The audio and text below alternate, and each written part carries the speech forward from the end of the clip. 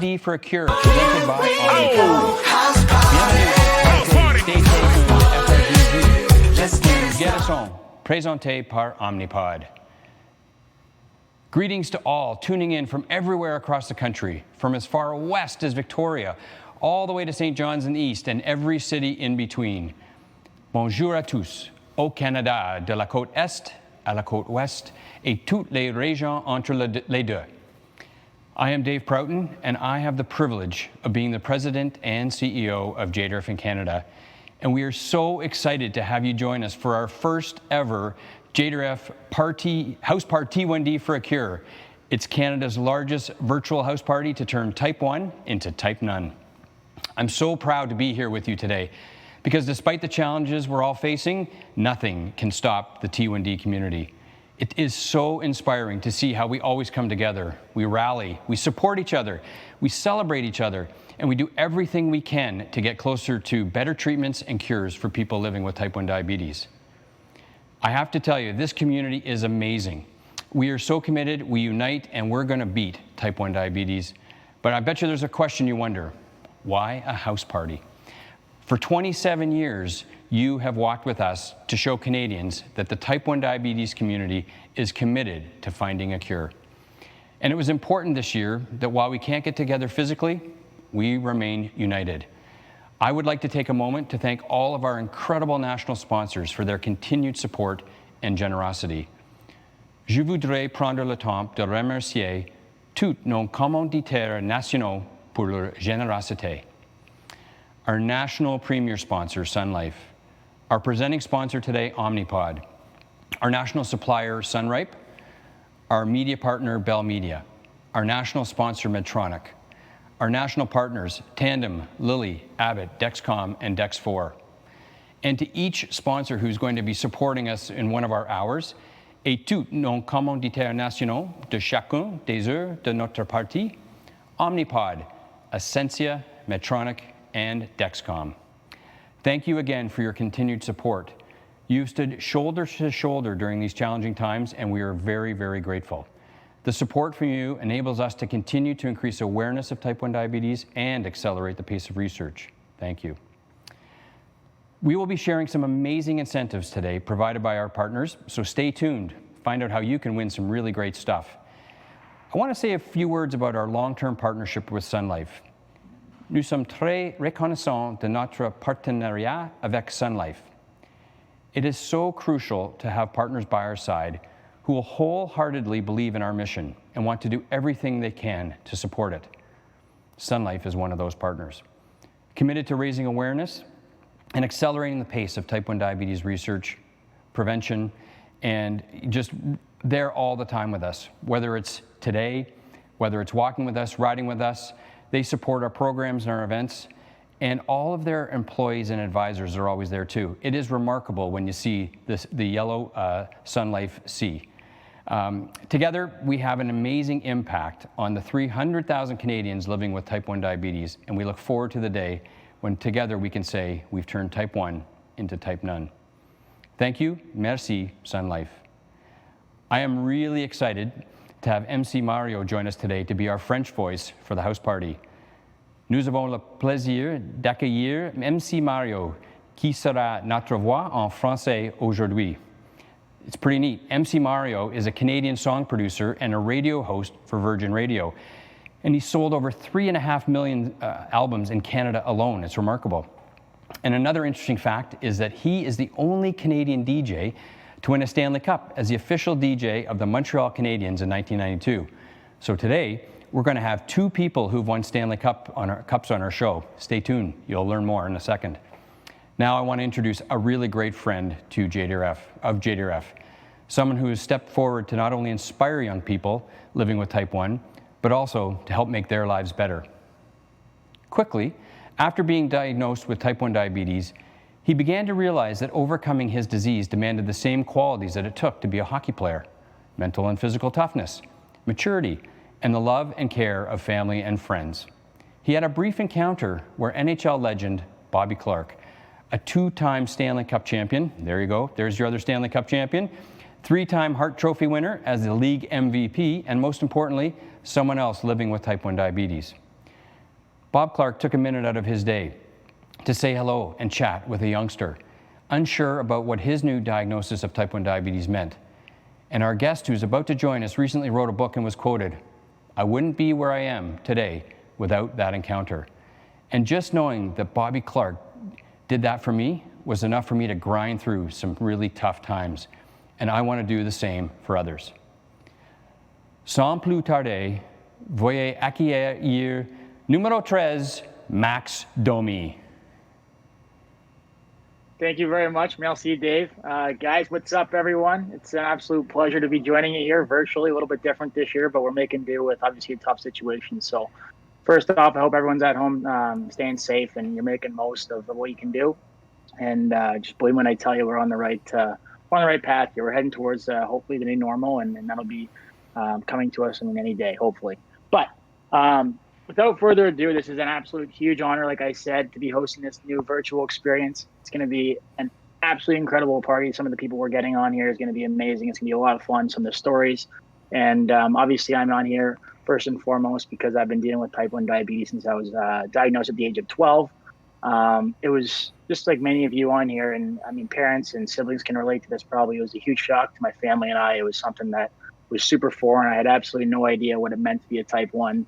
And did my research, was lucky enough to be surrounded with some great doctors and nurses to show us the ropes. And I had the dream of playing the NHL. It's as simple as that. My father played for the Toronto Maple Leafs, unfortunately, for a long time. No, I used to be a Leaf fan. I can't hate on them too much, but playing for the Habs, you got to be careful what you say nowadays. So anyways, I was a huge hockey fan. Everyone wants to be like their dad. So I was like, you know what? I want to be like my dad. I want to be better than my dad from the time I could, as long as I can remember back. And like I said, at the age of 12 years old, I was diagnosed with this new thing, and I didn't know what to expect. And the very first question I asked was, "Hey, Doc, can I still play hockey?" And he looked at me and laughed. And we joked about it. And once I kind of knew that it was obviously still a possibility, and the fact that Mr. Bobby Clarke had done it prior to me, I was like, you know what, bring it on. I've never been one to shy away from any challenge, and this is no different. And I'm sure hopefully at the end of these few hours here, you guys can all relate to that same thing. Despite having type 1, we can still accomplish any dream we want. And my message to everyone else out there is to dream big and to, reach for the stars. And you know what? I guarantee you can turn this thing into a positive, and it can help you get to those high heights of whatever you want to do. So congratulations for everything you guys have done. I'm proud of every single one of you. It's a lot of work to be a type 1, and I can relate to everything you're going through. And we're going to get through this together. And like Dave said, we're all in this together, and we want to find a cure. And thank you to JDRF for setting this up. Year after year, they always do so many amazing initiatives, and it's an honor to be a part of this one. So let's keep killing it, guys. Keep raising some money, and we'll have some fun today. So without further ado, today we're going to have a lot of fun together. We're going to share some amazing stories from people across the country. And trust me, guys, I've met some pretty cool people over the years. The lineup that JDRF has for today is absolutely ridiculous. I don't know how they pulled this off, but it's going to be a lot of fun. Merci to MC Mario for being here. It's going to be a lot of fun. He's a huge Habs fan too, so he can relate. And he is a Cup champ, so I admire him for a lot of other reasons as well. So hopefully one day we can all be like MC Mario. Merci beaucoup d'être avec nous aujourd'hui. Thank you so much for being here today. You guys have all done incredible fundraising across the country, and I'm super excited to celebrate that. Obviously, we're making do, and this is a house party, so let's have some fun and let's celebrate such amazing work we've done to this day. Quick shout out to a couple people. Al Burville and his family. You're running a marathon on a treadmill. Thank you for doing that. I do not have to do that. I don't know if I'd ever be able to do that, so great job. That's the first one. Walking 1,000,000 steps as a family. Are you kidding me? The Jackson family, that is absolutely ridiculous. Great job. Doing 100 burpees, 100 push-ups, and biking 10K. Shout out to Christina in Montreal. Making MTL very proud. Great job, Christina. What else we got here? Creating an online store of homemade crafts. Shout out to the Polenskis. Great job, guys. You've shown the definition of creativity nowadays. That is absolutely incredible. Great job. And lastly, thank you very much. Let's get this thing going. Back to you, Dave. Max, welcome. MC Mario, welcome. We're going to have an awesome time today. It really is amazing to see how creative families are being, and your fundraising and generosity are helping ensure that our mission and research does not stop. It can't stop. So we have a goal today. We want to raise $2.1 million to accelerate our research and continue to help people every day. So far, as we started the program today, between your fundraising and our sponsors, incredibly, we're at $1.95 million. So we need to raise $150,000 on our show. I think we can do it. I was thinking about this morning. If everybody raised $50, we'd blow away our goal, who had registered. So let's go have some fun, and thanks again for being here. Over to you, MC Mario. Bien, c'est un honneur d'être ici, and I speak a bit of English too, so I'm just going to say this. I'm honored to be here we've got a great line here, a great lineup. We've got Max Domi, Bobby Clarke, and Mario Tremblay. We're good. We're going somewhere here. So good to be here. En français, nous avons un objectif d'amasser de 2,1 millions de dollars. C'est ça l'objectif d'aujourd'hui. Donc, en ce moment, on est rendu déjà à 2 950 000 dollars. Donc, on vous remercie de votre générosité, mais c'est pas fini. Ça fait que commencer. On est là jusqu'à 4 heures avec toute la gang. Alors, party! Thank you. It's incredible. So let's keep fundraising today and see if we can hit and beat our goal. We've been overwhelmed by your support over the last couple months and thrilled to be bringing everybody together for an activity like this. As I think everybody knows, right, we are trying a virtual House ParT1D for the first time, and we're really excited to do it with you. I want to say a huge thank you to everyone who has worked so hard to make today a success. The team at JDRF has dug deep, and they've done a remarkable job. So I want to thank everybody for helping us turn something into a real positive for this organization and for you. Now, this hour is being brought to you by Omnipod, our presenting sponsor. Please stick around as we'll be talking about Omnipod's hashtag positivity later in the hour. Le premier segment d'une heure est offert par Omnipod, commanditaire ici, commanditaire présentateur, et aussi restez là parce qu'un peu plus tard, on va vous parler de positivité et aussi Omnipod 1 un peu plus tard dans ce segment, donc restez avec nous. And now we're going to turn it over to two remarkable JDRF leaders. The first is Dr. Aaron Kowalski, President and CEO of JDRF International, and he'll be followed by Lauren Schiff, the board chair of JDRF in Canada.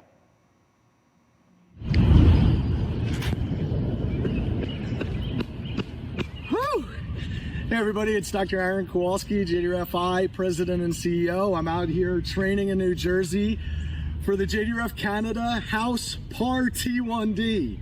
I got to be in shape for this. I'm so excited that everybody is being so innovative during this time of COVID where it's hard and leaning in and supporting JDRF. We're making so much amazing progress right now, and it's because of support like this that we're going to maintain mission momentum. JDRF Canada plays such an important role in all we do. Of course, the discovery of insulin, Banting, Best, McLeod, Dr. Shapiro and the Edmonton Protocol, and all the amazing research that's going on. We have so many T1D champions up there, and I can't wait to get back to Canada and thank you in person. Until then, let's House ParT1D. Thanks, everybody. Here we go. House party. Let's get it started. Hello everyone, welcome to the JDRF House ParT1D. My name is Lauren Schiff. I'm the chairman of the board of JDRF Canada. I want to thank you again for your support and everything that you do to make JDRF the leading T1D research organization in the world. It's all because of your support. Like many of you, I live with T1D. I was diagnosed in 1970, a long time ago, 50 years in fact. And coincidentally, that's when JDRF was founded by parents looking to change the lives and support their children living with type 1 diabetes. I'm excited to announce that our board of directors has initiated an incredible challenge right now. For the next hour, we will match every dollar donated to our cause. So let's step up and let's have our board spend as much money as possible. We know insulin is not a cure. So today, our mission of prevent, cure, and improve lives of those living with type 1 diabetes is more important than ever. Thank you again for all that you do for JDRF and will continue to do. All right, amazing. I'm excited to introduce JDRF's national co-chairs of the walk, Shada and Stefan, with his son Max.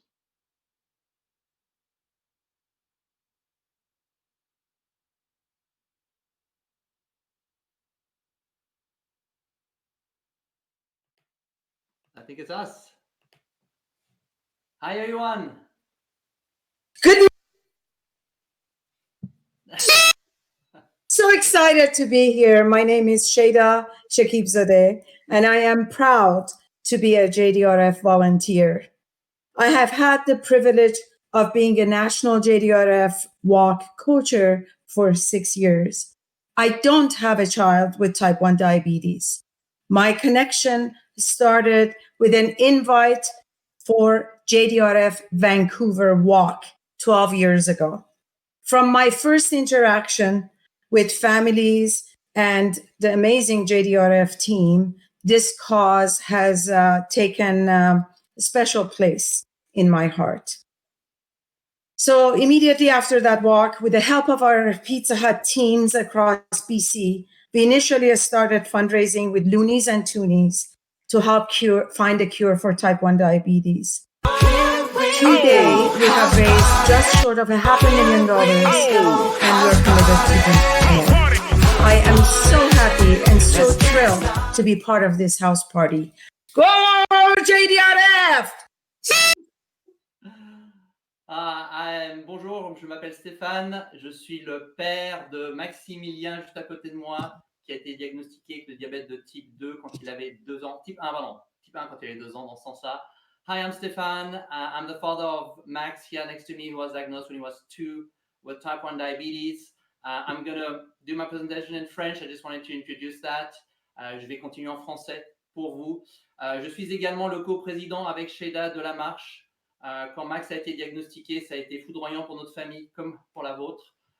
Et depuis, nous avons décidé de nous battre. When Max was diagnosed, we were of course in shock like many of you. But we decided to fight and to participate in this. Max, ce matin, a fait ses épreuves. Max did his challenges this morning, like you guys are getting ready to, or you guys probably did.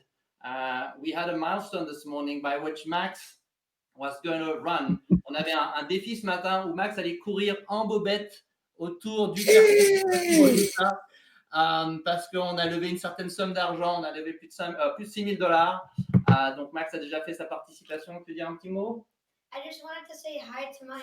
Oh, je voulais dire bonjour à mon ami Max Domi. Donc un autre Max que je connais bien.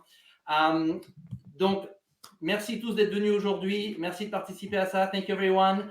I want to mention that there's a fundraise contest right now. So if within the next hour, si dans la prochaine heure, concours dans la prochaine heure, si vous levez $125 par équipe dans la prochaine heure, vous êtes éligible à gagner une Apple Watch Série 5 qui vous est amenée par Stump Fire Protection de Waterloo en Ontario.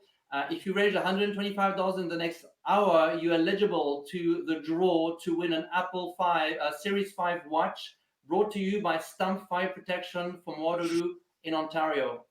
C'est un vrai privilège d'être ici avec vous aujourd'hui. Pour nous, vous faites partie de notre famille, vous êtes la grande famille FRDJ, la grande famille de gens qui se battent au quotidien pour trouver une guérison pour le diabète de type 1, un meilleur traitement pour nos enfants. Thank you so much for being part of this great family. We really consider you our JDRF family. We're all in here to fight and find a cure and find better treatments for our kids. Up to you, Shada. Thank you. So excited to be here. So have a great day. Have a lot of fun. Shada and I will see you at the end. Passez une super belle journée. Profitez du show. Il y a plein de segments d'émissions vraiment fun. Shada et moi, on va vous retrouver à la fin pour voir combien on a pu lever et célébrer la fin de ces journées extraordinaires avec vous. Bye bye. All right, thank you so much, Stefan and Shada.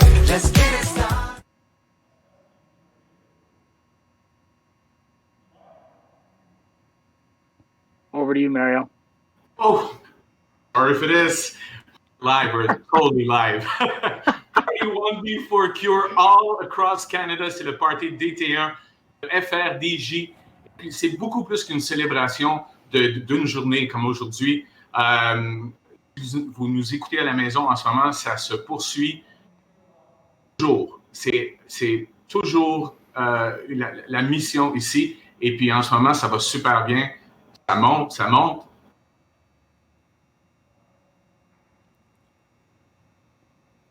I don't know who's up. Dave, I think you're up. Okay, can I get the, go down. Well, we have so many celebrity guests joining us today, and we've got an exclusive sneak peek for you. A link to famous Canadian rock band Loverboy's new single is available in the chat for all of you. Now, what you may not know is that Paul Dean, the lead guitarist of the band, wrote this touching song for his son with type 1 diabetes, and it's called Give Me Back My Life. And I was listening to it earlier today, and there's a really powerful line in it that says, I wanna be like I was before. And I think what we're trying to do at JDRF is give people freedom from diabetes. So I hope you'll check that out because it's really a great tune, and we thank Paul Dean for allowing us to share it with you today. So this is kind of neat.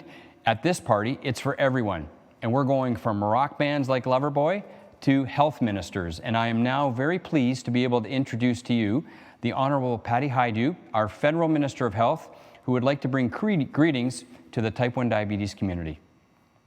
Je suis Patty Hajdu, Ministre de Santé pour Canada. Today I want to talk about type 1 diabetes. We know this illness affects far too many Canadians from coast to coast to coast. And we also know that there's so much more to do to understand how to prevent the illness and treat it even better. Many organizations and foundations have been raising money and awareness for years, and with COVID-19 disrupting all of our routines, it's very difficult and challenging to get the news out there. But one such organization is having a really fun event called House ParT1D. I hope you'll check it out online, and I hope that you'll show support for people living with type 1 diabetes in your community, and together we can find solutions to both prevent and treat this illness. Here we go, house party. Let's get it started.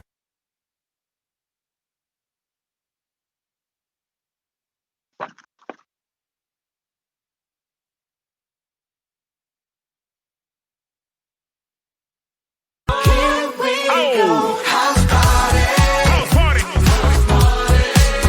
Let's get it started.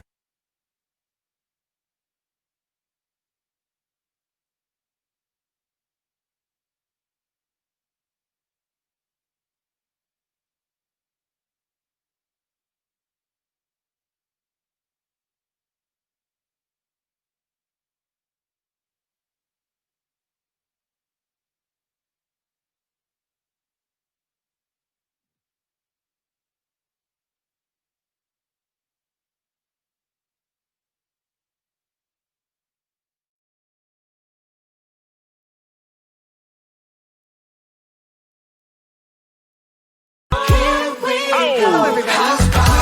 We are in the Omnipod and positivity is in the air at the JDRF House ParT1D. We take positivity seriously, so we decided to make it our own. With an Omnipod twist and share it loud and proud. Yep, we'd like to sum up our can-do spirit, our relentless support, and mission-driven passion for the diabetes community in this one word. Positivity. So what does positivity really mean? Eh bien, c'est l'optimisme et la sensibilité, c'est la bienveillance et le soutien, c'est s'occuper des gens et avoir un but. It's at the heart of our mission. It's what we're about, and it's what we're committed to. We're beyond stoked to be here. And support the JDRF House ParT1D for a cure. It's the virtual party to be at during this time apart. Il y a quelques mois à peine, on n'aurait jamais pu imaginer possible un party comme celui-ci. C'est vraiment incroyable. But it's what we love, putting tech to work, making it part of a better, simpler life. COVID-19 has showed all of us we can do things in a new and imaginative way. No doubt words like community, support, and raising money matter. We all know it. We are all in this type 1 diabetes community together.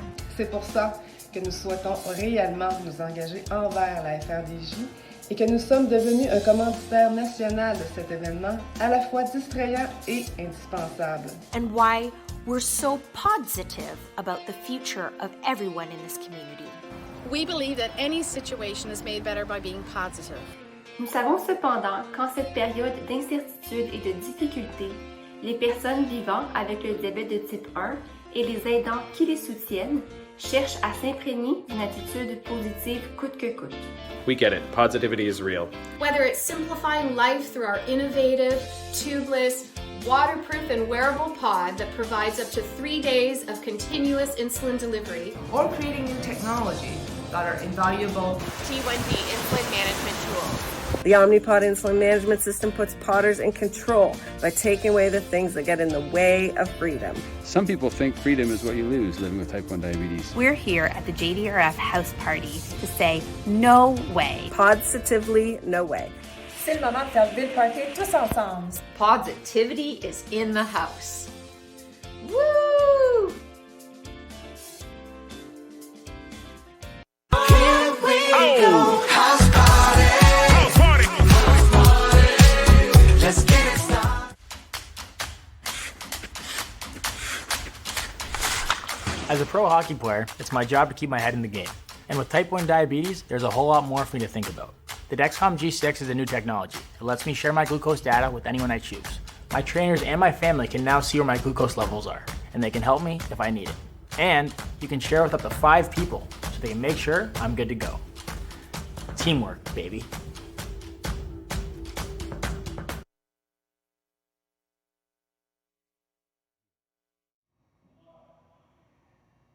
All right, so what can we expect for the next few hours? Trust me, we're going to have a lot of fun, a lot of cool people, like I keep reiterating here, but celebrity appearances by George Canyon, Mr. Bobby Clarke, Kaleb Dahlgreen, Sebastian Sasseville, Charlie Kimball, Gloria Loring, and her sons Robin and Brendan Fick, Miles Goodwin, and John Bowman. Lots of DJ sets, music sets, that is, obviously to get you guys moving and dancing and loosen up a little bit on this beautiful Sunday. Well, at least it's beautiful here in Toronto. I don't know where you guys are, but weather's great. Cooking demonstrations from the legendary Chop Canada champion chef Matt Pennell. What's up, Matt? Can't wait to see you and get some lessons from you, bro. And those are just a few guests who will be partying with us today. And Max, I just mentioned this, but you forgot one part, and that's something I'm a little bit nervous about, right? Because I'm going to be shaving off my hair at around 4 o'clock today.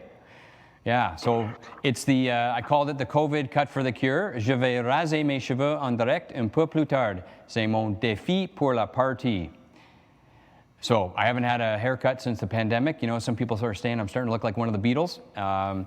So it's going to happen the last hour. We're going to have a lot of fun together.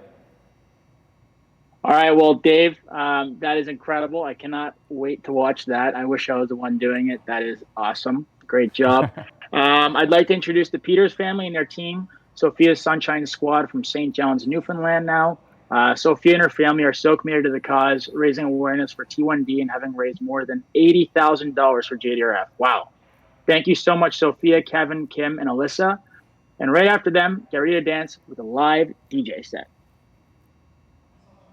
Hi, everybody. I'm Sophia. I'm Alyssa. I'm Kim. And I'm Kevin. And this is Coco, and we're the Peters family from Mount Pearl, Newfoundland. I got diagnosed with type 1 diabetes 2016, December 1st. We began to participate in the JDRF Walk to Cure Diabetes in 2017 to raise funds and awareness for type 1 diabetes research. And we want to give a big shout out to all the families in Newfoundland and Labrador, part of our T1D community, who are passionate, committed, and determined to take type 1 and turn it into type none. A big shout out and thank you to JDRF for pulling off such a great event today. We're having a great time here, and we hope everyone else is across the country. We look forward to a great future of great research, of great improvements, and someday being type 1 free. Thank you to everyone. Appreciate it. Have a great day. All the best. Bye, everybody. Hello friends, my name is Hosh from Montreal, and it's an honor to be part of JDRF's Canada's largest virtual house party, where we're going to turn that type 1 diabetes into type none. So hands up, reach up high, touch the sky. We're going to play some good music and dance.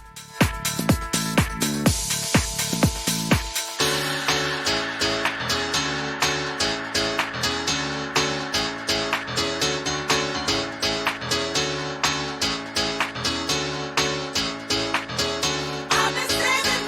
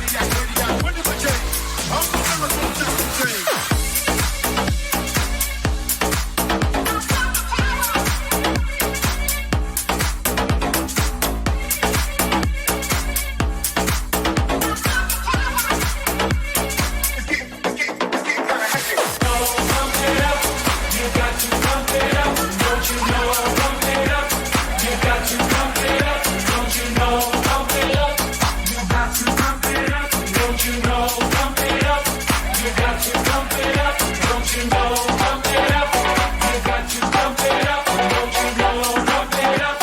You got to pump it up. Don't you know, pump it up. You got to pump it up. Don't you know, pump it up. You got to pump it up. Don't you know, pump it up. You got to pump it up. Don't you know, pump it up. You got to pump it up. Don't you know, pump it up. You got to pump it up. Don't you know, pump it up. Don't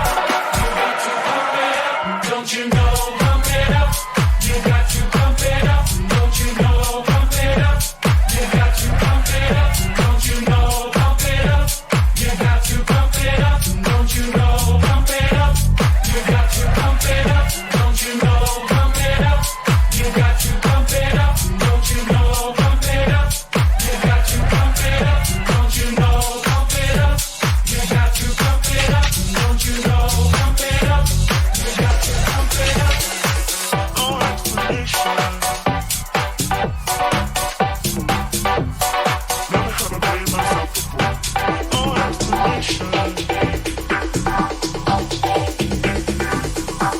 to blame myself before. No explanation.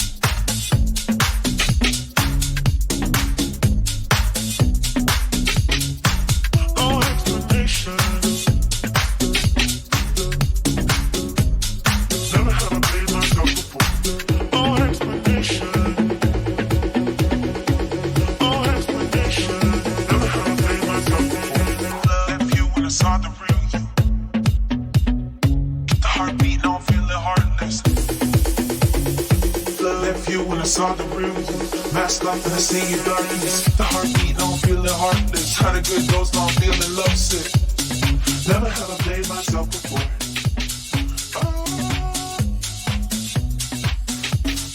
Left you when I saw the real you. Masked up and I see your darkness. The heartbeat, now I'm feeling heartless. Had a good dose, now I'm feeling lovesick. Never had to blame myself before.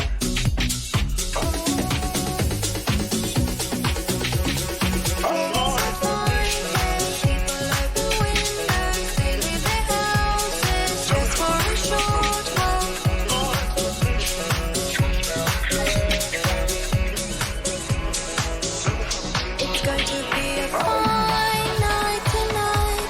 It's going to be a fine day tomorrow. It's going to be a fine night tonight. It's going to be a fine day tomorrow. Tomorrow, tomorrow, tomorrow, tomorrow, tomorrow, tomorrow, tomorrow, tomorrow,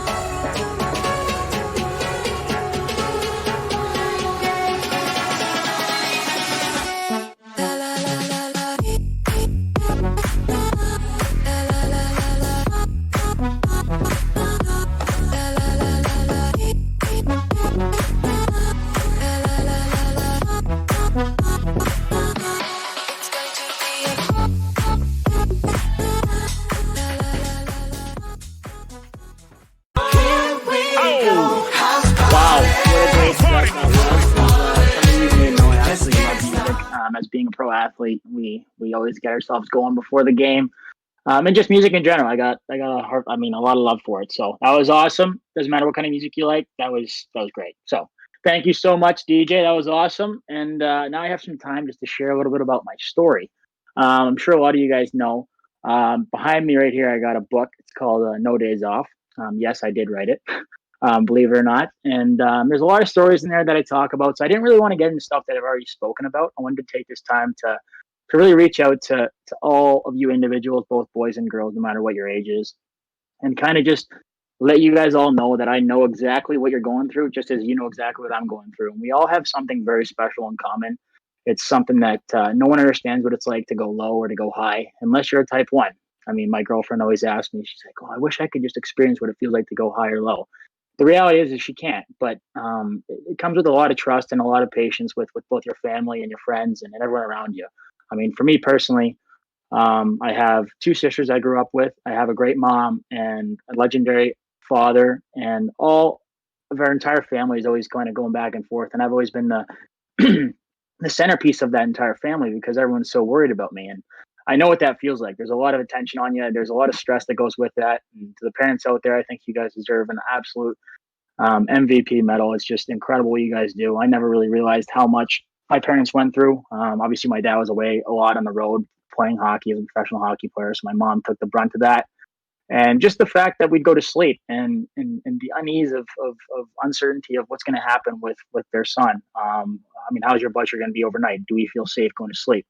And I wanted just to really highlight that because I just have so much respect for all you parents out there. I do kind of know what it's like. I've grown up a little bit and I have such more of an understanding of what my parents went through. And I am so thankful for that. I wouldn't be where I am today without them and all the sacrifices they made, all those times where they made me test my blood, where they made sure, hey, do you take your insulin or what's your blood sugar? What is it? And then show me. Like, it's just, we've been through so much and there's so much and it's such a stressful, complex disease. And listen, I would never want to compare diseases to diseases, but I think what we deal with is up there with the toughest things out there because you really can't take a day off. You can't take a second off.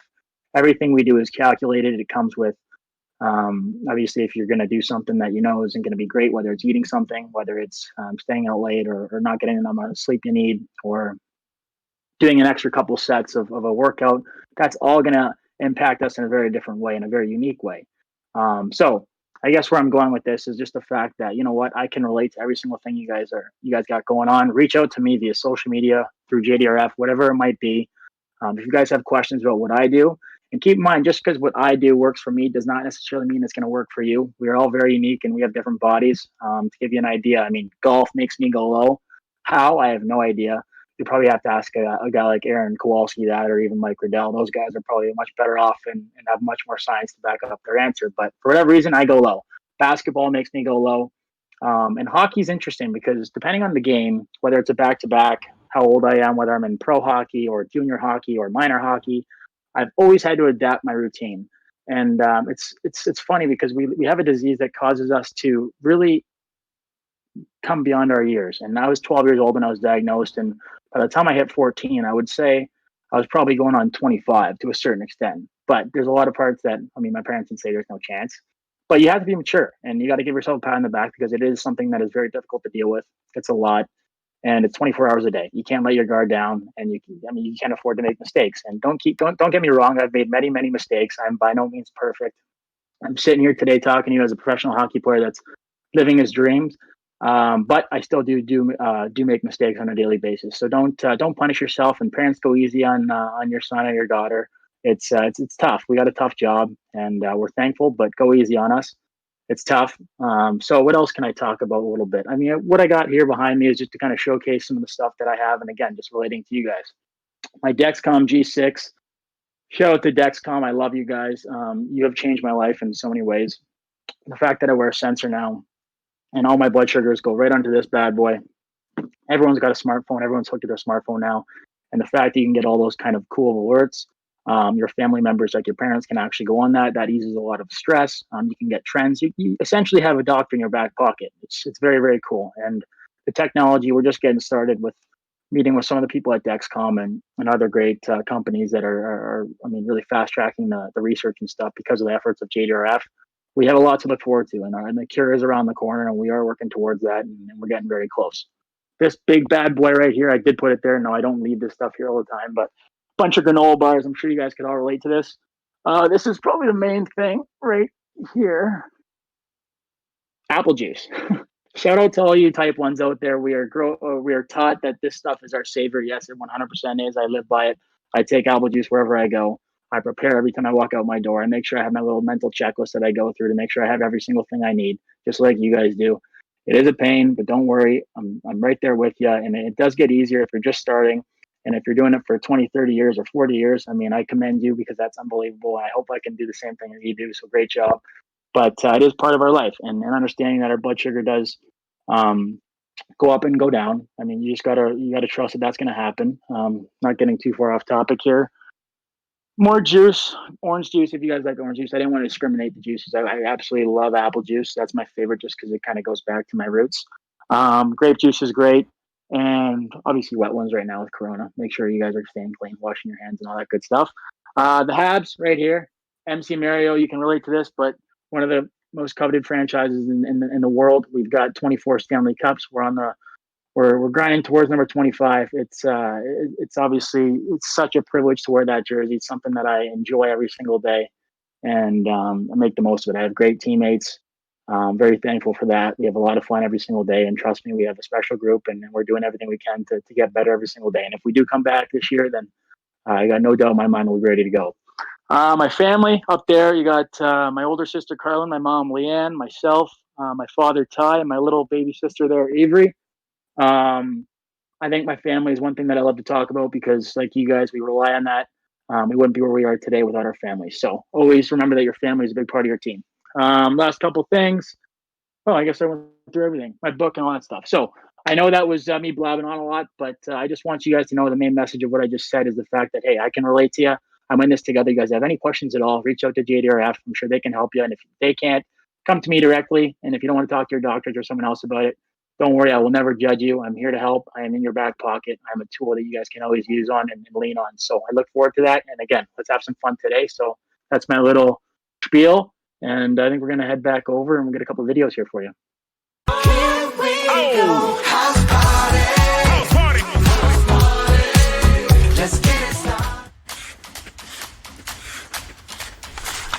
As a pro hockey player, it's my job to keep my head in the game. And with type 1 diabetes, there's a whole lot more for me to think about. The Dexcom G6 is a new technology. It lets me share my glucose data with anyone I choose. My trainers and my family can now see where my glucose levels are, and they can help me if I need it. And you can share with up to 5 people, so they can make sure I'm good to go. Teamwork, baby.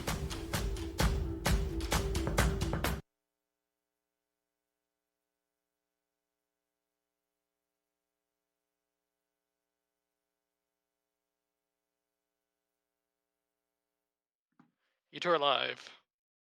All right. Thank you. We're back. For those just tuning in now, we're so excited for you guys to be joining us. Just a reminder about our amazing incentive this hour. Fundraise $125 within the hour, and you could have the chance to win an Apple Series 5 watch. Wow, not a big deal there. Who doesn't love an Apple watch? By this in Waterloo, Ontario. Waterloo, and over to you, MC Mario. N'oubliez pas, on a un prix incroyable pour vous, le prochain don de 125 $. Écoutez, vous avez la chance de gagner une montre Apple Série 5, comme Max vient de dire, et c'est offert par nos amis de Stump Fire Protection à Waterloo, en Ontario. Alors, bonne chance. Money. Sweet. Thank you, sir. And now a few words from some special guests, including shout-outs from our favorite radio stations across the country. Tori Yacy, and a member of Luge Canada, is chasing her Olympic dream. Wow. And Miles Goodwin, a Canadian record producer, guitarist, lead vocalist, main songwriter, and founding member of the veteran Canadian rock band April Wine.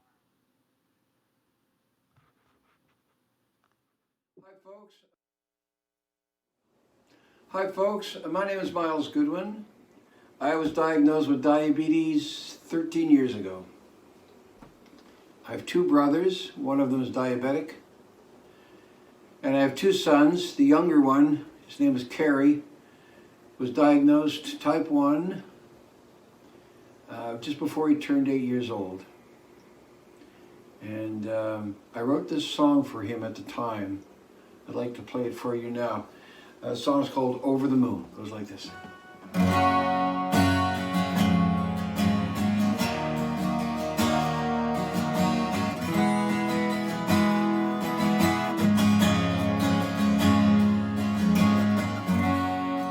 Carry on, my son.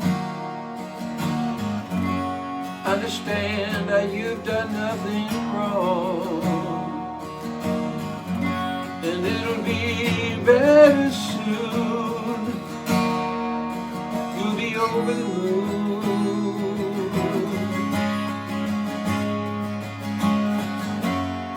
You're a prince among men, and you're my pride and joy, and it will be better soon. We'll be over the moon.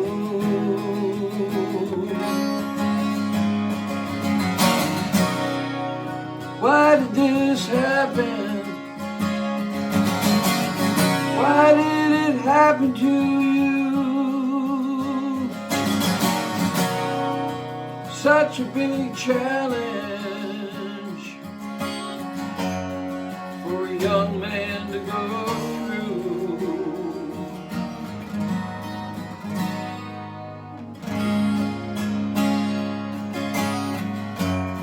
So carry on, my son, and we'll relax when the day is done. And there'll be me and there'll be you, and together we'll be over the moon. Yes, together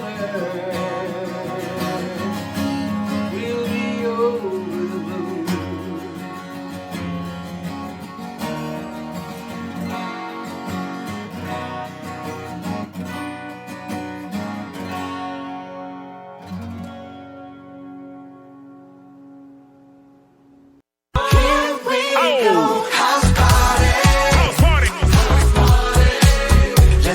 My name is Priye, and I am part of the Canadian Junior National Team for Liège, and I've been living with type 1 diabetes since I was 9 years old.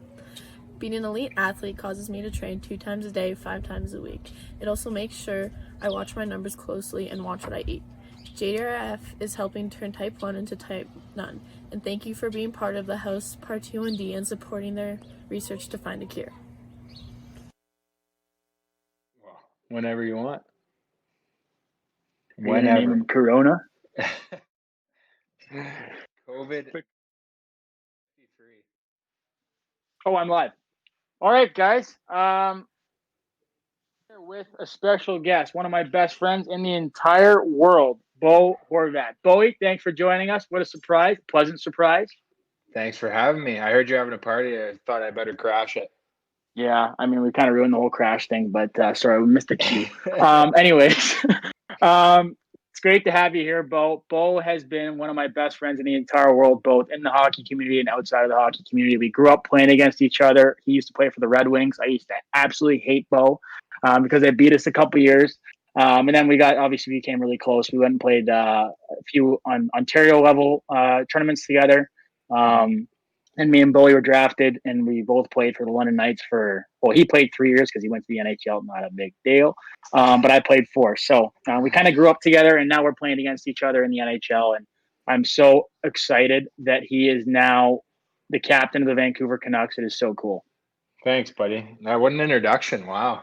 That's pretty hit. Did I miss anything, bro? What am I missing?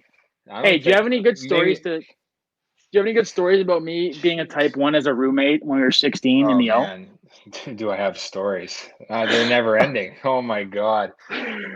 Telling this kid to check his blood all the time and make sure his blood levels were good. And I felt like your dad, to be honest with you, half the time when we were rooming together. I think the biggest one that stood out would be when you went real low. Before Which they time? Owen. Before the Owen Sound game.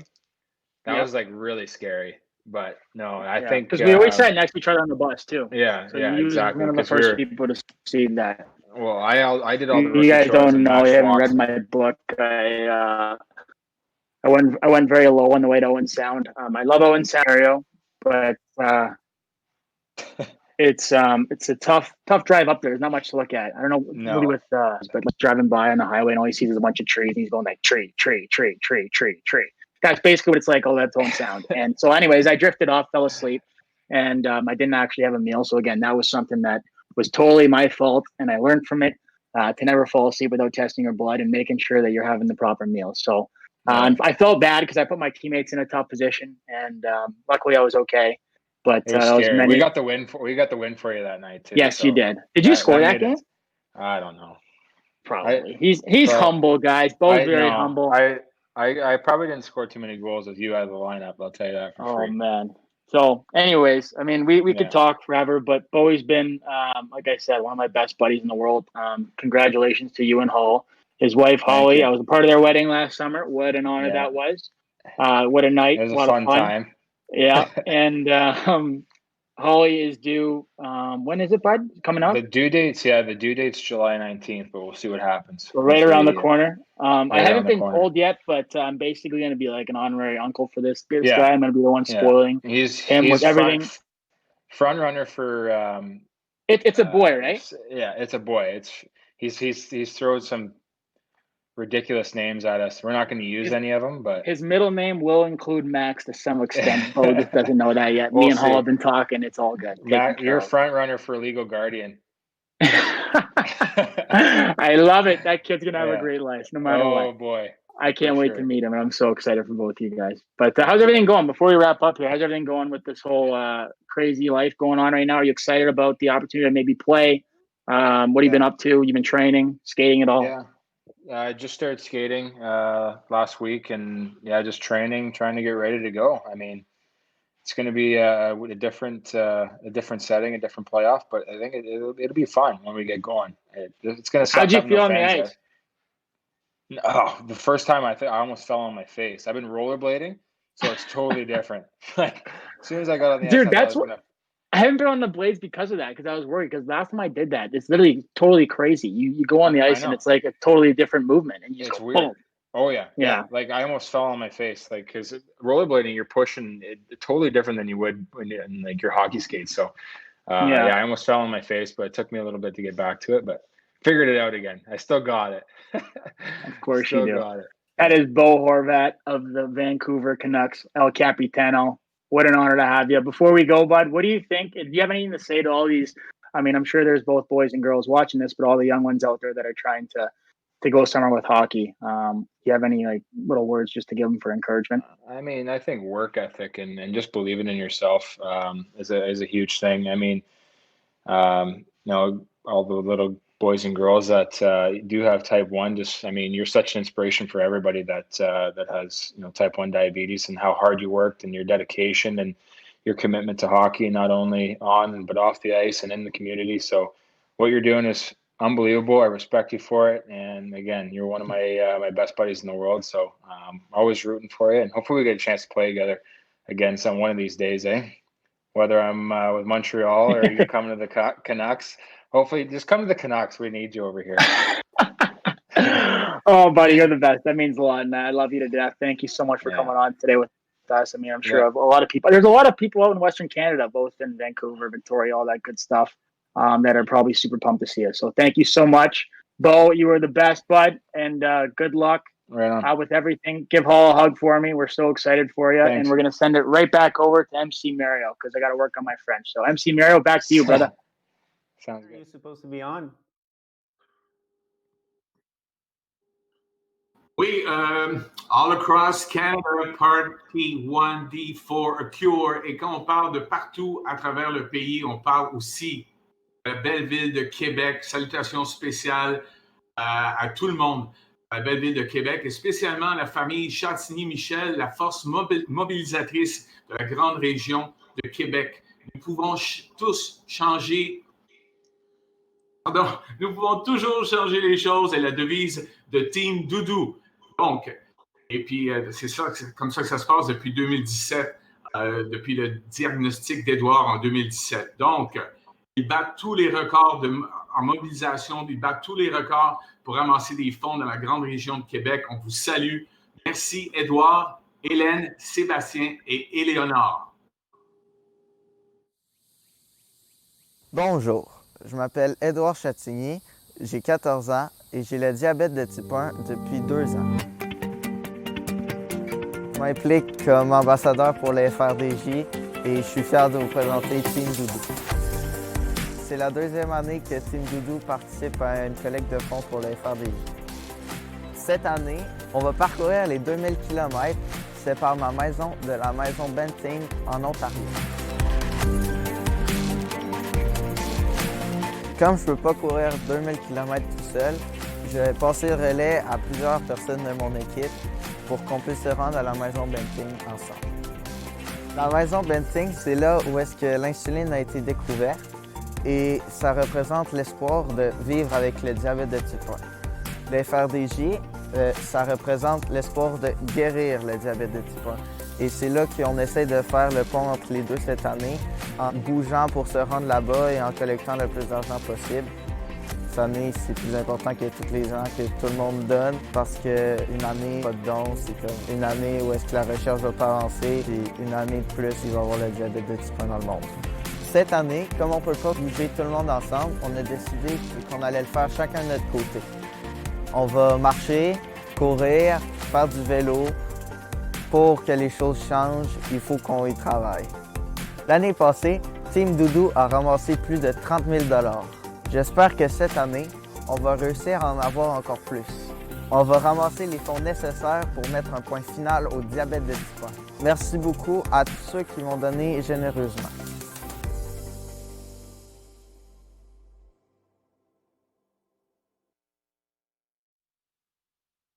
All right, guys, I am back, and I'm super excited to introduce Killy Coco Stimson, one of the coolest names I think I've ever heard in my life. Amazing. Thank you so much, Tilly. And she's from Peterborough, Ontario. I don't know if you guys know, but my dad actually played for the Peterborough Petes, so I definitely have a lot of love for Peterborough. Tilly was diagnosed with T1D when she was 2 and has agreed to let her father, Matt, who was also diagnosed with T1D 15 years ago, go loose with her makeup kit, and we'll be doing Tilly's makeup without any instruction. Oh boy. Anyways, welcome, Tilly.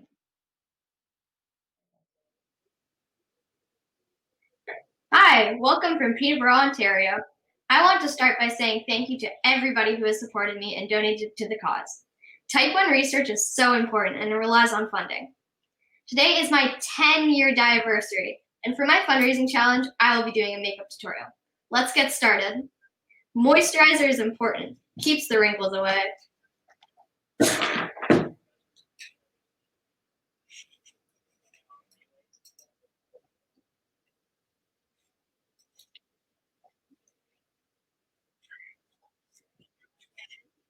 You need a good foundation as a base. Cover and blend as much as you can.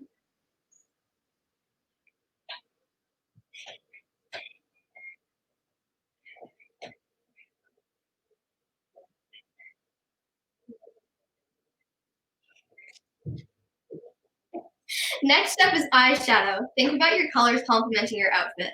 Or not. Yep.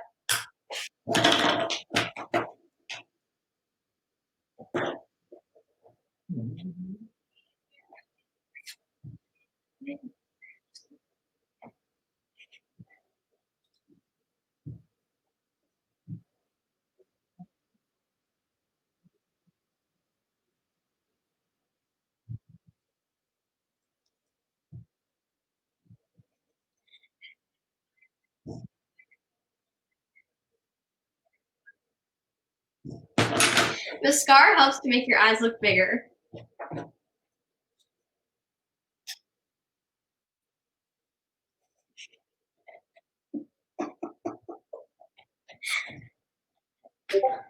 Blush and highlighting sticks are great for your cheekbones, especially if you're in a clown business.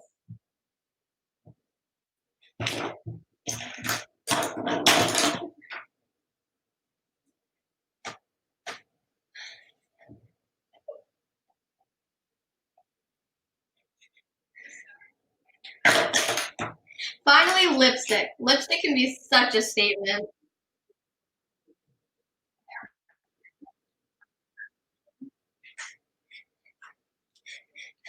Now you're ready for a fancy meal. Don't forget your insulin.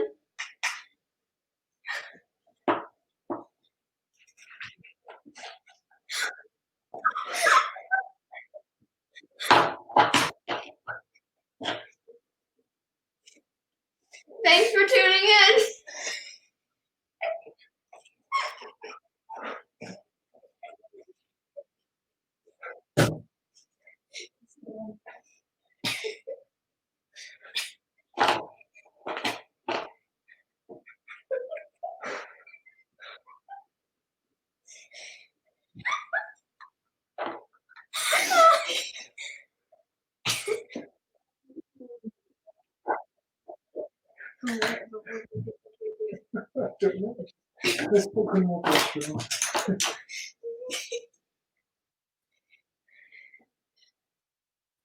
The nice thing about the Omnipod is that you can put on a combo bolus if you're eating things like pasta.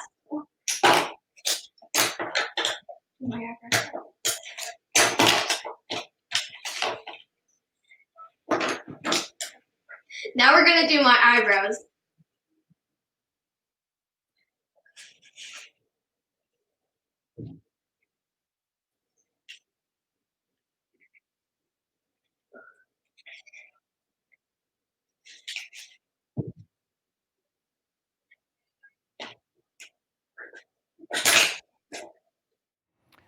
Hi, everybody. Tilly, nice to see you again. You look different last time I saw you, I have to say. Thank you to Sophia's Sunshine Squad, Morgan, Miles, Tora, et merci, Team Doudou. So now I'm going to actually have to look at a computer screen to read out our top fundraisers, if that's okay.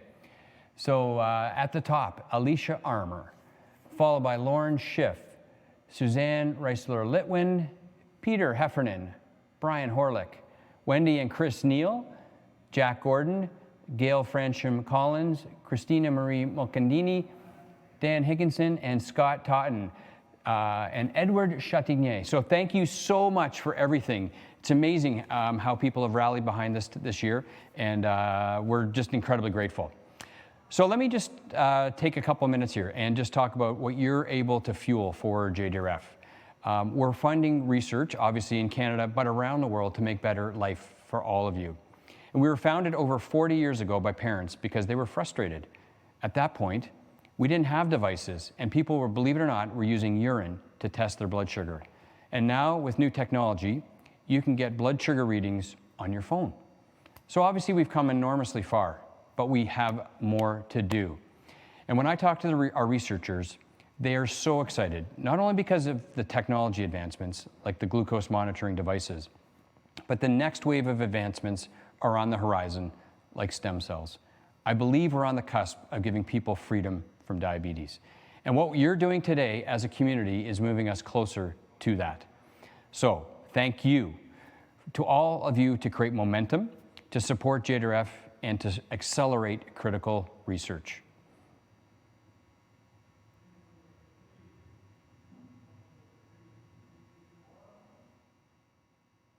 Hi, my name's Jim Johnson, and I run a diabetes research lab at UBC. I'm coming to you from my Diabetes Research Command Center here, also known as my dining room table. Some of the folks in the community asked some questions, including what have I been doing to stay sane in the COVID-19 pandemic. Well, one of the things is I took up jogging, which has been fun. I got to virtually run with Aaron Kowalski and JDRF US a little bit. And the main thing I've been doing is continuing doing diabetes research. You know, inspired by Max Domi's words a few minutes ago, since type 1 diabetes doesn't take a day off, neither do us type 1 diabetes researchers. So UBC granted us a special exemption to continue our type 1 diabetes research at the Life Sciences Institute. So while I've been commanding things from my dining room table, dedicated students and staff have been going into UBC and doing the work. So I've also been asked a little bit about beta cell therapies and to talk a bit about that. So our lab works on multiple JDRF funded projects over the years and currently. And beta cell therapies to me is a very broad group of concepts. Everything from trying to understand how the beta cells might sort of provoke the immune system. The beta cells are the ones that make insulin and release it into the body. They seem to provoke the immune system that helps perhaps start type 1 diabetes. So understanding that would help in prevention. We also try to understand how to prevent the beta cells from being killed by the immune system. And we have projects in late stages in that regard. So that would prevent people who are at risk of type 1 diabetes from getting the full-blown disease. And we're also working with a lot of groups around the world in trying to understand how you could make beta cells to replace the beta cells that are lost in the body. We now know that the body still has, even in type 1 diabetes, does still have some insulin-releasing beta cells remaining. So you want to protect them and maybe add to them. So all of these bits of research, these areas, they all require an enormous amount of resources. They're very difficult, but we're making progress every day. We can never predict when the next major breakthrough will happen, but we are very optimistic. We've been seeing a lot of great signs lately, a lot of breakthroughs, a lot of great understanding. So JDRF really needs your help.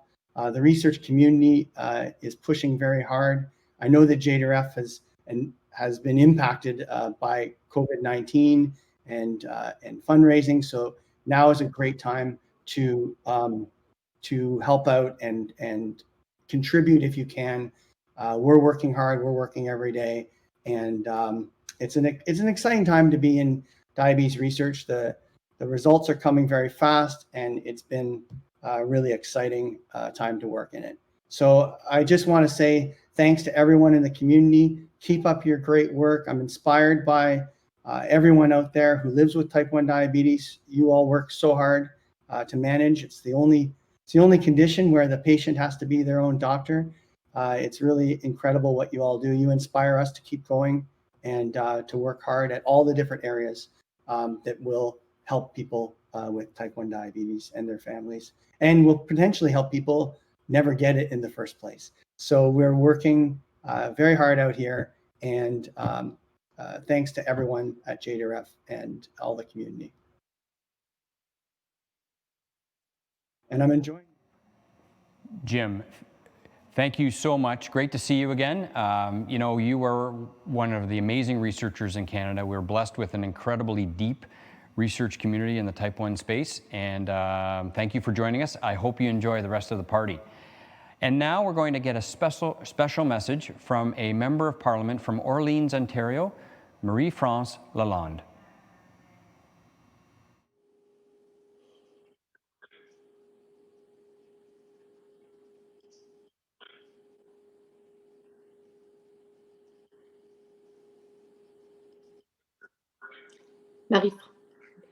Bonjour tout le monde. Hello everyone. Congratulations to all participants for their amazing success in fundraising for a cure. Mon nom est Marie-France Lalonde, députée fédérale pour Orléans, the MP for Orleans, and I'm honored to have been asked to take part in this incredible event. I know these are difficult times, and it's inspiring to see the strengths and resilience of type 1 diabetes community. Ensuring that those living with type 1 diabetes have access to the highest quality medicines, treatment, and medical care is of tremendous importance. We need to make sure that the research doesn't stop, and fundraise through this event will accelerate critical research breakthrough that will lead to better treatment and cures. That is why I believe it is so important to include insulin on the list of medicines available under a national pharmacare program. You know, almost 100 years after Banting's discovery of insulins right here in Canada, we have an opportunity to redouble our efforts and ensure that research efforts are appropriately funded and equipped with the resources they need. That is why I am proud to soon be working with my colleagues across party lines to reestablish the Juvenile Diabetes All-Party Caucus, where we will be able to look at ways to come together and rally around a cause of which we are all proud to support. Together, we will get through this. Together, we can turn type 1 into type none. Merci. Bonne journée à tous et félicitations encore une fois.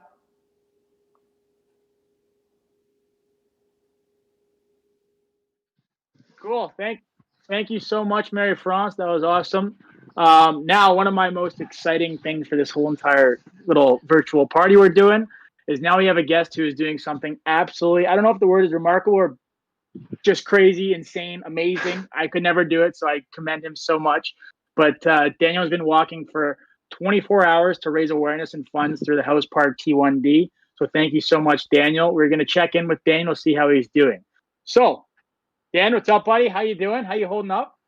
I'm good. My feet are a little sore, but I'm in good spirits, and I think the whole experience has been pretty great, to be honest. How long you been walking for now? So I totaled walking up to around about 20 hours, but I officially started at 2 p.m. yesterday, and it's coming to a close around about now. That is incredible. And how are your feet holding up? I've got a few ailments. Not gonna lie, a few pieces of my feet are not doing so well, but it's the sorest part of me, and everything else seems to be all right. So like, what do you do if you get like a little blister? You just keep plugging through, or is there anything that you're like just doing like to numb that down there, or like because I know how much a blister hurts or how much sore feet hurt. How are you like pushing through that? Well, I've got a number of layer of bandages on the top of my blister right now, and in terms of the aftermath, I'll deal with that tomorrow. You're an absolute machine. I guess I wanted to ask you. So, why did you initially like want to do this, and why did you decide to do it in the first place? I think coming from our CFO Daniel Telensky, he basically that the JDRF walk was cancelled, the national walk that happens every single year, and it happens all across Canada. And we wanted to do something that raised awareness for the house party that was actually taking place instead of the walk. So we came up with hashtag Walk for All, and I actually live streamed the entire event. So I had an iPhone strapped to my chest, and you could follow along live on Facebook and YouTube and just walk with me. That's incredible, buddy. That is so creative and so amazing, and you're in unbelievable shape because I would not be able to do that. So great job. That is amazing. Thank you for taking the time. One of the coolest things I think I've ever heard of someone doing, to walk for 24 hours. That's unheard of. But one more question before I let you go. So you haven't slept at all, like since you started? I slept possibly for about maybe 20 minutes about an hour ago. And that was about it. Honestly, I went all the way through the night, and I think probably one of the toughest times was about 3 or 4 in the morning, but it's all worth it. We made the goal of raising $10,000. So Wow. It's all for a good cause, and it was totally worth it.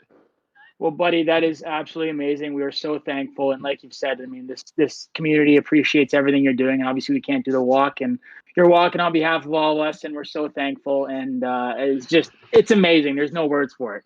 So great job, Daniel. Thank you so much for the time today. We're going to check in with my good friend Charlie Kimball and fellow hockey player T from region in Ontario. Thank you so much, and keep doing what you're doing. And we all truly appreciate you, buddy. Thank you. See ya. Thank you. Bye now. All right, bro. Great job, man. Good luck. Ice those feet, eh? Hi, I'm IndyCar driver Charlie Kimball, and I drive the number 4 Chevrolet for AJ Foyt Racing in the NTT IndyCar Series. I was diagnosed with type 1 diabetes in 2007, and in 2011 I became the first licensed driver with type 1 diabetes to qualify for, race in, and finish the famed Indianapolis 500. When I was diagnosed back in that October of 2007, that day, I didn't realize that I was going to become a part of such an incredibly strong and diverse community around the world.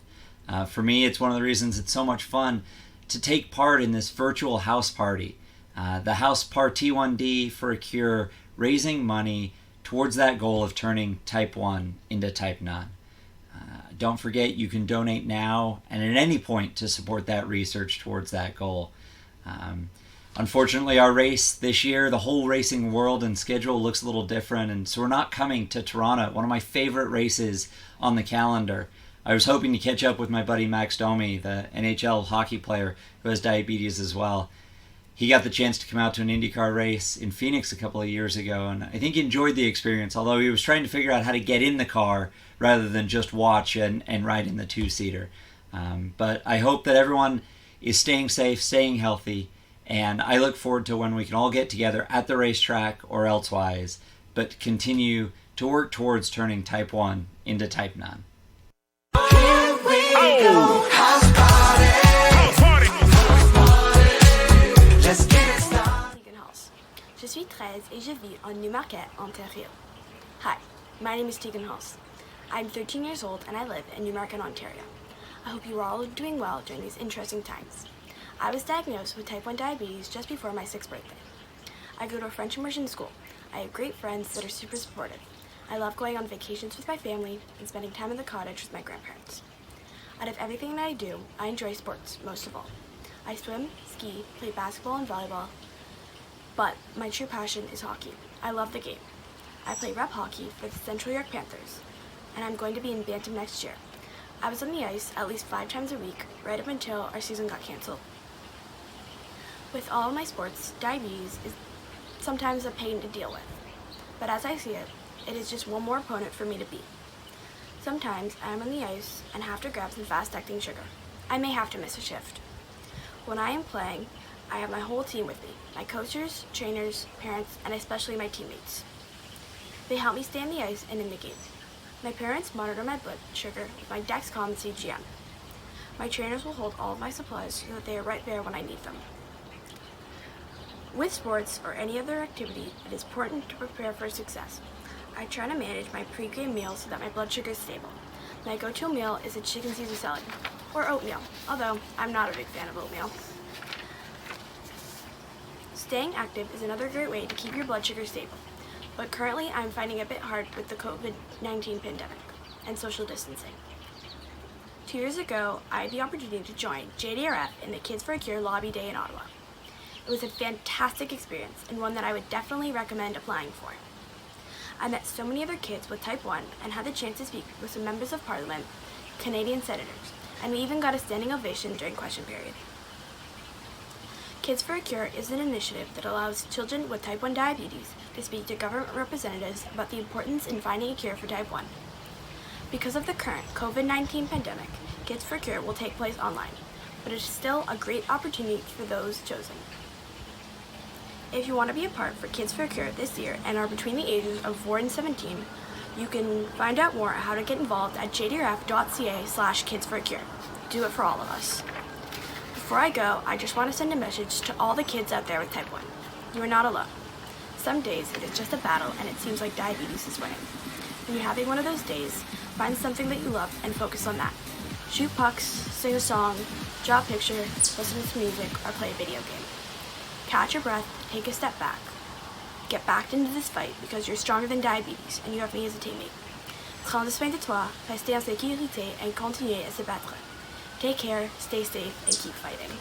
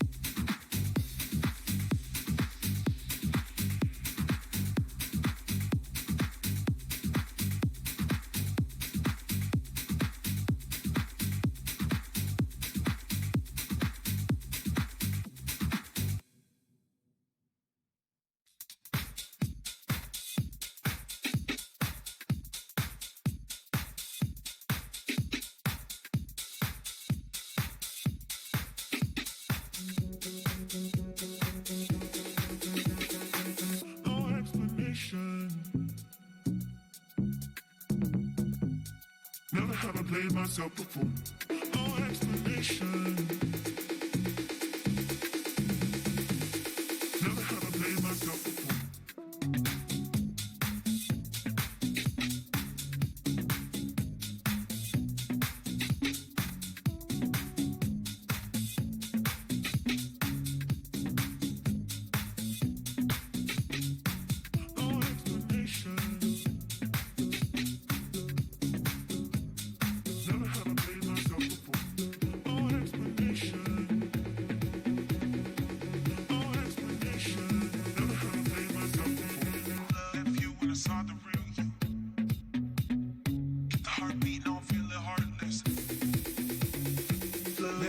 Saw the real you, mask off and I see your darkness. The heartbeat, don't feel it heartless. How the good goes, don't feeling lovesick. Never have I played myself before.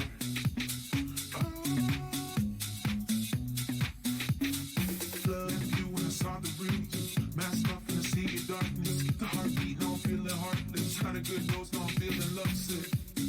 Never have I played myself before.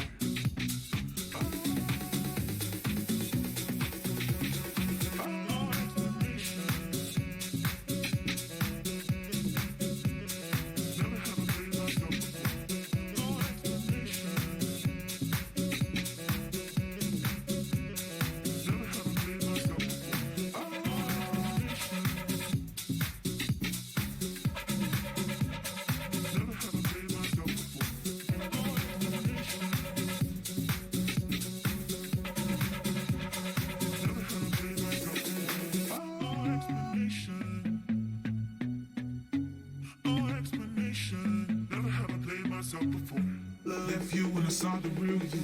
Masked up in the sea of darkness. The heartbeat, now I'm feeling heartless. Had a good dose, now I'm feeling lovesick. Never have I played myself before.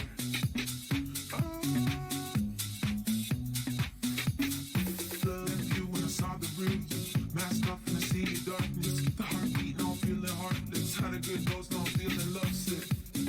Never have I played myself before.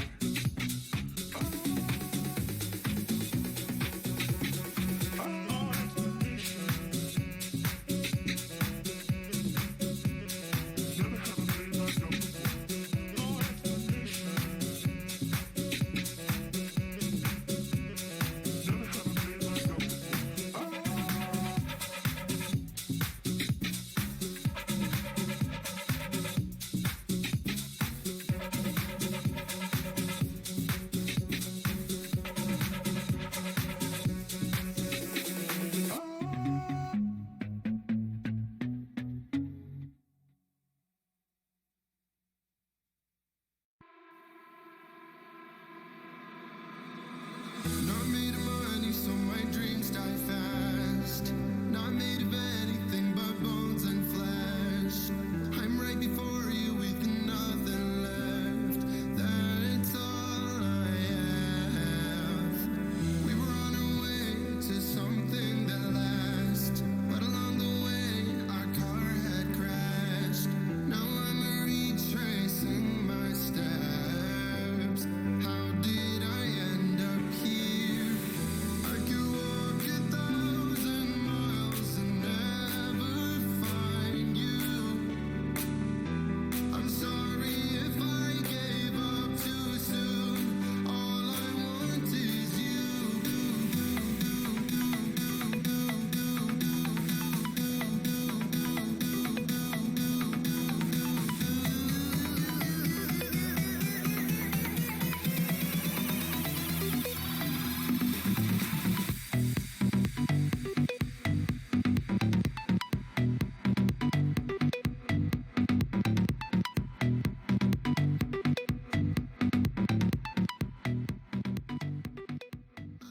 Absolutely thrilled and pumped to be a part of the JDRF ParT1D for a cure.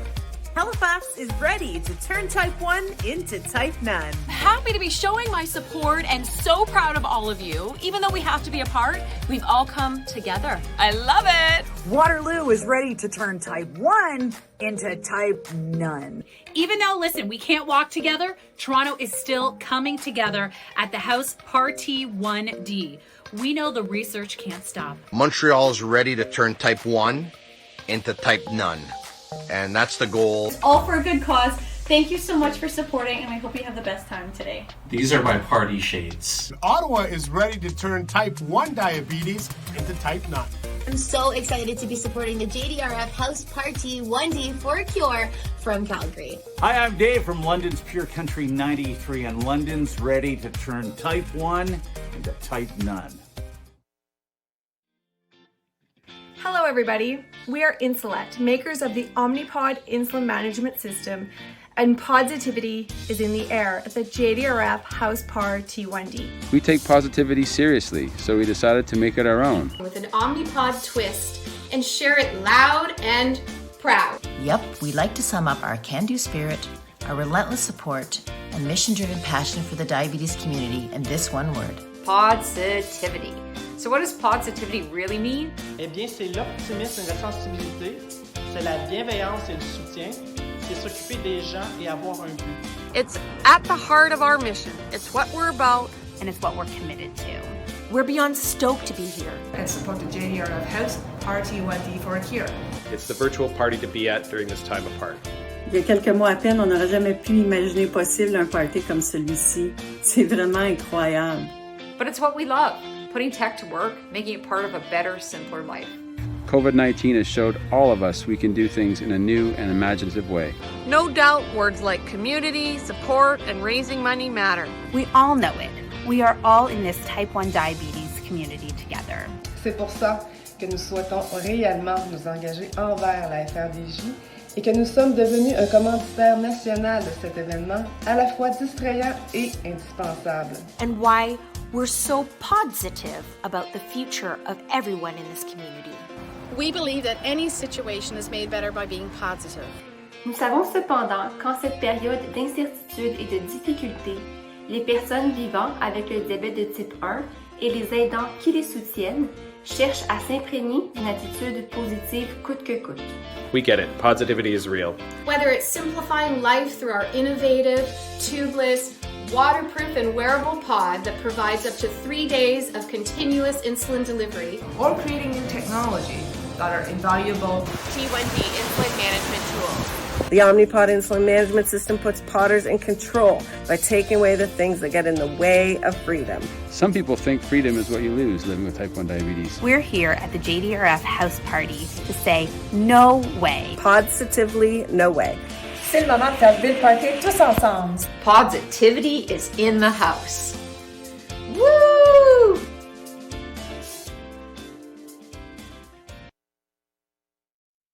All right, guys. I'm back. Tegan, that was amazing. Thank you so much for all that. I'm always excited to see another hockey player living with type 1 diabetes. Obviously, it means a lot to me as I'm a hockey player too. And you're achieving your dreams. You're working so hard, and you're honestly setting such a great example for everyone around you, including myself. So thank you very much. Charlie, that was great too.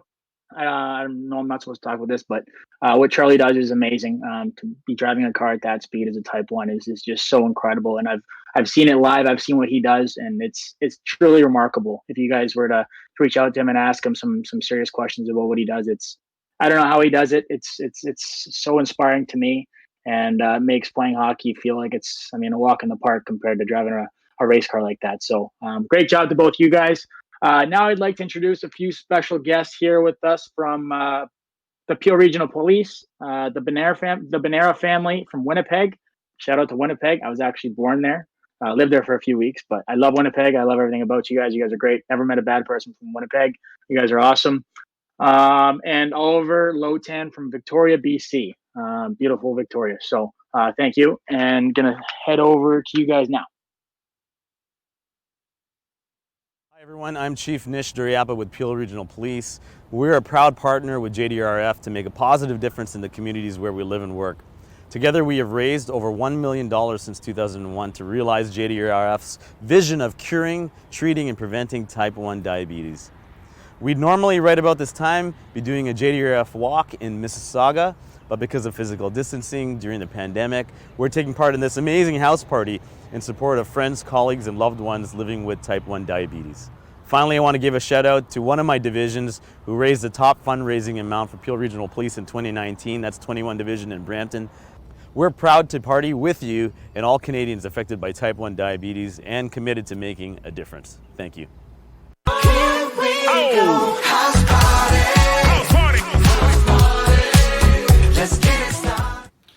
Kicking off the JDRF House ParT1D Cure for Diabetes. You got the Bonera family in the house. Timmy B. Noah B. Sherry B. Sydney B. Evan B. And we are type 1 diabetics. I've had diabetes for 6 years. I've had diabetes for 12 years. We want to give a huge shout out to JDRF and all the volunteers for pulling this event off during these times. A lot of hard work went into this event to make it happen.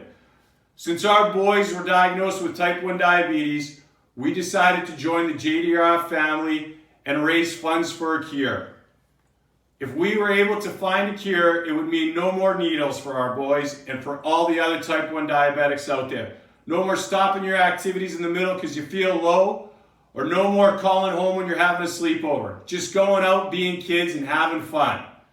For us, it's important to raise funds so that all kids around the world can experience life without type 1 diabetes. Thanks very much for watching and bringing awareness to type 1 diabetes. Thanks, JDRF. Woo! Here we go. House party.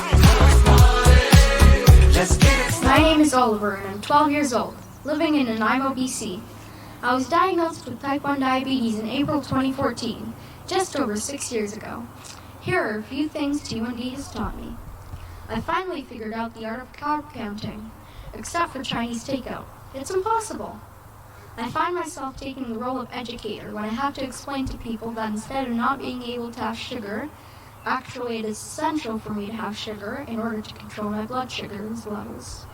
I've never said no to something because of type 1 diabetes. Everything I do needs to be planned more carefully than someone without this condition.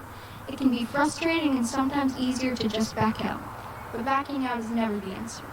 And finally myself, because I would not be who I am without T1D. I would not know my strength, bravery, or passions, such as public speaking, performing, and music. Now I'll be singing for you Hit the Road, Jack. Feel free to join me.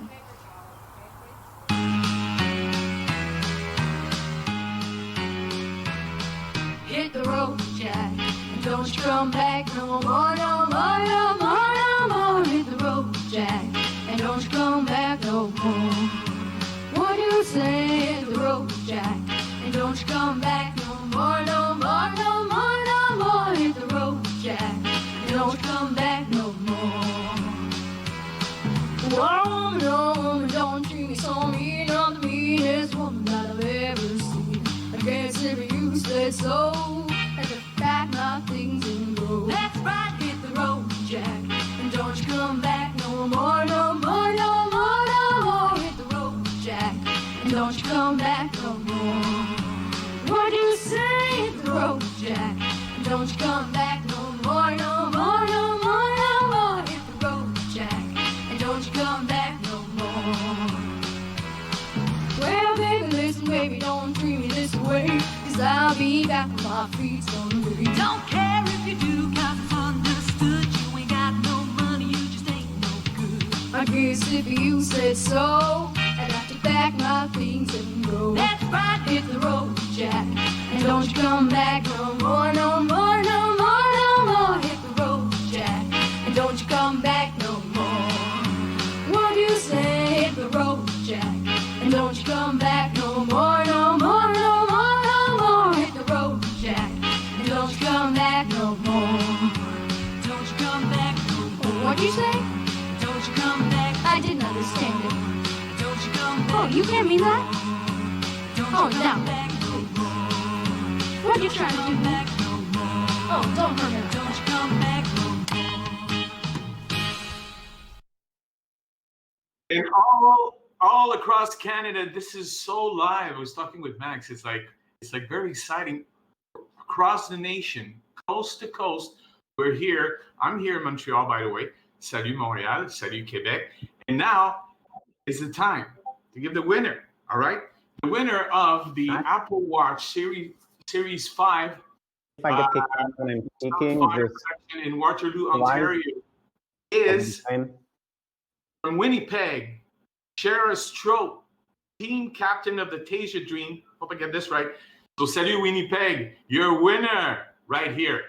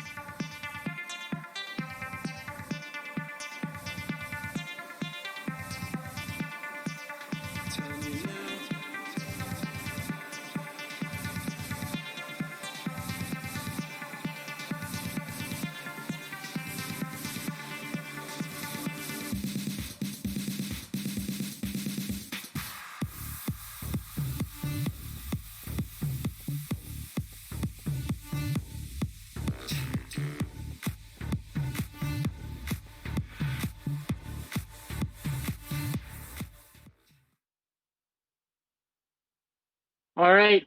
For those of you guys just joining us, welcome. Super happy to have you. This one's very cool for me as well. I'm sorry, I'm going to keep saying that because all these guests are just insane. These people are off the charts.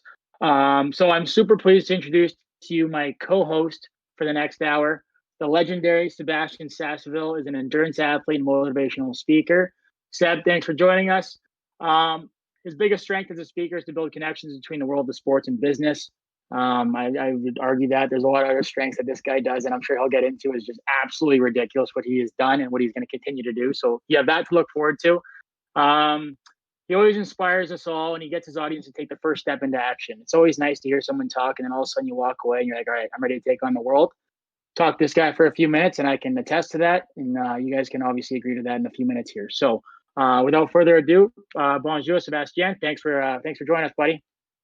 Bonjour, Max. I think we should do this in French the whole afternoon. That's all you, my man. No. That's all you. Yeah, I'm thrilled to be co-hosting with you. I've been watching your career. You're an inspiration as well. So I'm going to do a few bits in French as well. Je suis très content d'animer avec toi cet après-midi. Évidemment, vous le voyez, la journée est très remplie, donc il y a encore plus de divertissement de prévu pendant cette deuxième heure. Dont une jasette avec Max, on va jaser hockey. Monsieur Bobby Clarke va être là aussi, une légende, et puis Kaleb Dahlgreen as well. So back in English, we have a lot more fun entertainment lined up this hour. That's going to be including some hockey talk with you, Max. I've been watching your career, so I'm very excited curious to know how you're training right now. The legend, Bobby Clarke, is going to join us. I remember my dad telling me about Bobby Clarke when I was first diagnosed, so huge honor for us all. Absolute legend, and Kaleb Dahlgreen as well is going to be joining us. Yeah, Seb, I can't wait. I love those guys. Obviously, I got a friendship going with Kaleb. He's so special. He's got a great story, and I mean, you said it perfectly in the introduction of Mr. Bobby Clarke. He's an absolute legend to us all, and he is the guy that we all look up to. And like I've said so many times over and over again, my book included, that I would not be sitting here talking to you guys if it wasn't for what he has done in his life and in his hockey career, and what he continues to do with the diabetes community. And we're so thankful for that. So it should be a lot of fun. I agree. It will be. It is a party after all. So with you. Now let's share. And I'm going to need a number here. I need some help from the people working this wonderful show in the background. We need to share how we're doing in fundraising so far. So our goal with, say it again?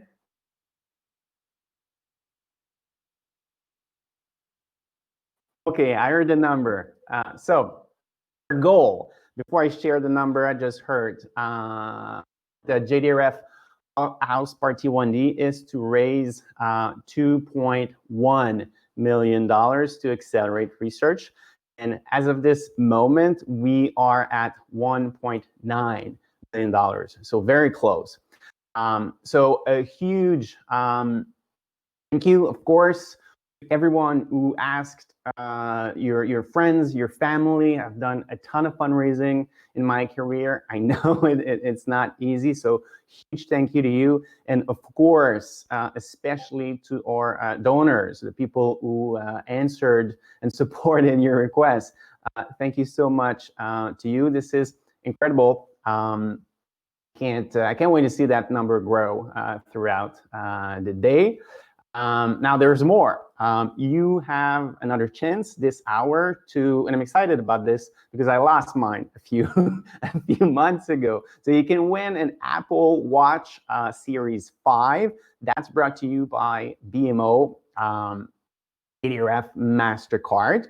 Now to win this Apple Watch, what you need to do is share a photo or video of you or your team at the House ParT1D within the next hour. So this is very important. Next hour, first on social media using the hashtag House ParT1D and more than T1D, and you will be entered to win automatically. So Seb, all I got to do is just take a picture of myself to get into that little thing so I can win an Apple Watch? I think I'm gonna win it, so I wouldn't Okay, yeah. bother. Keep going. Sorry. I need one. So now there's something more. Another great incentive. Did you watch Tiger King? You're just taking pictures of yourself now. Did you Yeah, I watch want Tiger to King? get this watch, buddy. I want to get this watch. Sorry. Right. Yes, I do. I did watch Tiger King. Good. Did you? So I did. I thought it was funny. So now our top fundraiser during the hour will receive a live tiger. Oh, I'm off script a little bit. So I think it's even better. It's a $500 giant tiger gift card. Right. So, You had me. Yeah, well, I think the gift card's a little better. So, I'm going to repeat some of this in French. Évidemment, on est ici pour ramasser des sous. Donc, voyons où nous en sommes avec la collecte de fonds. L'objectif du party DT1 de la FRDJ, c'est d'amasser 2,1 millions de dollars pour accélérer la recherche. Et maintenant, nous sommes rendus à 1,9 million de dollars. Donc, merci infiniment. Merci d'une part à tous ceux qui ont demandé à leurs amis, à leur famille de donner généreusement. J'ai fait beaucoup de levées de fonds dans ma vie. Je sais que c'est pas facile. Et évidemment, un merci tout spécial à tous ceux qui ont donné, qui ont répondu généreusement à la demande. C'est vraiment formidable et on vous remercie. Aussi, dans la prochaine heure, il y a une autre chance de gagner un prix. C'est une montre Apple, une Apple Watch. C'est la série 5 et c'est offerte par Mastercard BMO FRDJ. Pour gagner la montre, c'est assez simple. Vous devez partager une photo ou une vidéo de vous, de votre équipe, vos proches dans la prochaine heure sur les médias sociaux. Puis ça, c'est avec l'aide du mot-clic, le hashtag, comme on dit, partez FRDJ et plus que le DT1. Donc, c'est un autre super prix.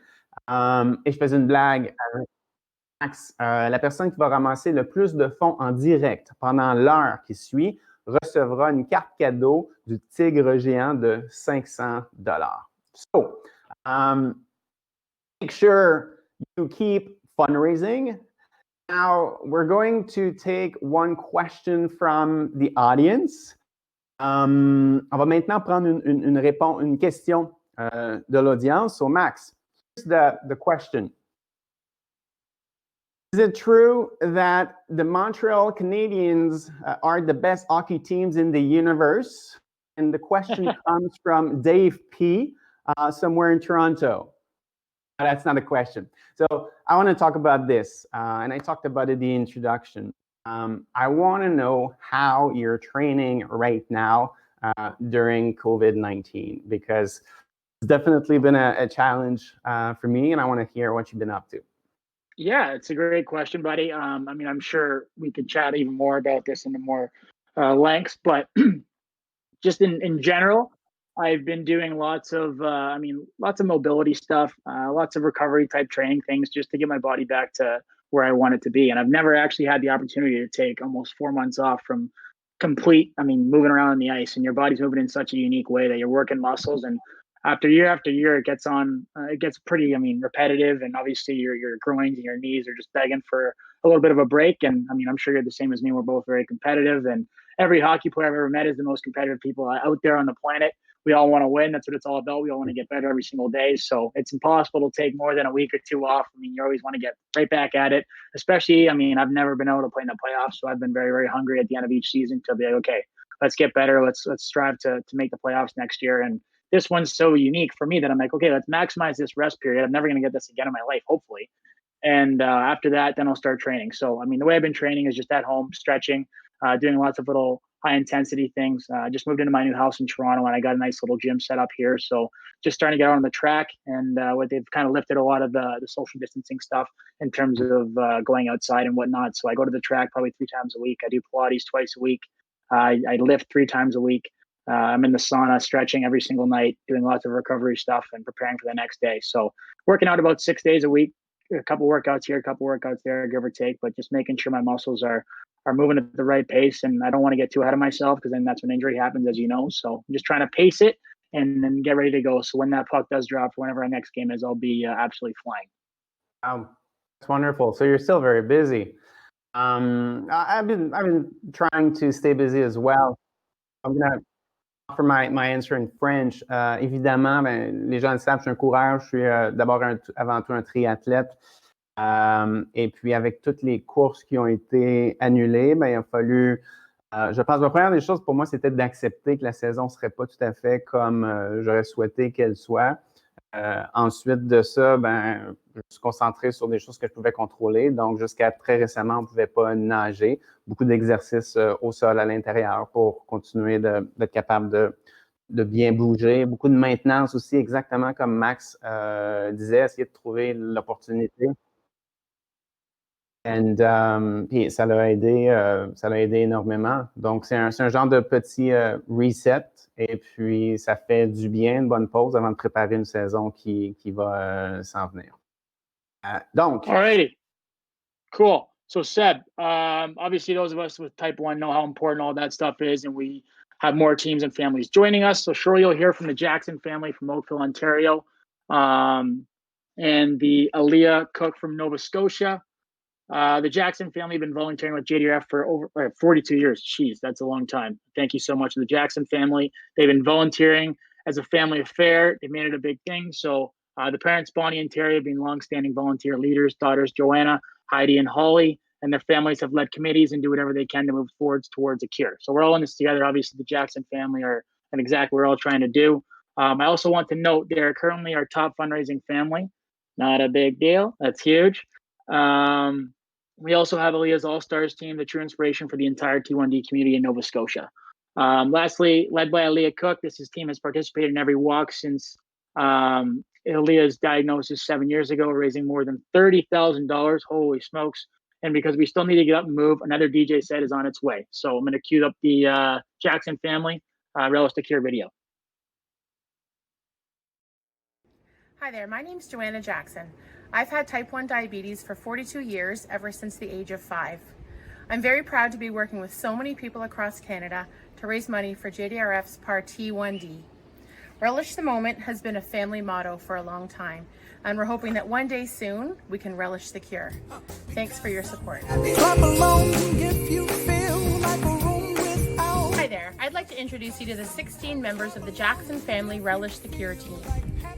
My 2 sisters and I, along with our mom and dad, our spouses, and our 8 children, have set a goal to walk 1 million steps and raise $50,000 for diabetes research.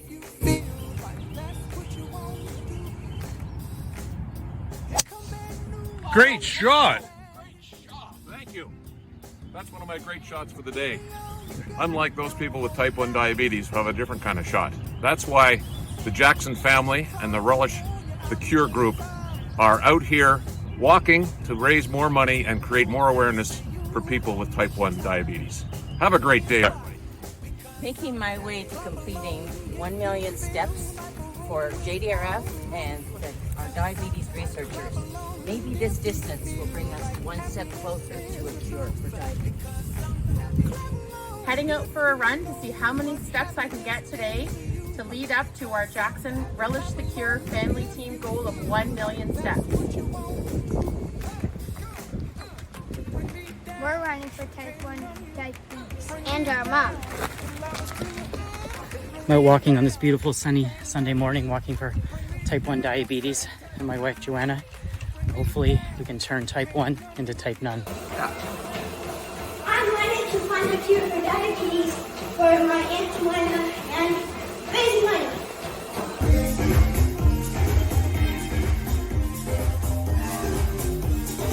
Working on our steps.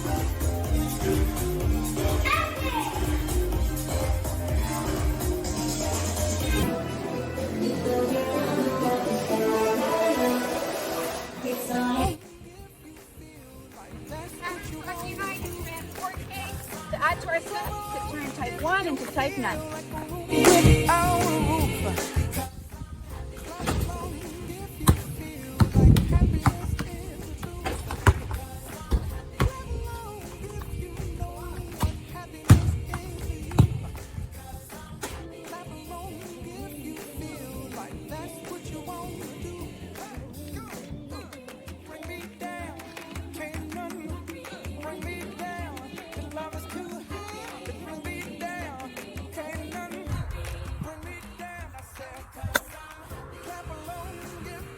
Well, we're here on the golf course.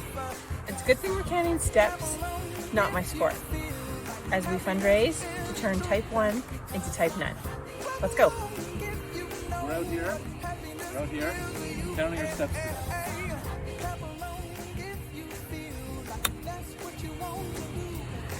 Looks like I'm going to add a few more. We'll find that ball. Like a room without a roof.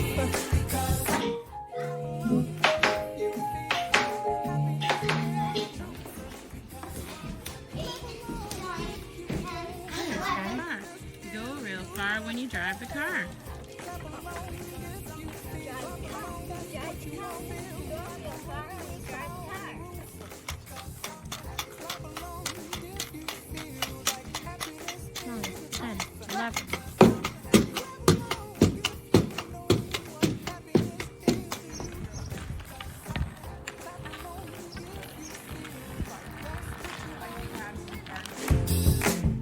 Here come bad news, talking this and that.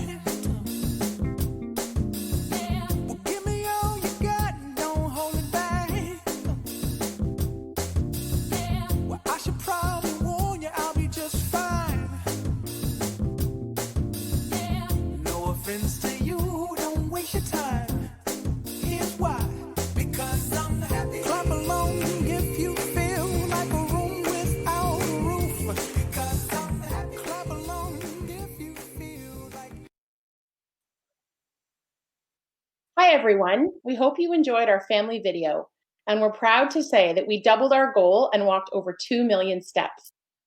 I've lived with diabetes for 42 years, and it really is a family affair. It is 24 hours a day, 7 days a week, with no breaks or vacations, even on your birthday. Back when I was 5, I had no way to check my blood sugar, and it said I had to pee in a cup and check how much sugar was in my urine. I took one needle in the morning, and that was supposed to keep me in check for the whole day. Thanks to generous donors like you and JDRF, who has funded millions of dollars for research over the years, things have drastically improved. I can now scan the blood sugar sensor in my arm and come up with a graph that shows if my blood sugar is going up or down. I wear an insulin pump that gives me all the insulin I need 24 hours a day, and I'm able to bolus to cover anything that I eat. These amazing developments and improvements in the health and quality of life for people with diabetes would not be possible without JDRF. I want to thank them on behalf of the over 300,000 Canadians who live with diabetes every day. We want to thank some of the incredible fundraisers and fundraising teams in Central Canada region from Toronto to North Bay and Kingston to Windsor. These teams have done such an amazing job and deserve to be celebrated. Congratulations to Angelia Lapico from Windsor, Jeff and Ann Godden from Mississauga, Scott Totten from London, Wendy and Chris Neal from Aurora, Brian Horlick from Toronto, and Peter Heffernan from Toronto for your amazing fundraising. And Team Totten from London, Team Zozo and Co. from Aurora, Scotia Second Winds from Toronto, and Team Schiff from Toronto. And we are so proud to say that the top team in Ontario is our team, Relish the Cure from Oakville. We thank everyone for their support. Congrats to everyone, and thank you all for your hard work. I'm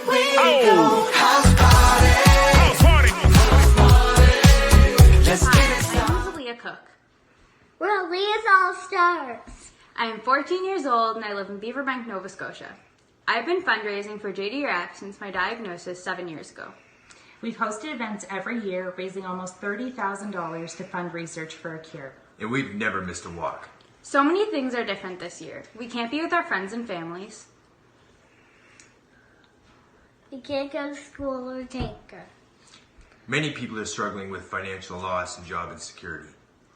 We've had to cancel one of our fundraisers, adapt our bingo fundraiser to work online, and we can't come together to walk for a cure.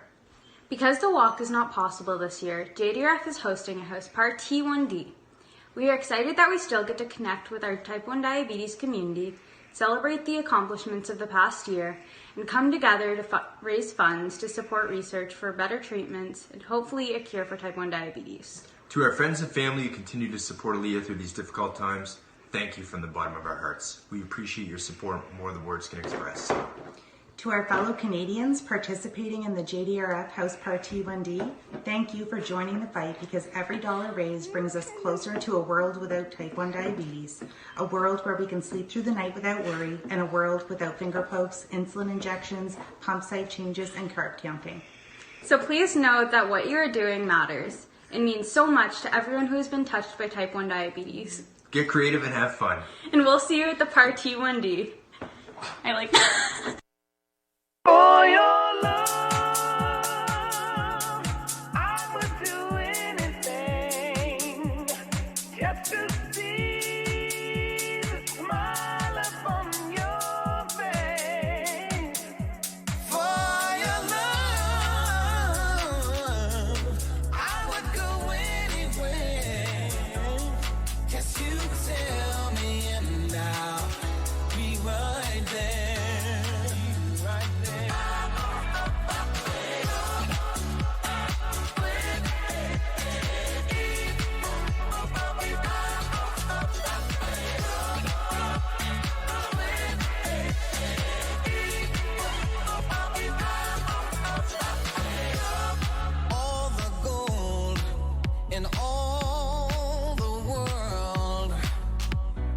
Nothing to possess.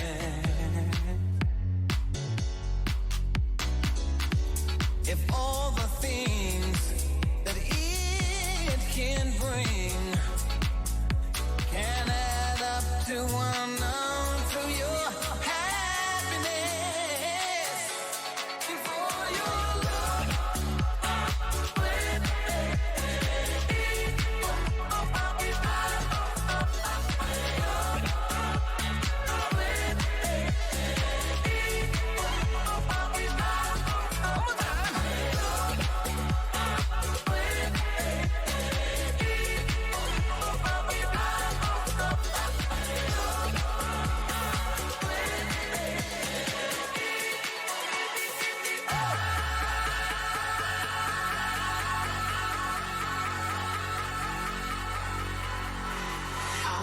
I'm here to spread love.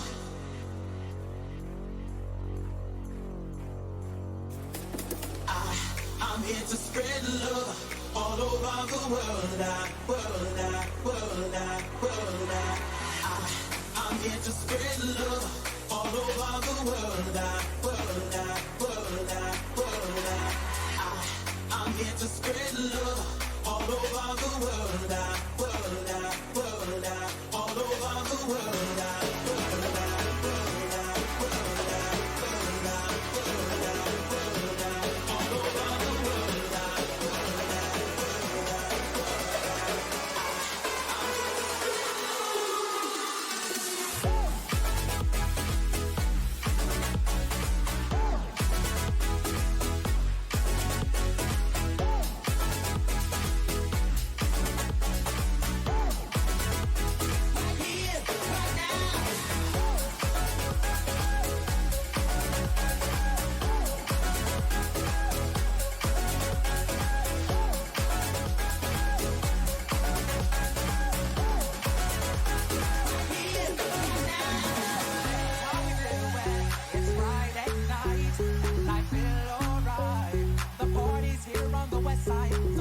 My 40 and I turn it up. Designated driver, take the keys to my truck.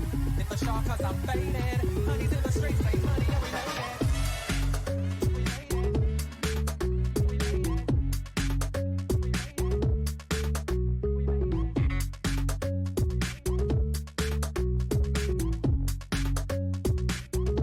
made it. Money, yeah, we made it.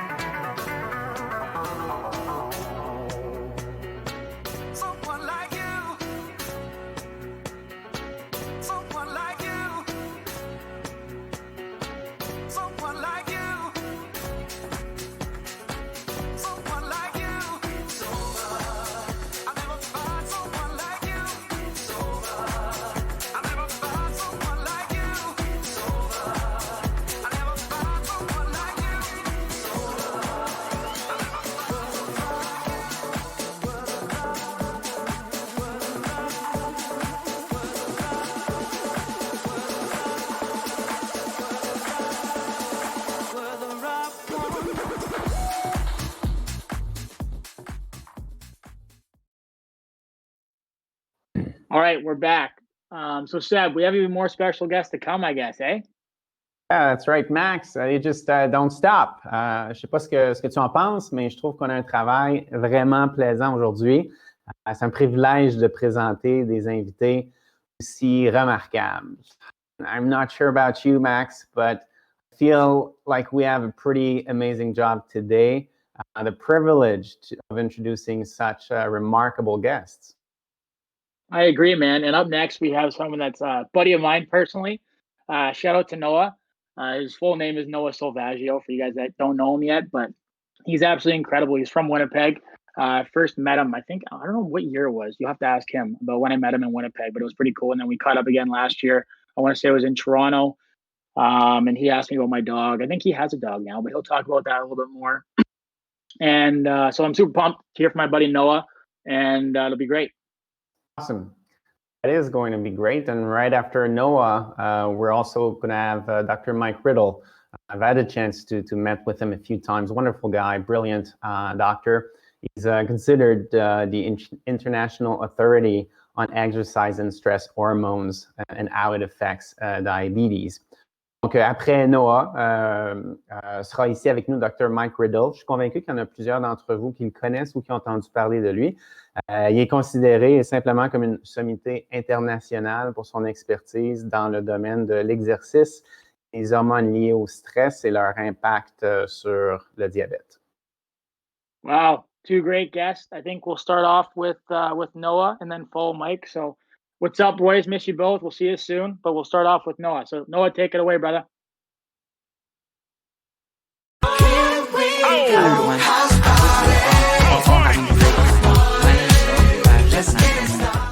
I'm really inspired by all the creative ways people have found to fundraise.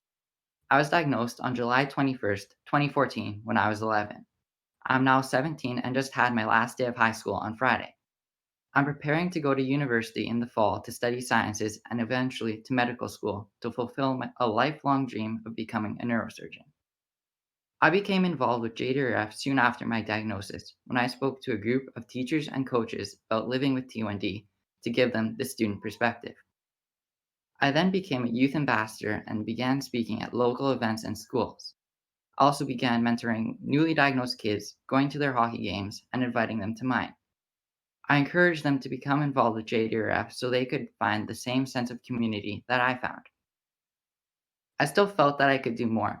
I started writing letters to my MLA and requested to meet with them so I could share my personal story of living with T1D and lobby for policy change. I became a delegate for JDRF at Manitoba Lobby Day in November 2018 and at Kids for a Cure in Ottawa in 2019. In March, I returned to the Manitoba legislature with JDRF, where I urged the Manitoba government to lift the age restrictions on insulin pump coverage. This is extremely important to me because I have been fortunate to be on an insulin pump for almost 5 years. Insulin pumps are covered for eligible Manitobans, T1Ds, under the age of 18 and have a warranty of 5 years. I turn 18 in December, and my pump warranty expires 2 weeks later. This is very concerning to me as I will have to pay for my next pump. Go to jdrf.ca/access for all today and ask your provincial representative to increase coverage for insulin pumps, continuous glucose monitors, and flash glucose monitors. Thank you, and I hope you all have an awesome summer. Stay safe.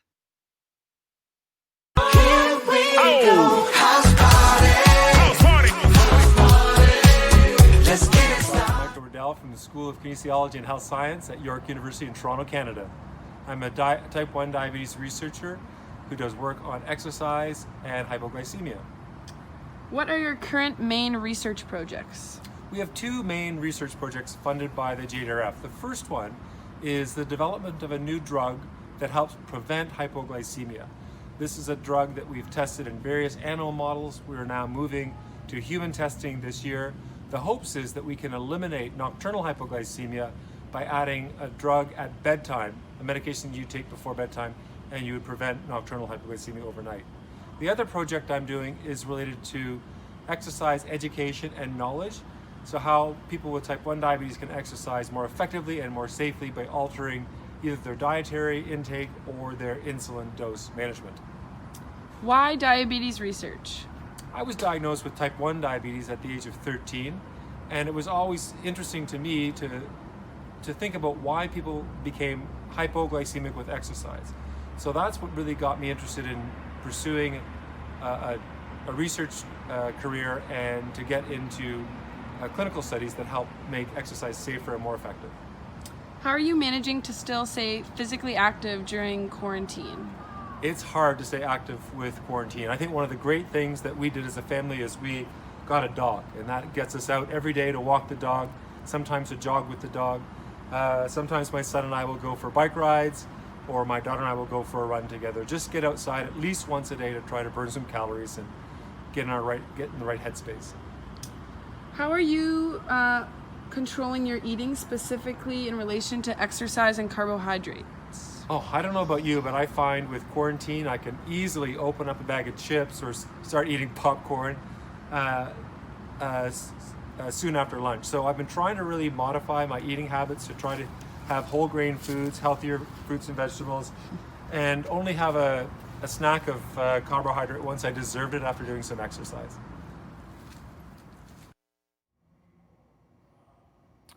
Well, we have such. All right, guys. This is the most exciting part for me personally. Bobby, Kaleb, you guys are two absolutely amazing, inspirational people in my life for sure. Kaleb, I've been fortunate enough to spend some time with you, and Bobby Clarke is the man that I talk about the most out of anyone. I wouldn't be here talking to you guys today if it wasn't for him and what he did, both as a hockey player and as a Type 1. So extremely honored to be here with both of you. It's going to be a lot of fun. For those of you who don't know, when I was first diagnosed with Type 1 diabetes, Bobby came to visit me. Kind of like it was a huge fluke, but I was out in Whitby, Ontario at a minor hockey tournament. My mom, who is the wife of a pro hockey player, knows what it's like to go up to hockey players when they're with their families and stuff. And she's like, I never ever do this, but I had to do it. She went up to Mr. Clarke and said, "Oh, hey, Bobby, do you mind coming to say hi to my son? He just got diagnosed with Type 1. He changed his number to 16. He plays for the Don Mills Flyers. Looks exactly like your jersey, and he loves you. He's never met you, but he loves you. And is there any way you can just come say hi?" I'll do it after. Sure enough, Mr. Clarke came over, and I was sitting there with all my buddies. And I've met some pretty cool people, I like to think, over the years through my dad. And my jaw literally hit the floor, and I did not know what to say. It was honestly amazing, and I was so fortunate. And like I said, that little, 2-3 minutes of his day that he took literally changed my life, and I'm so thankful for that. So it's an honor to be sitting here with both you guys right now. And you too, Dave. Sorry. Well, thank you. And I had to dig this out, as you can tell, right? I just wanted to make it feel like I was part of the team here today. So I think I have the honor to moderate this, and I should tell you, this jersey I used to be able to wear with equipment underneath it. So it's clearly shrunk in the last 30 years. So, Mr. Clarke, it's a real honor to meet you in person, because we had a quick conversation, and maybe you could just tell us a little bit about what it was like for you growing up and then being diagnosed, because that was a while ago, but you obviously had an incredible career. Yeah, when I look back at it, I got diabetes when I was, 11 or 12 years old. So I've had it for 60 years, and it was pretty much an unknown. I know it was a known disease.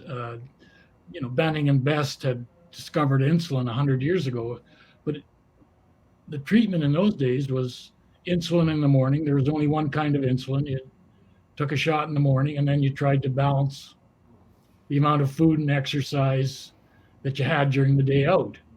But you had no way of knowing if you had high blood sugars. And you basically had to learn the hard way if you had low ones. You learned by feel if your blood sugars were getting low. So, the technology today is so great, but in those days, and I don't think there's anybody else in Flin Flon I had nobody to talk to about it, because I don't think anybody else had it.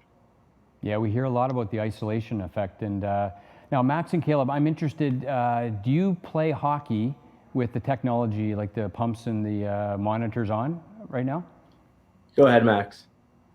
I've worn a pump in the past, and like I said, I was diagnosed at 12, so it took a couple of years to be able to do that. Started off with the old school injections and finger pricks. Still to this day, I still do sometimes use finger pricks, but now I'm lucky enough to be on a Dexcom G6. And I'll let Kaleb elaborate on that a little bit more, but what Dexcom has done for me is just completely changed my life to be able to have your blood sugars on this thing right here every 5 minutes real time, and be able to make adjustments based off of that is is something that I'm sure when Mr. Clarke was younger, I don't know if he would have ever imagined it would have gotten to that, and how easy it's gotten, and based off of all the money we've raised is amazing. And to be an athlete, especially at the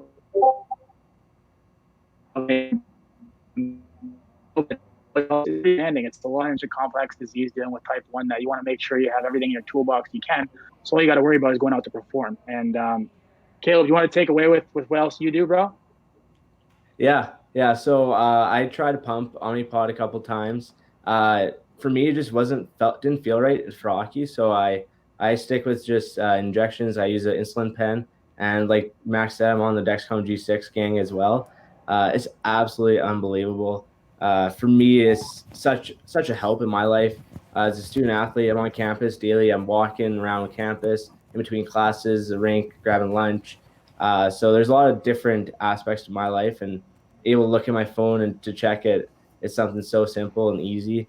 And back when I was younger, I was just on the glucose monitor as well, and injections. So hasn't really changed too much for me. I'm still on injections, but this G6 has been an absolute game changer in my life. Just hearing Mr. Clarke talking about what he went through, doesn't it kind of make you look yourself in the mirror like, oh my God, I got it so easy compared to what he had? Like, it's unbelievable, right? It's unbelievable. No, exactly. I was talking to my family about it and just saying how much easier it is for these children growing up now. Even like last 10 years growing up now with all these new technologies compared to what it would have been like for Mr. Clarke back in his day, or even us as young kids growing up with it too. So it's amazing. You guys are way more fluid now. Whatever you want to do, you just check your blood sugars. And there was only. Oh, did we lose him? Yeah. Okay, I think we lost Mr. Clarke, but I'm sure the team will try and get him back on. Oh, there he is. No, that's me. I'm now Max Domi on my screen. All right, I'm in the NHL. This is amazing. Oh, I'm out of the NHL. Oh, there he is. He's back. Okay, perfect. Yeah, there's only one type of insulin, so even if you didn't even know where your blood sugars were. So now you just test it so easy, and if you need a little bit of insulin, you take it. So basically, you're going off of feel 100% of the time then, right? Like if you were feeling a little bit low or a little bit high, you'd act accordingly? Yes. Okay. You just make your own adjustments on your own feelings. That's all you had. Yeah, that's... They used to have a little stick, and you could urinate on it, and it would tell you if you were high or low, but that's all. But it didn't make any difference because you didn't have any insulin to take it down if it was high. You'd have to adjust it over 2 or 3 days on your own and stuff. And you'd have some long bus rides. Yeah, we had lots of. I was drafted late. I was the best junior in Canada, drafted in the second round because I had diabetes. That's insane. And for you guys, I mean, he's a very humble, modest gentleman over there, but I'll just read out some stats just so you guys all know and understand what he went through, and the fact that he just alluded to the fact that he was diagnosed at a young age. His entire career in childhood was with type 1, so it wasn't like he got it midway through his career. And Mr. Bobby Clarke played 1,144 hockey games. He scored 358 goals, 852 assists for a total of 1,210 points, 1,453 penalty minutes. And I think the coolest thing about this whole thing is the fact that he played 136 playoff games. In those games, he had 42 goals, 77 assists, averaging almost a point a game for 119 points and 152 penalty minutes. So not only could you score, you could sit with your teammates. He was the captain of his team. He was tough as nails. And was it 2 Stanley Cups you won, Mr. Clarke? That's the most important one. How cool is that, honestly, though, Kaleb? Like, he's an absolute legend. He is. He really is. Like, it's amazing. Hockey, yeah, unbelievable. It's hard to win the Stanley Cup. I was to the finals 9 times and won. Oh, no way. As a player and a manager, and won the first 2 times. It's getting were you the manager when you guys were against Chicago in the finals? Paul Holmgren was his senior advisor. That was the last time I was there. Yeah. We went with Edmonton a couple of times. We went with the Islanders. The Flyers were a great team for a long time. Yeah. And we're coming back, so look out, Max. I know you are. Rise Question to for you. I've goalie. never asked you this, but what made you wear number 16? Just out of curiosity. Did you always wear 16? I wore 11 as a junior, but in those days when I went to camp, I just took whatever number the trainer gave me. That's so awesome. Yeah. And I basically only I'd seen one NHL game live. Wow. Who'd you see? Before I seen many Montreal and Minnesota played. Cool. We went to Minnesota, our junior team. That was the Wow. only NHL game I had seen until I got there. That's so unbelievable. I was scared. And how old were you when you first played your first NHL game? Were you 18 or 20? No, 20. I was 20, dropped okay. with a 19-year-old and just turned 20 when I broke in. And back then, you think it was the big reason why you got drafted in the second round because of your diabetes, right? Oh yeah, they didn't, and they didn't even try and hide it. It wasn't a prejudice. It was just the scouts' feelings that he wasn't going to be strong enough to play in the NHL. My response later on in life was, "Well, the hell, if I could play in Flin Flon, I could play in the NHL." The hockey was tougher, but there was no 12-hour bus rides in the NHL and none of that kind of crap. The Western boys grind harder than anyone. What you guys do on the bus rides is insane. But now, I guess if you reflect on it now, and Kaleb can allude to this too, but it's so myself currently in the NHL with Type 1. It's Luke Cunnin plays in Minnesota, so close to you. Great player, two-way guy. Capo Caco, I believe he was second overall last year to the New York Rangers and played the full season this year. So there's the three of us that are actually all in the 24 team format. So now there's three of us in the NHL, and obviously we all have a pretty special connection, just as the three of us do. And then Kaleb, obviously at the level that he's at, probably knows a few more Type 1s down there as well. And before me, there was all kinds of other guys. I mean, I know I can list a bunch, but so back then, I mean, like I said, you're the OG. You're the one that kind of made it easy for us, and you created the path for both Kaleb and I to kind of reach this. So it's very cool, and we're very appreciative. That's for sure. Thank you. Yeah. Absolutely. And you proved people wrong too. Like throughout your whole career, a lot of people are telling you that you weren't able to do what you're able to achieve, and you're proving people wrong just by winning 2 Stanley Cups and over 1,000 games played is something remarkable. So I think that you paved the way for all of us. So thank you for doing that. Sure. I wasn't intending to do that, but thank you. Yeah, it's amazing. It's really amazing. Go ahead, Mr. Clarke. No, I said I just wanted to play hockey. I always said I was a hockey player who had diabetes. I was never a diabetic hockey player. Yeah. And for me, there was a big difference. I have to say, it's incredibly, all three of you are incredibly inspiring. And I remember seeing you when I was growing up, Mr. Clarke, and that was quite a team, you're right. And it was a tough team, and you were the captain, so obviously you're a great motivator. Max, you're a champion for the JDRF and the cause right now. And Kaleb, you are an inspiring young man. I got to tell you, I've met you a few times, and I think it's amazing what you all are doing for the community, and we're grateful. I know we have to wrap it up because we got to keep the party going, but it actually makes me think, now that we got the technology, maybe we can do a hot stove lounge or something with all of you back sometime, and we could have a little more in-depth conversation, because I think everybody would love it, and I could go on for hours here for sure. So just want to say thank you for making time today, and really an honor for everybody, and I think everybody online today is going to enjoy this a lot. So thank you so much. Thank you for having us. Really appreciate it. Thanks a lot, Mr. Clarke. Thanks, Kaleb. Appreciate it, you boys. guys. That was a lot of fun. Thanks. Nice talking with you guys. You too. Take care. We'll catch up soon. Stay safe. Yeah. Thanks for joining us, guys. Okay. Thank you. All right. Well, that was a lot. What a great time. Thank you so much, Mr. Clarke, Max, Kaleb, for taking the time to join us at the House ParT1D and sharing your stories, stories of inspiration and hope with us. This is exactly what we need right now. Donc, merci infiniment à Monsieur Clarke, Max, Kaleb, avoir pris le temps de vous joindre à nous pour raconter vos histoires inspirantes et remplies d'espoir. Dieu sait qu'on en a besoin par les temps qui courent. Et puisque nous parlons du sport et de poursuivre ses rêves, j'aimerais vous en dire un peu plus sur mon parcours et le fait que le diabète de type 1 ne m'a jamais arrêté. Ça ne m'a pas empêché d'atteindre le sommet du mont Everest et de terminer 9 courses Ironman. Théo.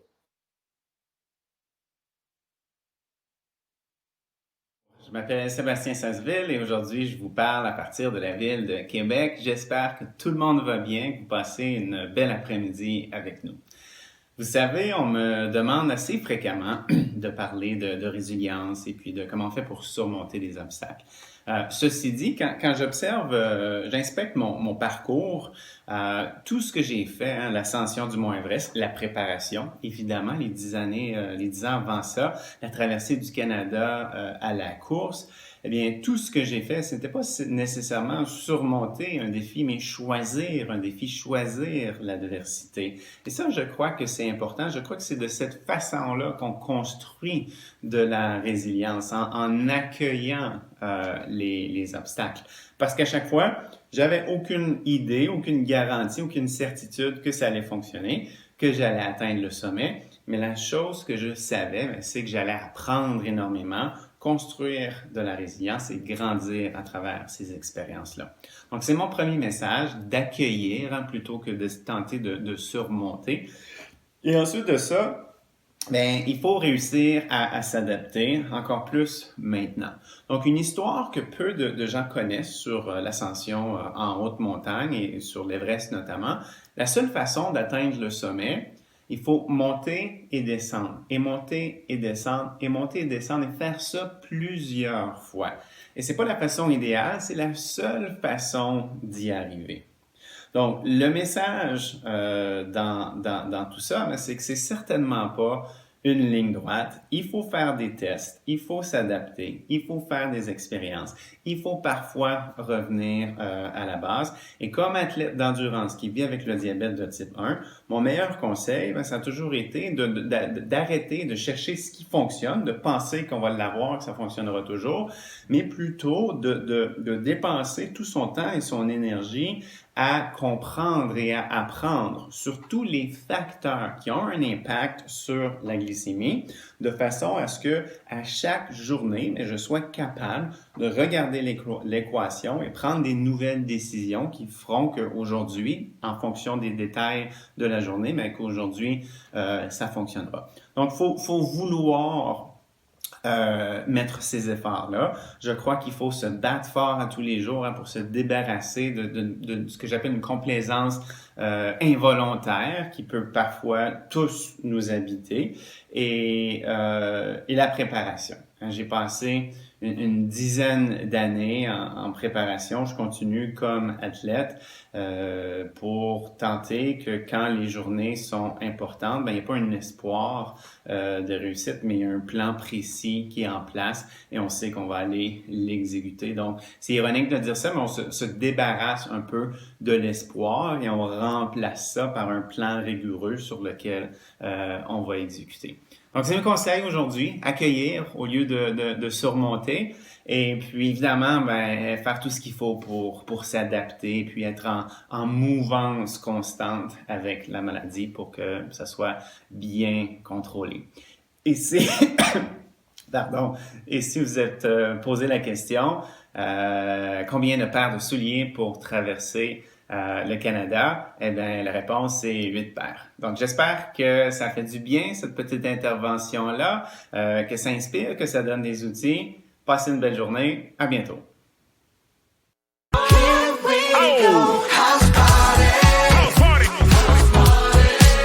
It's different. Sometimes things flow smoothly with minimal effort. Then, change comes. You must be prepared for it and make the right decisions with the right guidance as you navigate diabetes management. That's why I use Contour Next One blood glucose meter. With the Smart Light feature, Contour Next One. Trust the light. Chaque jour est différent. Parfois, tout se déroule en douceur, sans effort. Et puis, un changement survient. Vous devez vous préparer. pour prendre des bonnes décisions en naviguant la gestion du diabète sur une base de conseils fiables. C'est pourquoi j'utilise Contour Next One avec la fonction Smart Light. Contour Next One. Fiez-vous à la lumière.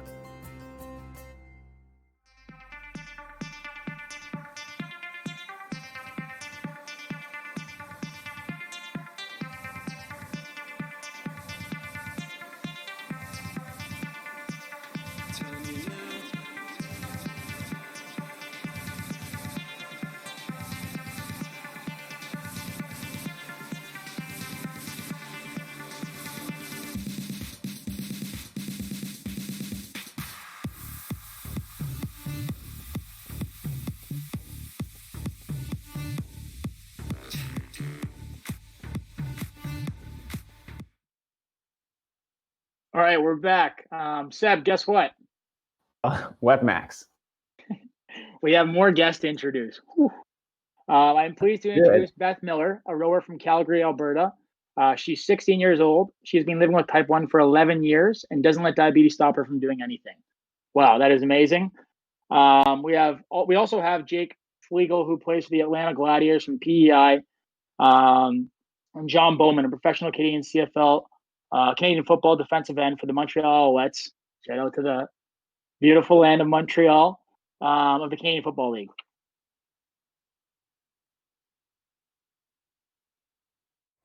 Hey JDRF community, my name is Beth Miller. I'm 16 years old. I've been diabetic for 11 years now, and I'm so excited to be a part of JDRF's virtual House ParT1D this year.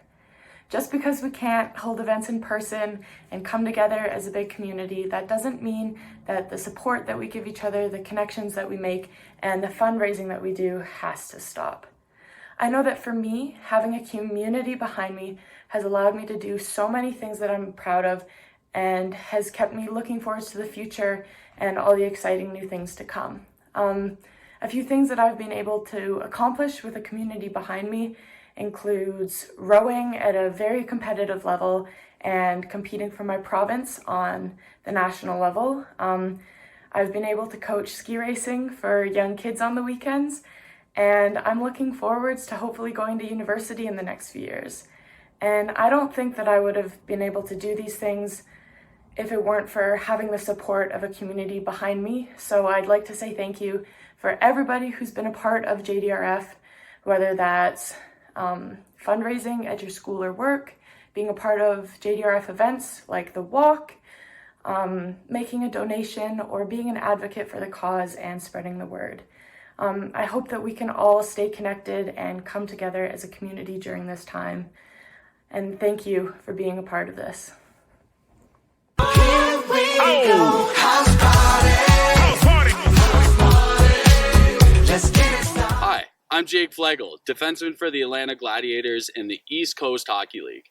My hometown is Charlottetown, Prince Edward Island, and I'm here in the beautiful Rocky Mountains. I was diagnosed at the age of 14, and I have been living with type 1 diabetes for the past 15 years of my life. I am so excited to be part of the JDRF House ParT1D for the Cure presented by Omnipod. I am so glad you guys joined today's virtual, family-friendly, and interactive house party. We are rallying to support those affected by type 1 diabetes, including myself. So let's unite and raise funds to help accelerate the pace of T1D research. Diabetes affects us all, so let's make sure that research doesn't stop. Here we go. House party. Let's get it started. Hey, what's up, everybody? Hope everybody's good.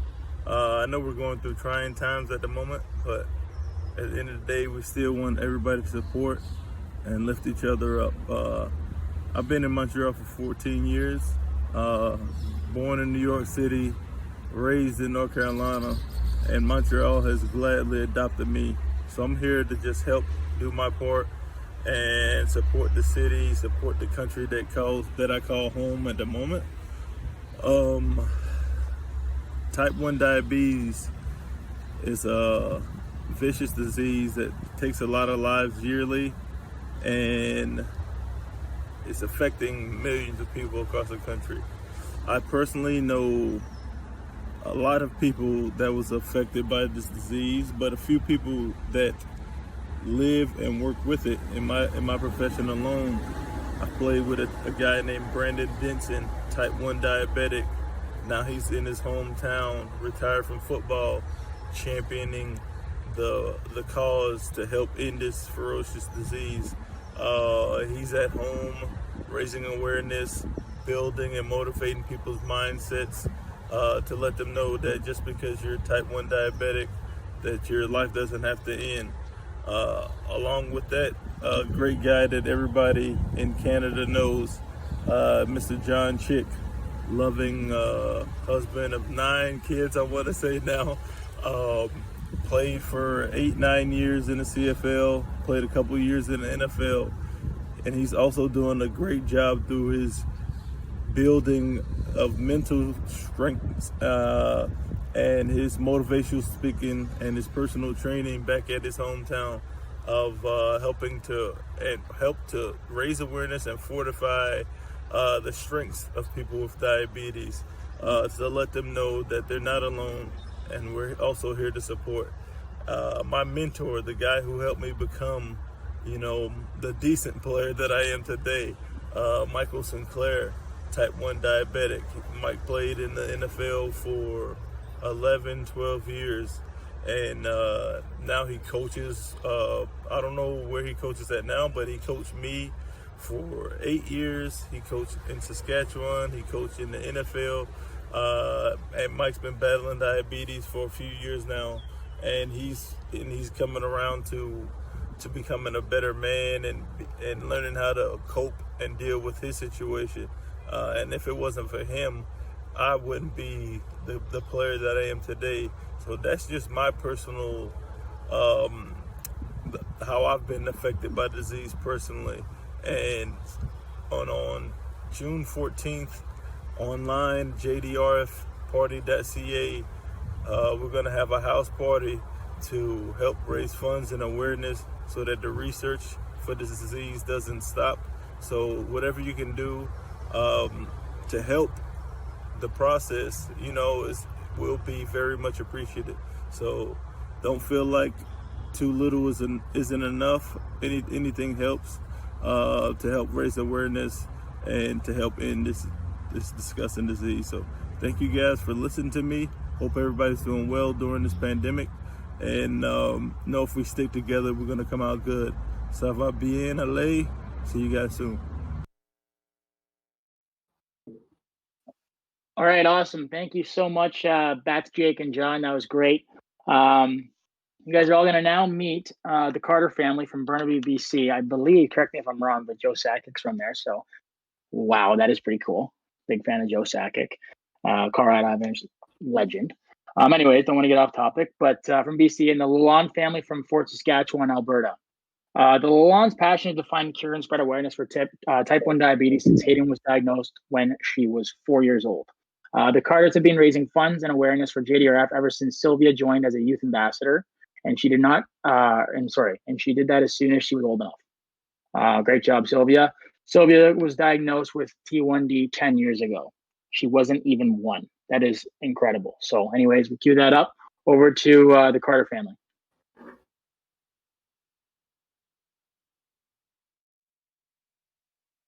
Hi, my name is Sylvie. I'm a JDRF ambassador from Vancouver. Welcome to my family's JDRF House ParT1D. Woo! Come on in and I'll give you a tour. Here's the den. We have all my favorite treats set out for our party. Oh, look, there's something from Kamloops. You're right.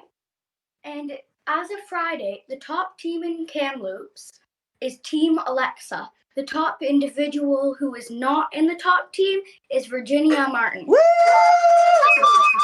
Hey, let's head over to the kitchen and get a cold drink.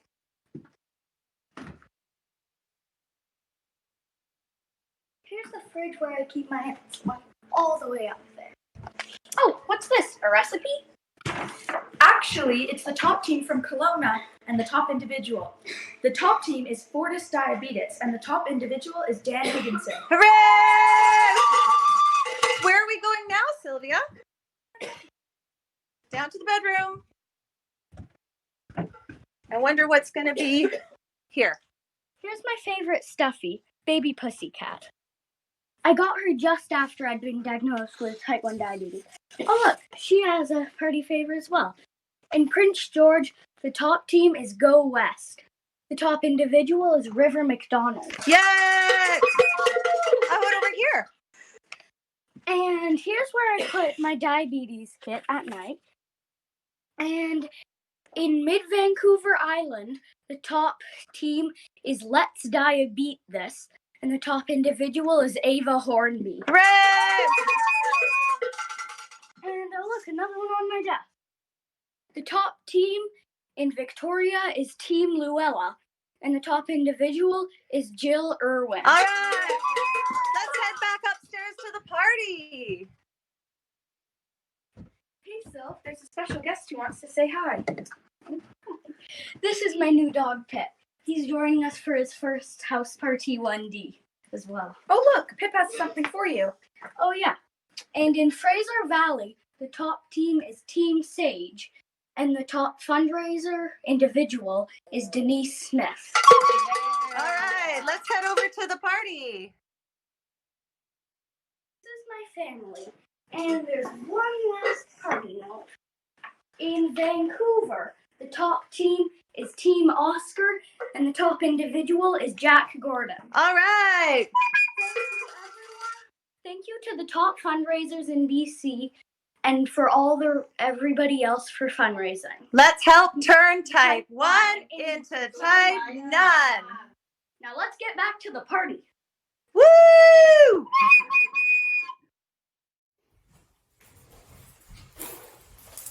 Hi! Hi, my name is Hayden. I have type 1 diabetes. I'm 8 years old, and I was diagnosed when I was 4 years old. This is my mom and dad. Hi, I'm Hayden's dad, Josh Lalonde, and this little girl is, what's your name? Adeline. And I'm Hayden's sister. Perfect. And I'm Stephanie, Hayden's mom, and this is Logan, Hayden's baby brother, and this is... And I'm Lily, Hayden's twin sisters, and I don't have, and something really cool, I don't have any diabetes. Yeah. So Hayden, what would a cure mean to you?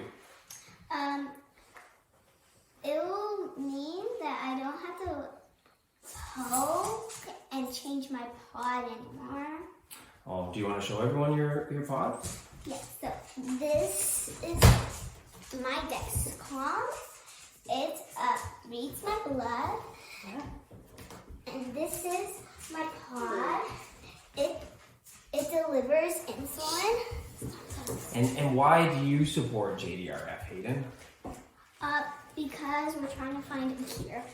Yeah, and the reason why we all support JDRF is the same reasons. We just want to find a cure. We want to help and make sure that all the other children going through the same stuff don't have to anymore.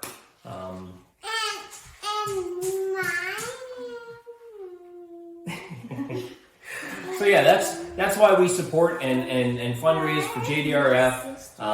So please come out and join us for the ParT1D June 14th. on June 14th. Yeah, come join us. Yeah. My sister has diabetes. She does, yes. Hey, ready? Ready? Hold this up. Thank you for watching. Bye. Thank you. Bye.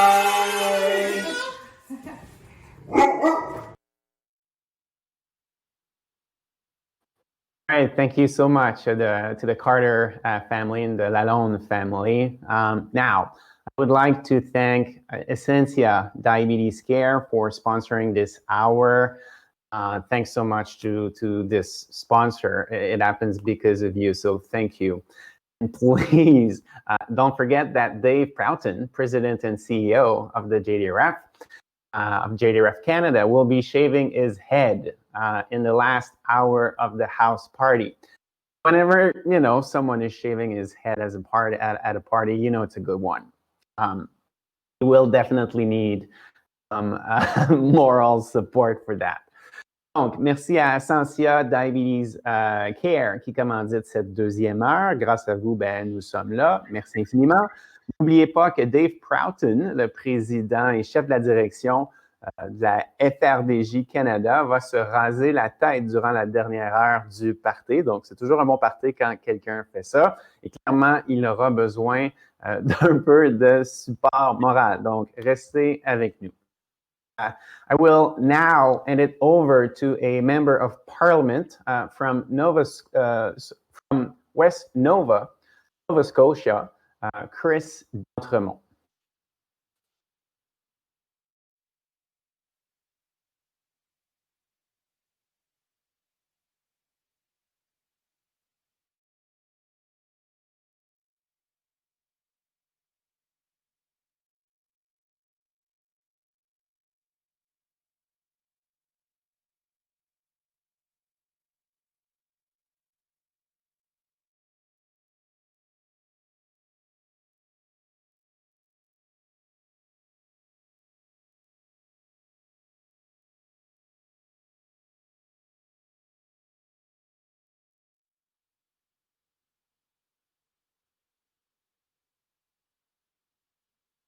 Thank you, Chris. So don't forget about your chance to win an Apple Watch Series 5 this hour. That's brought to you by BMO JDRF MasterCard. All you need to do is share a photo or video from your house ParT1D, including the hashtags, always very important, more than T1D, and house ParT1D. N'oubliez pas que vous avez la chance de gagner une montre Apple série 5 durant cette heure qui achève. C'est offert ça par Mastercard BMO FRDJ. Et puis pour gagner, comme j'ai expliqué tout à l'heure, il suffit de partager une photo ou une vidéo avec les mots-clics, les hashtags, plus que DT1 et partez FRDJ sur les réseaux sociaux. I'd like to show you a short video, and that's on what it's like to train as an athlete living with type 1 diabetes. All right. Well, thanks everybody. I guess that's what live shows tend to do. My name is Chris D'Entremont. I'm the Member of Parliament for West Nova. Je suis le député fédéral de West Nova en Nouvelle-Écosse. A whole bunch of years ago, I was working with JDRF and enjoyed my time as Minister of Health in Nova Scotia. But who knew that 5 years later that my 17-year-old son, Audrey, would be diagnosed with type 1 back in 2016. Audrey, of course, couldn't be here with me today, but I thought I'd give Rufus, the bear behind me.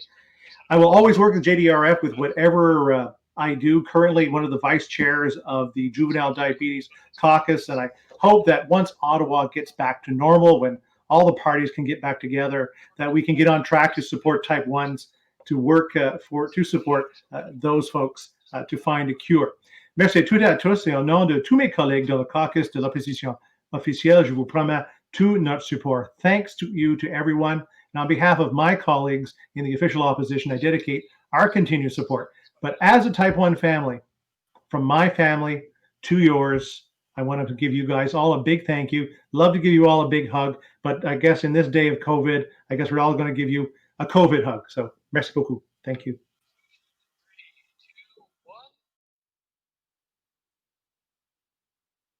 Well, thank you, Chris. And now we're going to watch another video.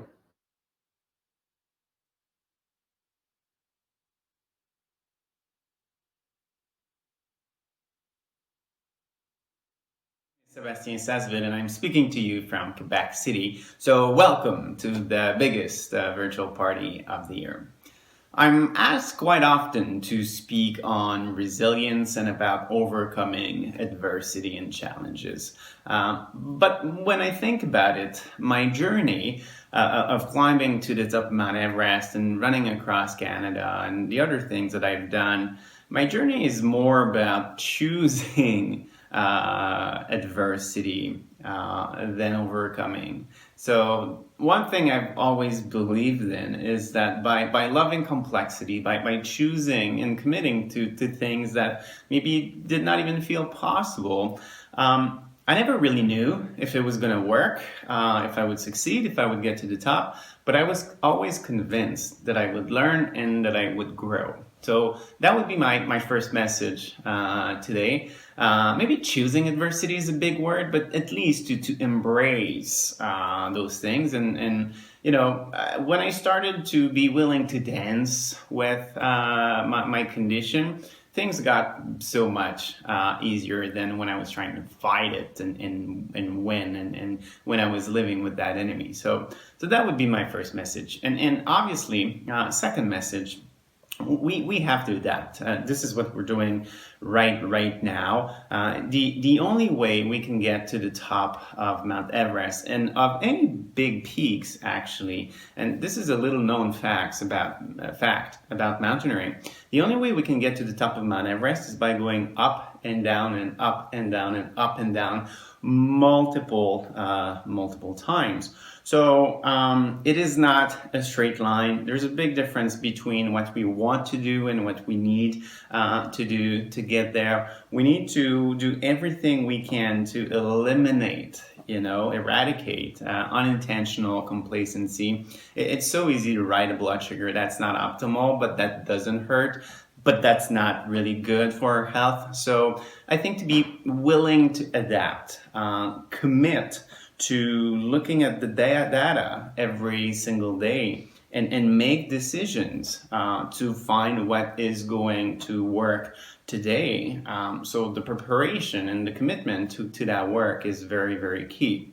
So that's what I have for you today. If you ever wondered how many pairs of shoes to run across Canada, the answer is 8 pairs. So I hope this was hopeful, useful, inspiring, and have a great rest of the day.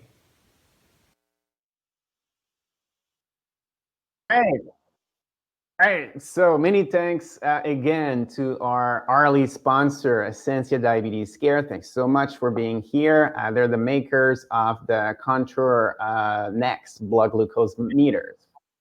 Thanks so much, Max, for having me co-host and be a part of an event that is supporting a cause so close to my heart, shall I say, pancreas as well. On vient de passer une heure, un moment formidable. Donc, merci à Essentia Diabetes Care. C'est le commanditaire de l'heure et de l'heure actuelle qu'on vient de terminer ensemble. Et c'est eux qui fabriquent les lecteurs de glycémie Contour Next. Merci de m'avoir invité. C'est un honneur pour animer et faire partie d'un événement qui soutient une cause qui est très près de mon cœur, de mon pancréas, qui ne fonctionne plus très bien. So now a few prizes. I am pleased to announce, for drumroll, the prize winner of the Apple Watch Series 5, brought to you by BMO JDRF MasterCard. Max, we did not win. A little bummed about that, but I'm thrilled that we have a winner. Her name, Raylene Lee, from Team Miles, from St. John's, Newfoundland. I want to say hi to their boy, Miles Burge. Congrats, you just won an Apple Watch. Now, more prizes. Our Tiger gift card. Real Tiger. You don't get to win a Tiger. It's not that kind of party. So the top fundraiser of this hour who wins the $500 gift card from Giant Tiger is Alicia Armour, Team Armour, Armour Transportation from Moncton, New Brunswick.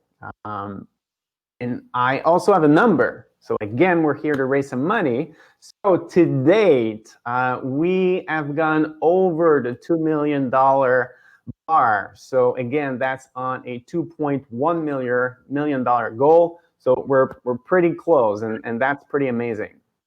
Donc, il y a des prix à gagner. Malheureusement, j'ai dit à Max que c'est pas lui qui a gagné. Donc, la gagnante de la montre Apple Watch, c'est offert par Mastercard BMO FRDG. Rellyn Lee de l'équipe Miles, ils sont de Saint-Jean-Terre-Neuve et on dit bonjour à leur garçon Miles Burgess. Puis la personne qui a amassé le plus de fonds en direct, c'est quand même remarquable ça, pendant l'heure qui vient de se terminer, bien, se mérite une carte cadeau du Tigre géant. C'est une valeur de 500 $, quand même, un magnifique prix. Alicia Armour de Armour Transportation, ils sont de Moncton au Nouveau-Brunswick, donc félicitations à vous tous. La collecte de fonds, ben, on a amassé plus de 2 millions de dollars et je vous rappelle, on est en route vers l'objectif de 2,1 millions de dollars. Donc, c'est extraordinaire. Continuons. Il n'en reste pas beaucoup. Max. Wow, good job. Congratulations, everyone. Not going to lie, a little bit upset. Didn't win the watch. My wrist will remain empty for the foreseeable future. It's all good. Great job, Seb. Amazing job to everyone, and thank you so much. Okay, this one, got to make sure I get this right. But Seb, thank you so much for everything. Your story has been so inspirational and motivational, and it's something that we can all relate to. It's obviously your story is similar to us all with a lot of resilience and a lot of hope in that. And for that, we thank you, we commend you, and you are just truly incredible, man. And even, I mean, they didn't get to hear our conversations off camera, but I've learned so much. I've learned more in the last hour about diabetes than I think I have my entire life. What this guy's been through is just, it's insane and it's amazing. And I look forward to having you down in Montreal soon. So Seb, thank you very much. Great job. And we really appreciate you taking the time today. Coming up next hour is special guest Chris Jarvis. He is a Canadian rower who competed in the 2004 Summer Olympics in Athens, Greece. Would love to go to Greece one day. That'd be very cool. Can't wait to catch up with Chris. He is the founder of the charity I Challenge Diabetes, which is amazing, great title. It fosters a community of people with T1D who, through experiential education and adventure, provide each other with the skills and confidence to overcome the daily challenges to create a new expectation for what we can accomplish. So how amazing does that sound, Chris? It's such an honor to have you here, and we really appreciate it. So again, Seb, thank you so much, buddy. Look forward to seeing you in person. You are unbelievable, buddy, and thanks again. You are.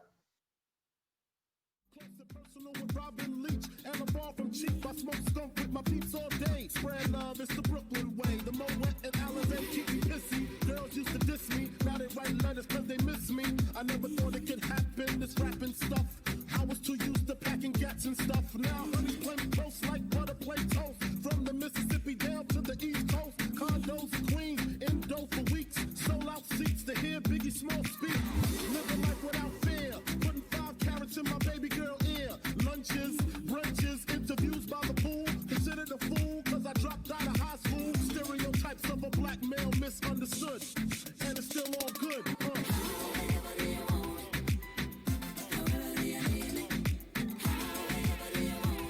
And if you don't know, now you know.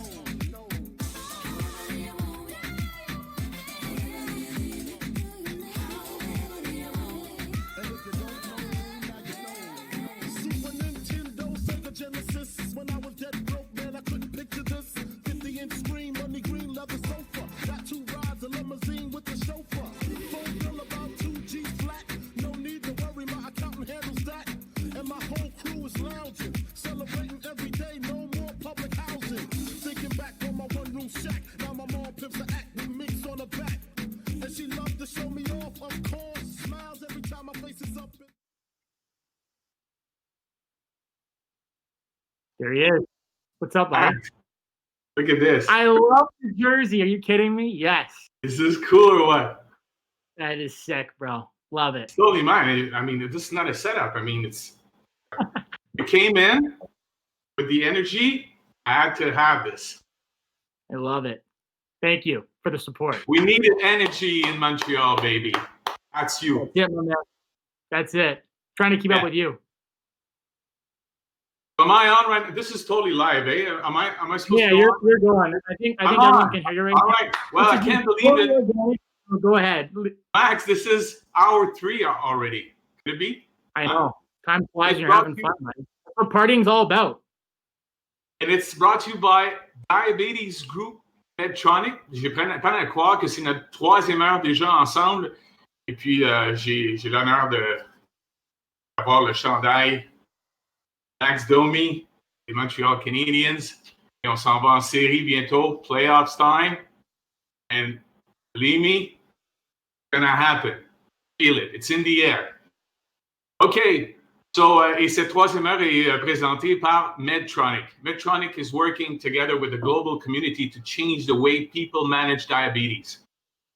The company aims to transform diabetes care by expanding access, integrating care, and improving outcomes so people living diabetes can enjoy greater freedom and better health.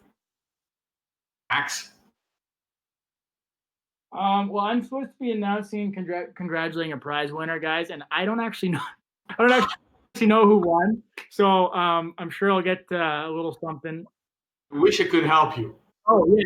So Sorry, right? I guess. I mean, is this live or what? People across Canada? This is live. I've already announced it, so we're good. Congrats. Like I said, I was a little bit upset I didn't receive my watch, but it's okay. I guess I can just go to the Apple store one day. Congratulations. We'll turn it over to Chris now.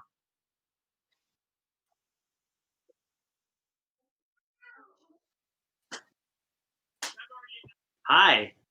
Yeah, well, that's so nice. I got to hear Max and Seb talking earlier, and Sebastian Sasso is actually one of the first people that I met coming out of the Olympics that were training with diabetes too. And we got to connect and do one of our experience programs together, hiking up the Grouse Grind. And we are going to try and get you guys active right now, because every time we get active, we get to check and see. Oh, there we go. Just check and see what our numbers are. And I think at 7.7, it's ready for a little bit of activity. So if you guys want to jump up and join the challenge with me, right? This is my daughter Stella. This is my daughter Stella. This is my wife Angie. And we are going to get your blood pumping a little bit, because getting some exercise is super good for all of us as we're managing our diabetes. And we're going to do some toe taps here. When I was training, this type of exercise would help me to figure out what trend was happening. My blood sugars are going to go down during my workout, or if they're going to come up. Now, what we're going to do is some frog squats here. So do some frog squats with me and come up.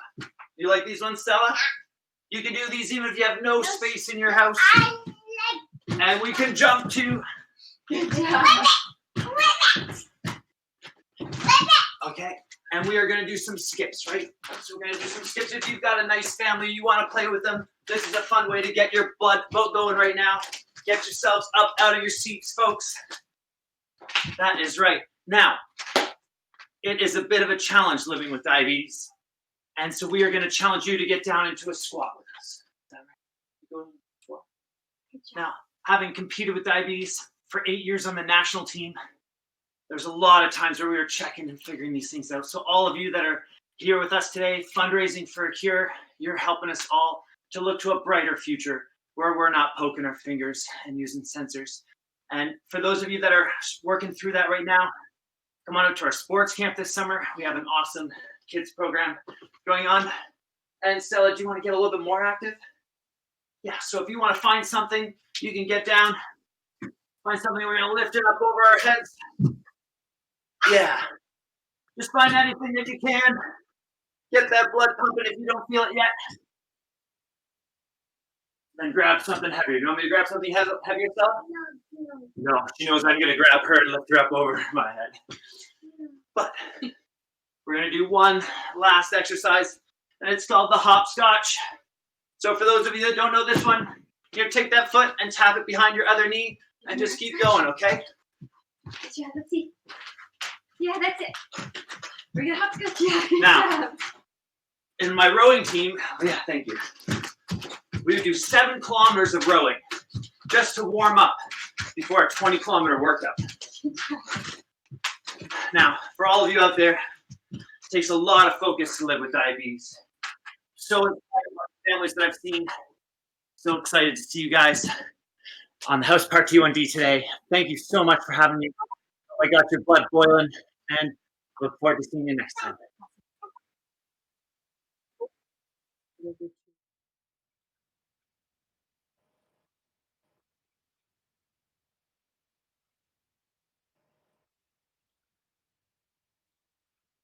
Hey, it's Chef Matt Pennell here from Moncton, New Brunswick.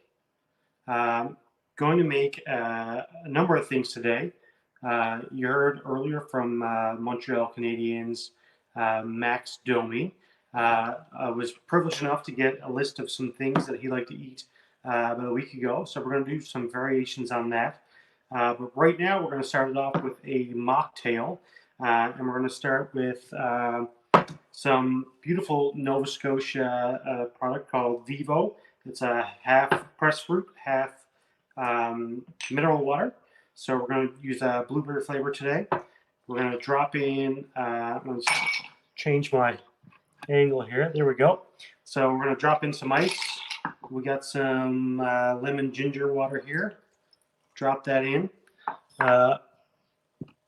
Here we go. And we're going to drop in some lemon and some mint. We're going to muddle that up. And then we pour the beautiful Vivo blueberry. Beautiful stuff. So during the next hour or so, I'll be making, like I said, some takes on some of Max's favorite stuff. So we got a take on hummus. So I'm going to do a spicy sweet potato hummus with some various veggies. And we're going to do some crispy skin chicken, but we're going to do a burrito bowl style. So we got some black beans, we got some rice, we got lots of fresh herbs and aromatics going on there. So that's what I'll be doing for the next little bit. So honored to be here today, showing you some great recipes, some great healthy recipes that you can try at home. And I believe that on the website, there's going to be my recipes are going to be posted. So make sure you check that out, and I'll be posting them as well. Right now, I'm going to enjoy this delicious mocktail. That's good. That's refreshing. So I'll show you some prep. So for our hummus, I've got, whoa, man down. I got some sweet potato. I got some chickpeas, some garlic, some lemon juice, some tahini, fresh garlic, and some chili peppers. We're going to get that in the blender, get it all blended up. My camera just took a major dive. Hopefully it's not broken. So yeah, we're going to get that in the blender, get it all blitzed up, nice and good. And then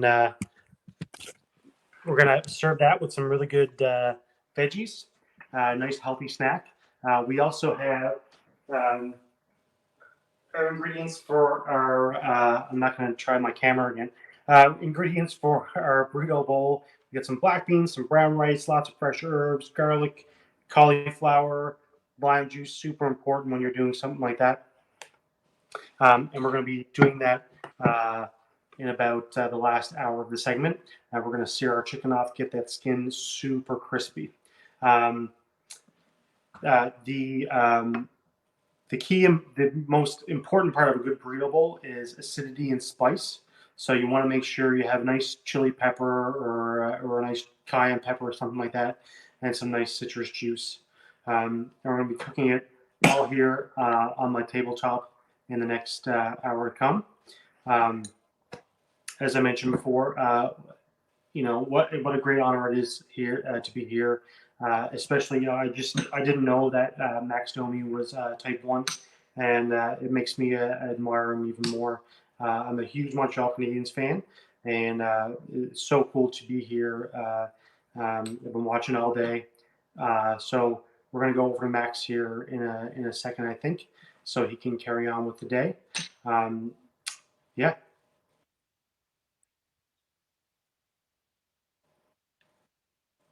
See you soon. Wow, how good does that look? Thank you so much, Matt. I wish I was there to try it. I cannot wait to see how that'll turn out. I'm honestly getting starving just watching. I cannot wait to eat that. Okay, I am pleased to throw it to our staff team from Alberta and the Prairies region, and Paul Levine from Ontario, who has been a member of the JDRF family since 1976 as a spokesperson and volunteer. He's here with Erica Thompson, Community Engagement Specialist at JDRF for Central Canada. Over to you guys.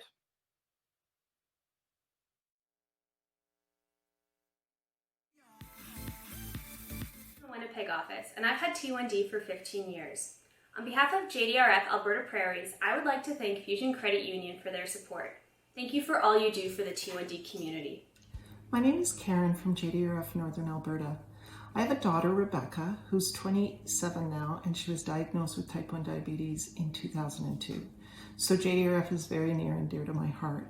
Today I'd like to say a very special thank you to our ambassadors from Alberta and the Prairies. Without their help, we wouldn't be where we are today. Thank you for getting involved in the JDRF House ParT1D for a cure and raising funds and awareness. We look really forward to seeing you soon, and stay safe. Thanks again for all you do. Hi, my name is Pam and I work in the JDRF Calgary office. I would like to send a special thank you to our friend and corporate partner, Aaron McCallum and Tim Hortons. Thank you, Aaron, for all you do for the T1D community. We are so thankful for your support, and we look forward to working with you again soon. Hi, I'm Renee from the JDRF Edmonton office, and I'm here to send a special thank you to our Saskatchewan corporate supporter, Legacy Cooperative, and our in-kind partner, PharmaSave. Thank you so much for all you do and in helping us turn type 1 into type none. Thank you. Hi, it's Katie from JDRF from Calgary. I just want to say a quick thank you to our in-kind sponsors and partners from Alberta, Saskatchewan, Manitoba, and Northwest Ontario. We thank you, we miss you, and we can't wait to work with you again next year. Thank you so much for all you do for the JDRF and type 1 community. Hi there, I'm Kelly Gassman from the Winnipeg JDRF office. I want to send a special thank you today to our friends and corporate partner, Dr. Anthony and Melanie Wiens of the Dr. Anthony Wiens Medical Corporation. Thank you for all that you do for the T1D community living out in Dauphin, Manitoba. Additionally, we are so grateful to the Winnipeg Goldeyes Field of Dreams Foundation for their support of children living with type 1 diabetes throughout the province of Manitoba. Thank you. Hello, my name is Melanie and I am from the JDRF Saskatoon office. My daughter Samantha was diagnosed with type 1 diabetes 6 years ago at the age of 12. On behalf of JDRF and my family, I would like to thank our wonderful corporate sponsors, Saskatchewan Lotteries and the Prairie Junior Hockey League, for their continued support over the years to the T1D community and for helping us turn type 1 into type none. Thank you. Hi, I'm Tammy from JDRF Edmonton. My daughter Leanne was diagnosed with type 1 diabetes when she was 5. On behalf of our team and my type 1 family, I want to send a huge thank you out to our friends and corporate supporters at Pure Orthodontics, Alberta Cloth, Mojo Photo Booth, and Avis Budget for helping us turn type 1 into type none. Thank you so much for all your support over the years. Hi, Paul. Hi, Paul, and welcome to the House ParT1D. Wow, Paul, we know you've been going on 50 years living with type 1 diabetes, and in fact, in 2 days, it will be your 50th diaversary. Congratulations. Paul, if you can tell us a little bit about what's changed for you in the world of type 1 diabetes within these 50 years. Yeah, I got one in particular that I like to talk about.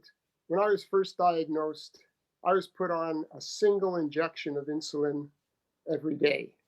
Within about 2 weeks, I had to go on a second injection. And over the years, that's been raised to 3, 4, and sometimes even 5 injections a day. Then 22 years ago, I started using an insulin pump, and that made a world of difference. Now, since then, I've been on I only have to stick a needle in me once every 3 days. And the pump does other things for me as well. Like it does all the math for figuring out the dosages of insulin that I require. So that's really a big improvement that's changed my life in a major way. Absolutely. Those are incredible advancements in the world of type 1 diabetes. So, Paul, you've been an important member of the JDRF community since 1976. You've been a mentor, an advocate, a multi-year walk participant, a research information volunteer, an ambassador, and even a volunteer who sold garage bags out of your own garage in order to raise money for T1D. And now you're here speaking to many Canadians across the country. What message would you like to say to everyone who's watching and partying today? Well, I just want to say thank you. First, to everyone who is participating here. And by participants, I think the majority are fundraisers.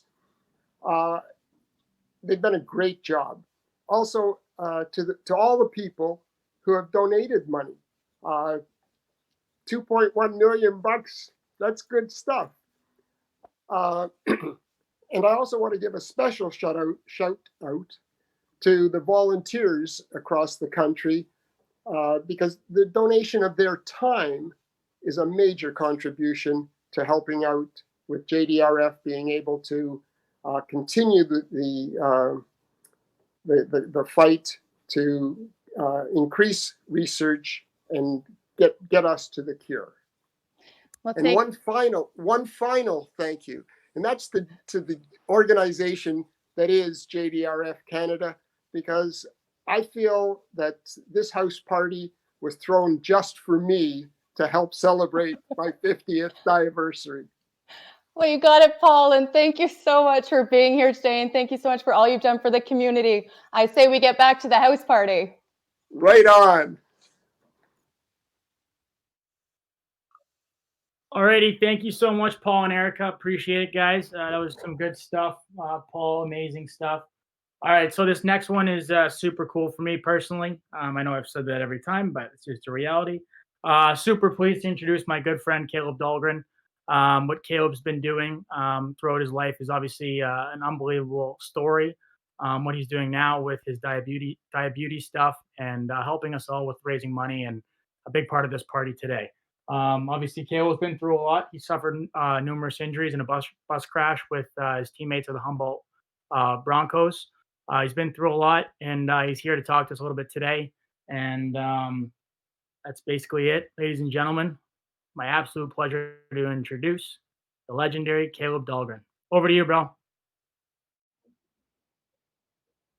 Hi, everyone. It's Kaleb Dahlgreen here. I'm here with my dad, Mark, my girlfriend, Paige, and our dog, Murphy. We're going to do a challenge. So everyone, please grab a piece of wall in your house, type 1 and non-type 1 as well. Everybody try to grab a wall. We're going to do a wall sit here. All right. So we're going to drop down and have our knees at 90 degrees. And we're going to do wall sit for 116 seconds. So this wall sit helps simulate what it feels like to have shaky legs for me. I got my two contestants here. The deal is with the wall sit, if you can hold this for 116 seconds, donate $16 to my page at JDRF. If you can't, say hold it for 96 seconds, donate the time. Oh, we got a good one already shaking. Donate the time that you got. So say 96 seconds. For every 1 second that you didn't get to 116, oh, we got one out. All right. We still got a minute 20 left here, folks. Your legs are going to start shaking. You got shaky legs, my dad. This is how it feels for me as a type 1 diabetic to have a low blood sugar. Murphy looks pretty content here. So yeah, we're doing good though. I think the big thing for type 1 diabetics, non-type 1 diabetics, is kind of put yourself in a situation and how we feel. For me personally, when I experience low blood sugars in hockey, my legs feel dead. They feel tired. They feel shaky. And so this is a great way to stimulate kind of how it feels.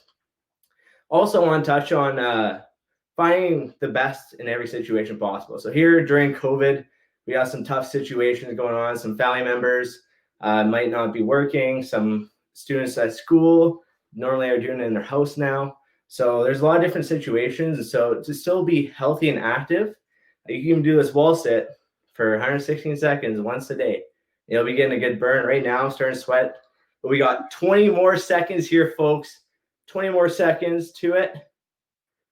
Once the buzzer goes, we'll have a quick little break and shake out your legs, grab some water, and thank you for taking part of my challenge here. It's been a really short time, but a blast. So continue watching the house party, and I'm really looking forward to it.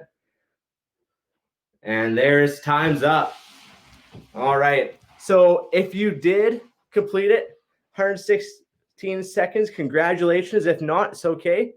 Please donate to my page. You can find it on social media, any channel, Twitter, Facebook, Instagram, Kaleb Dahlgreen, Kaleb Dahlgren. That's Instagram, Twitter, Facebook. I have the post up there. Just scroll down and try to find it there. And thank you for tuning in. Really appreciate it. Let's have a good house party, everyone.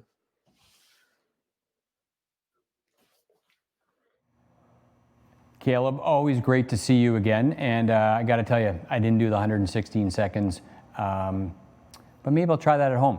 Anyway, I just wanted to say it's always amazing to see you. I remember meeting you after the accident, and from that moment on, I've been a huge fan. So thank you so much. And now we're going to flip it over to Matt and see what's going on in the kitchen.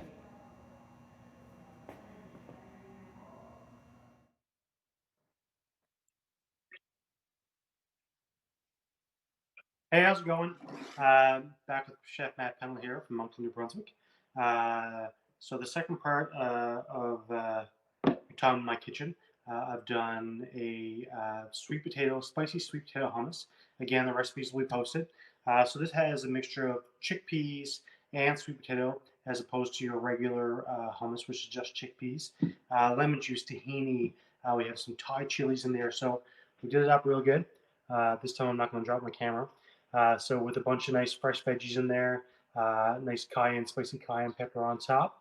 And we're going to top it off with some olive oil. And you should be good to go.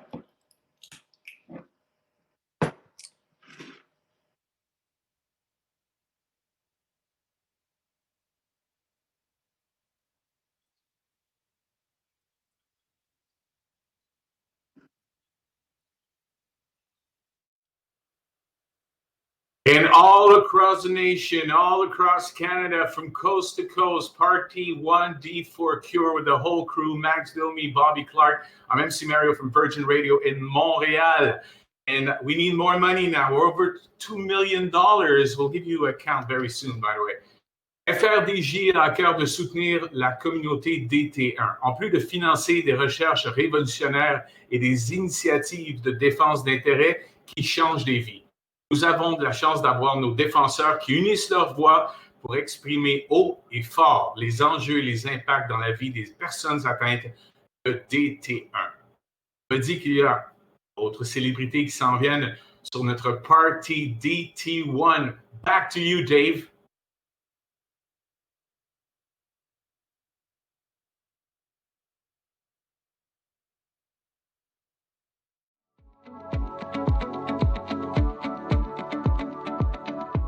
One of the times that is the most scary for us is night when we're sleeping.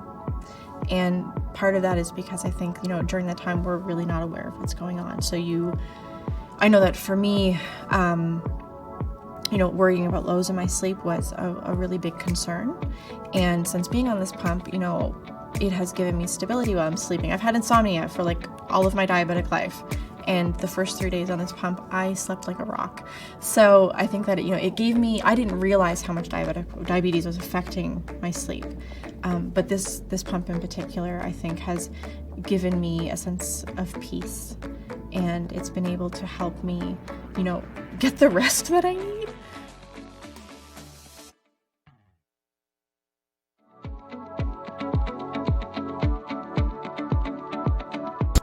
Le premier aspect, je pense, c'est le mode automatique qui donne une tranquillité d'esprit, qui agit un peu comme un ange gardien au niveau de la fluctuation de nos glycémies et tout.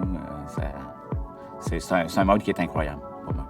Je pense que c'est l'aspect principal avant toute chose.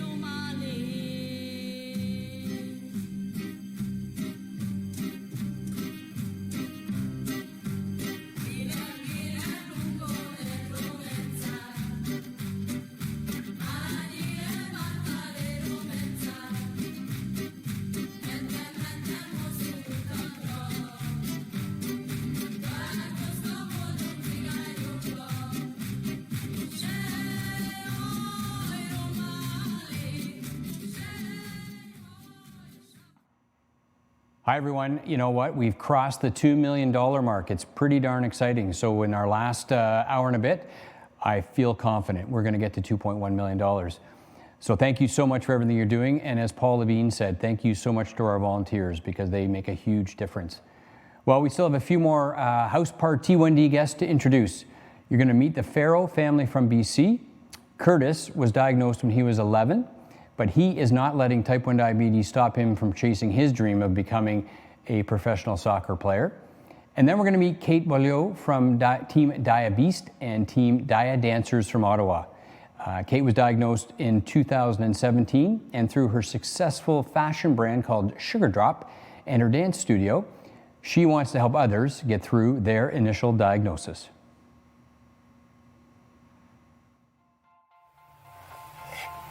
Hello, my name is Grace. Hello, I'm Bobby.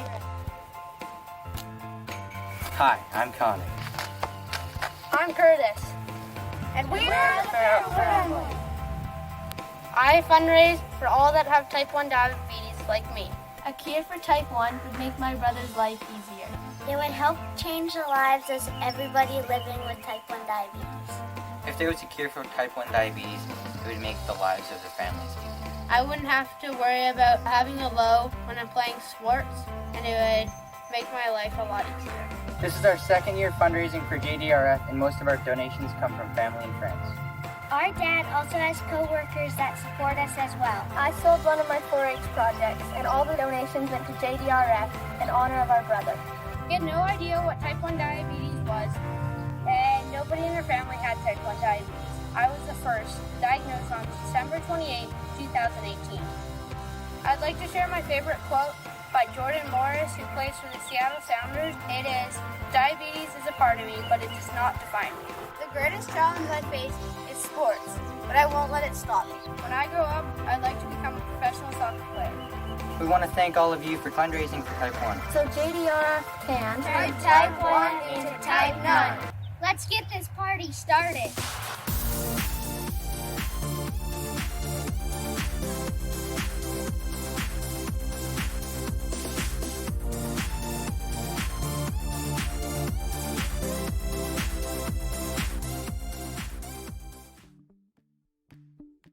Hi, I'm Kate from Sugar Drop Sweetwear, and I was diagnosed 3 years ago with type 1 diabetes. And throughout my T1D journey, I've helped fundraise for JDRF. I've participated in JDRF's annual walks every year, and my dance studio and I last year did a fundraising event called Dance for Diabetes, and we raised $22,000 for JDRF. The JDRF House ParT1D is very important to me since I'm a JDRF Youth Ambassador, and I want to do anything to help find a cure for type 1 diabetes. Thank you to all the type 1 families and friends participating today across Canada. I love seeing all your creative ideas. Also, thank you for donating to this event. Every dollar matters, and your support means so much to those living with type 1. Although we can't be together on our annual walk, this is a fun and different way to get involved and be a part of the amazing type 1 diabetic community. The type 1 diabetic community is the best community, and I'm so thankful to be a part of it. This year, I was a part of 2 teams, the Dia Dancers and the Diabeasts. Everyone on the Diabeast team was type 1 diabetic, and we did a cooking challenge together. My Dia Dancers team got to perform some moves, so for me, I got to do my 2 favorite things, cook and dance. Thank you to all the sponsors and the donors. Without you, this event could not have happened. You can continue to donate today and help further research on finding a cure for type 1 diabetes by visiting www.jdrf.ca. Together, we can turn type 1 into type 9. I hope everyone has the best time at the JDRF House ParT1D event. Bye!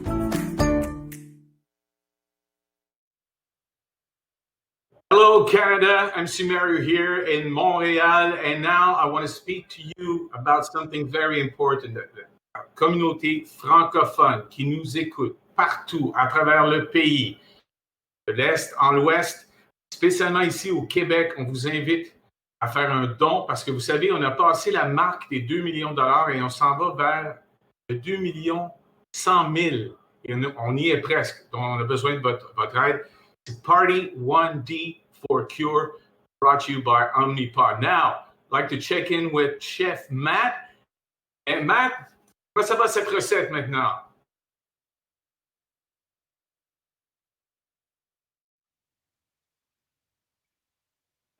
Hey, how's it going? We're on our next step of our little cooking demo today. We have, I'm going to pick you up, Canada. We have some black beans, some brown rice, lots of fresh herbs. We're going to make a nice burrito bowl with that. We got our chicken here. We're going to get that all seasoned up with our nice rub. And we have some avocado and some organic low-fat yogurt. We're going to make a nice avocado crema with some lime juice. For those of you watching, you can head on over to my Facebook page or anywhere and donate and help us raise money for better cures and treatments. Pumped to be here today. I'm going to get cooking. I'm going to get this chicken all nice and seasoned up. Get it ready for the pan. Stay tuned, and we'll see you soon.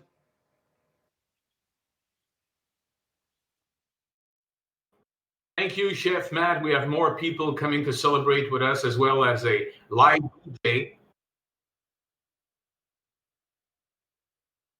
DJ Hot will be with us, OK? D'autres personnes se joindront à nous pour célébrer et nous allons faire danser avec DJ Haas. Maintenant, I'd like to introduce the Ergot family from Humboldt, Saskatchewan. Aileen Ergot was diagnosed in 2005 at the age of 23, her twin daughters, Aaron and Jordan. Sorry, I'm reading, just got that. Were diagnosed in the same day in 2016 at the age of 26 months.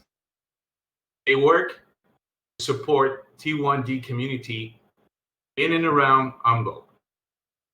We also have Juliette Benoit joining us from Repentigny, Quebec, one of JDRF's incredible advocates. Here's the video.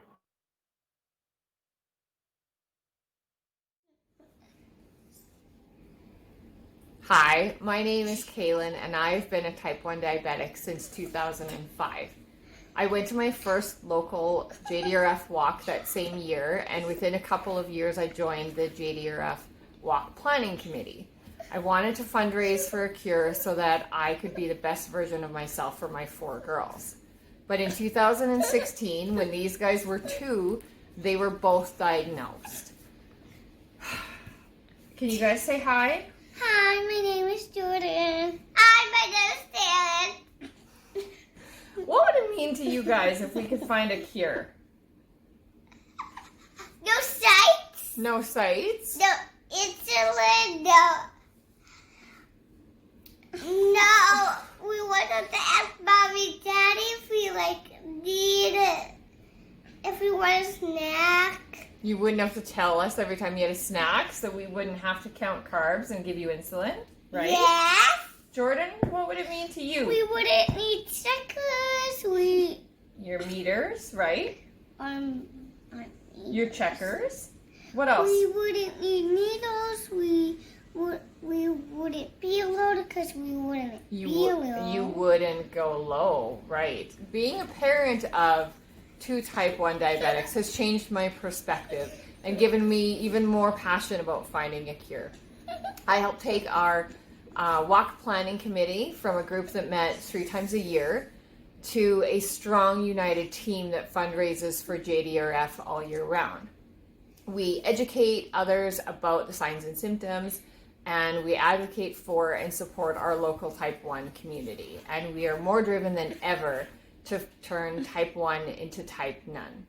I'm so thankful to JDRF for all of the connections that I've been able to make through them and for all of the advancements they've made towards finding a cure. Thank you guys so much for joining us today at JDRF's House ParT1D for a cure. Goodbye, be brave. Be Goodbye. brave. Goodbye. Goodbye, be brave.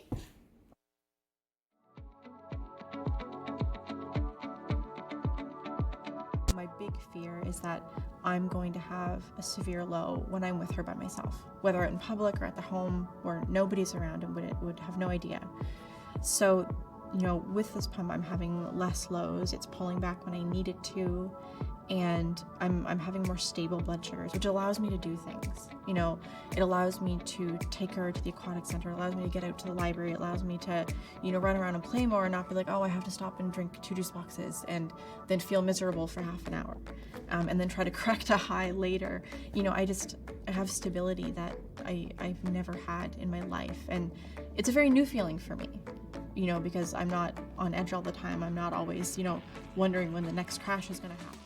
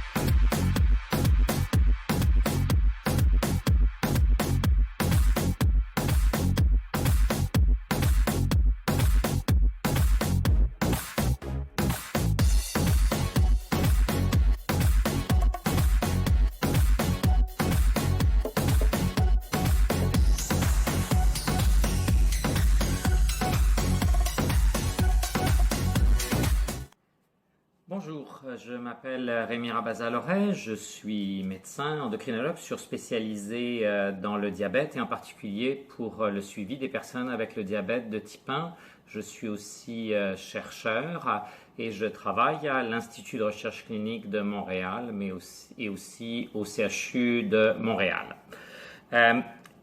L'idée aujourd'hui, c'est de vous accueillir dans mon salon pour parler un petit peu de ce que nous, on fait. On assure le suivi à l'Institut d'à peu près 500 patients qui vivent avec le diabète de type 1 et on fait de multiples projets de recherche qu'on appelle de la recherche clinique, c'est-à-dire avec les sujets humains. Et le cœur de notre recherche est d'essayer de mieux comprendre ce qui prédispose à l'hypoglycémie, comment on peut prévenir l'hypoglycémie, comment une fois que malheureusement elle survient, on pourrait mieux la traiter. Par exemple, les hypoglycémies qui surviennent à l'occasion d'activités physiques, mais aussi celles qui surviennent malheureusement sans que des fois on arrive à comprendre exactement pourquoi. Le diabète de type 1 a toujours été quelque chose qui a retenu mon attention, mais avec les années et surtout avec l'arrivée de la technologie, la lecture en continu de la glycémie, la capacité de pouvoir coupler ça avec les pompes, mon intérêt a vraiment énormément augmenté ces dernières années et maintenant ça représente largement plus que la moitié de mon activité de médecin et quasiment 100% de mon activité de chercheur. Pour la réunion d'aujourd'hui, j'ai reçu un certain nombre de questions et une des plus importantes qui revenait fréquemment, c'était est-ce que les gens qui vivent avec le diabète de type 1 sont plus à risque d'attraper la COVID-19? La réponse sur les données actuellement disponibles est non. Il n'y a pas moins ou plus de risques quand on vit avec le diabète de type 1 d'attraper la COVID-19. Il y a un gros mais qui est que si on l'attrape par contre, il reste possible, les études sont très discordantes, certaines études disent qu'il n'y a pas de risque, d'autres études disent qu'il y a un peu plus de risque, que ça évolue défavorablement. Quand on veut dire évoluer défavorablement, par exemple, c'est le risque de devoir être hospitalisé, si on est hospitalisé, d'avoir peut-être besoin d'aller aux soins intensifs. La recherche est extrêmement intensive dans ce domaine-là et nous, on en fait aussi au travers du registre Better qu'on a au Québec pour essayer de mieux comprendre comment les nouvelles thérapies et les nouvelles technologies réduisent le risque d'hypoglycémie. Et d'ailleurs, en fait, je voudrais terminer ce petit moment avec vous en parlant de tout cet avenir, toutes ces choses qui changent les choses. Les dispositifs de lecture en continu de la glycémie sont définitivement des outils qui aident les patients à mieux contrôler leur glycémie, à éviter les hypos, à éviter les hyperglycémies. Et on a beaucoup d'espoir que la combinaison de ces nouvelles thérapies et de ces nouvelles technologies va énormément aider les patients dans les prochaines années. Merci beaucoup. Merci, Juliette et Rémi. You are incredible people. And thank you to the Hergott family. I remember meeting you on one of my trips across the country. Well, it's almost time for my head shave, and I must admit I'm getting a little bit nervous, but I'm in a barber's chair, and it's going to happen. So I've never been bald before, but we still got a little bit of time, so we're going to head to Matt and see how things are cooking in the kitchen.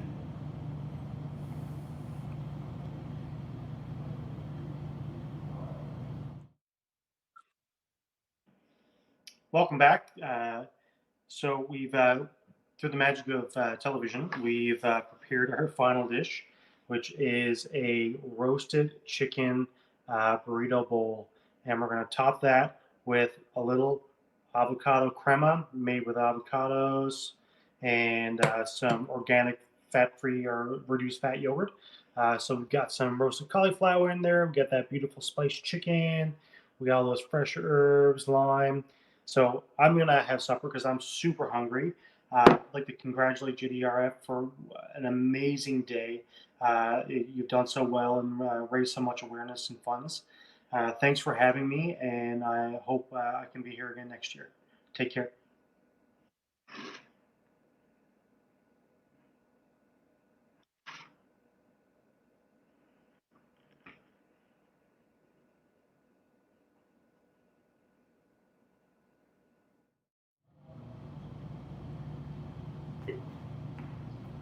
Hey, MC Mario. Hello, Dave. How are you? I'm great, and you? Amazing day. Yeah. Could this be the last hour? This is the last hour. We're officially in the last hour. Yep. So, Mr. President, we're almost there. at 2.1 million, I believe. We're almost there, but we need everyone to jump in for the last hour now, don't we? But we need everyone to jump in for the last hour now, don't we? You're absolutely right. We're in the home stretch. We're well over $2 million, but let's keep going because it's going to help make things happen. Absolutely. I'd like to congratulate Danica Linde from Kelowna, the Kelowna team.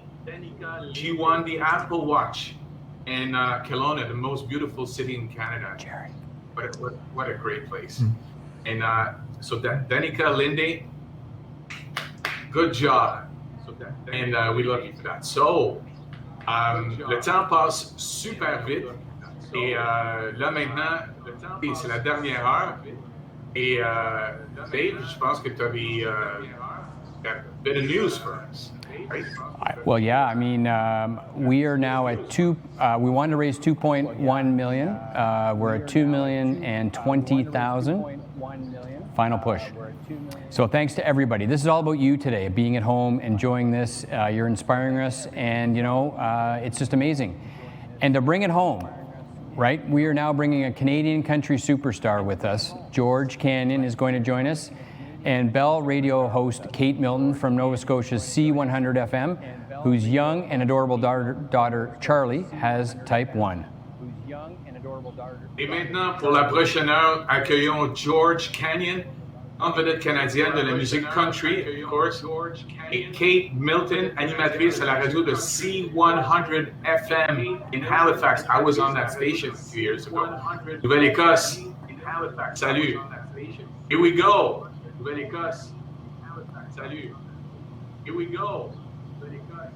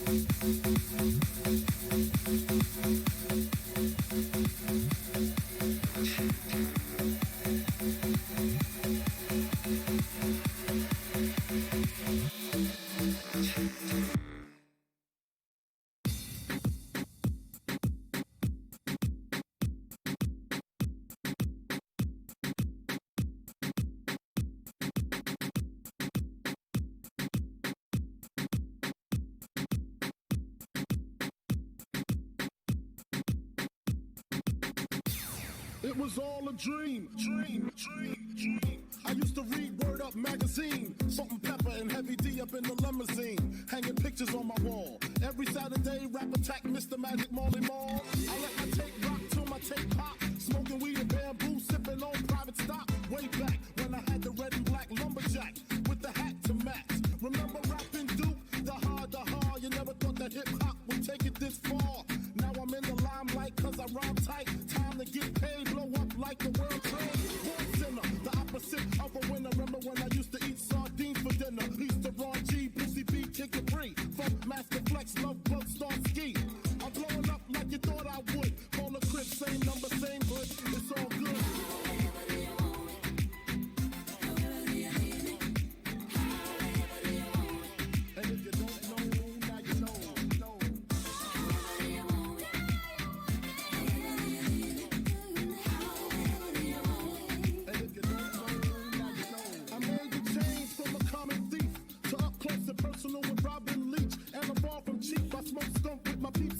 Spread love, it's the Brooklyn way. The Moet and Alizé keep me pissy. Girls used to diss me, now they write letters 'cause they miss me. I never thought it could happen, this rapping stuff.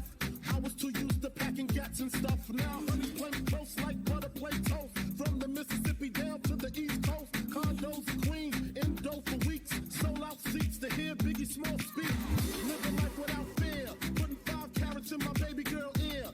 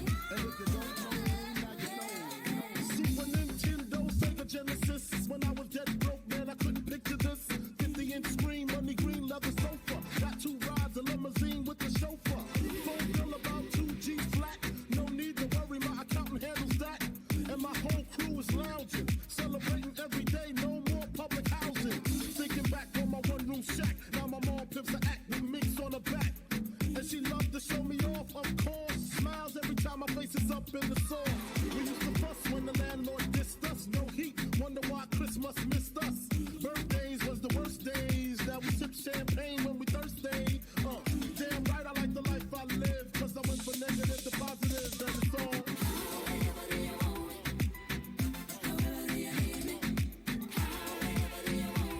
And if you don't know, now you know.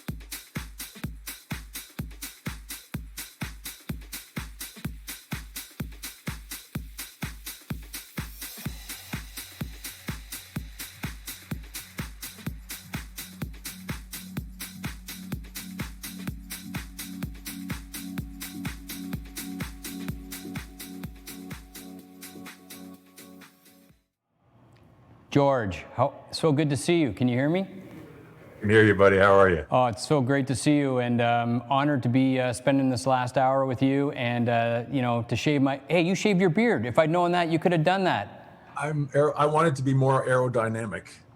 Built for speed, you are.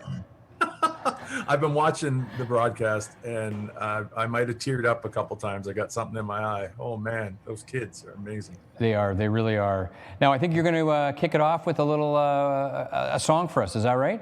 Yeah, sure. That'd be awesome, George. Here we go.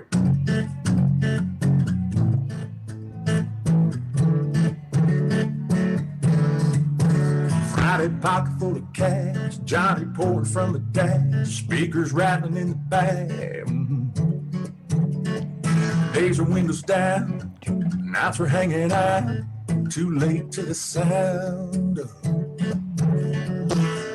Ooh, we were up and down the block line, ooh, yelling, hey girl at the stoplight. We were catching blue skies, hiding under cheap sunglasses. My, them tan lines had 4 wheels back in. So damn easy just to fall in love. We were having fun, chasing the daughters of the sun.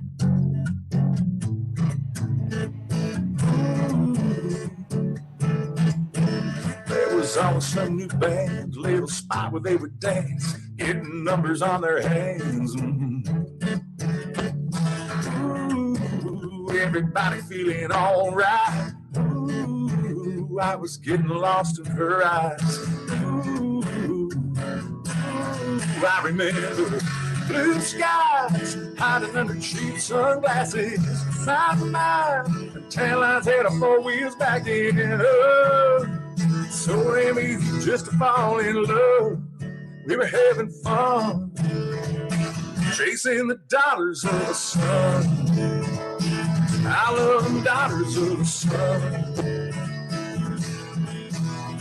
Summer slipping through our fingers. Let's pretend there's no September.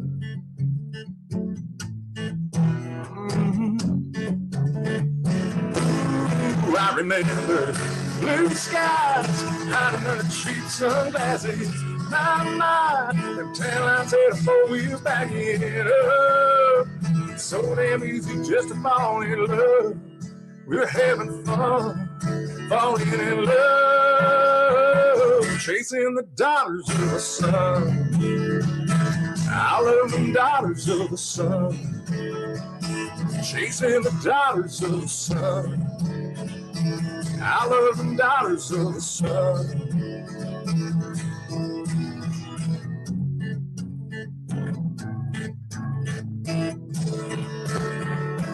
Chasing the daughters of the sun. Oh, George, you're so talented. You're so kind, and you have hair for now. Yeah, that's right. I'll be built for speed shortly. Look, this hour is being brought to us by Dexcom, and they keep advancing critical glucose monitoring technologies. And yeah, you're the best, man. G6 all the way, baby. Well, look, we are amazed at how fast the day has gone by. We're so glad that you are here, and I think we need to roll the teleprompter down, because I think I'm actually. It's just that's what we're doing now. We're live TV, George. We're learning a lot today, right? Just me and you? Just me and you at this point, I think, yeah. So, yeah. Where'd MC Mario get off to? We're not sure, yeah. No, it's just, But look, I'm going to thank some amazing teams on behalf of JDRF Canada's Eastern region right now. And I'm going to start out on the Rock in St. John's, Newfoundland, where the top local team, Graham's Growlers, surpassed their goal. So keep on growling, Graham.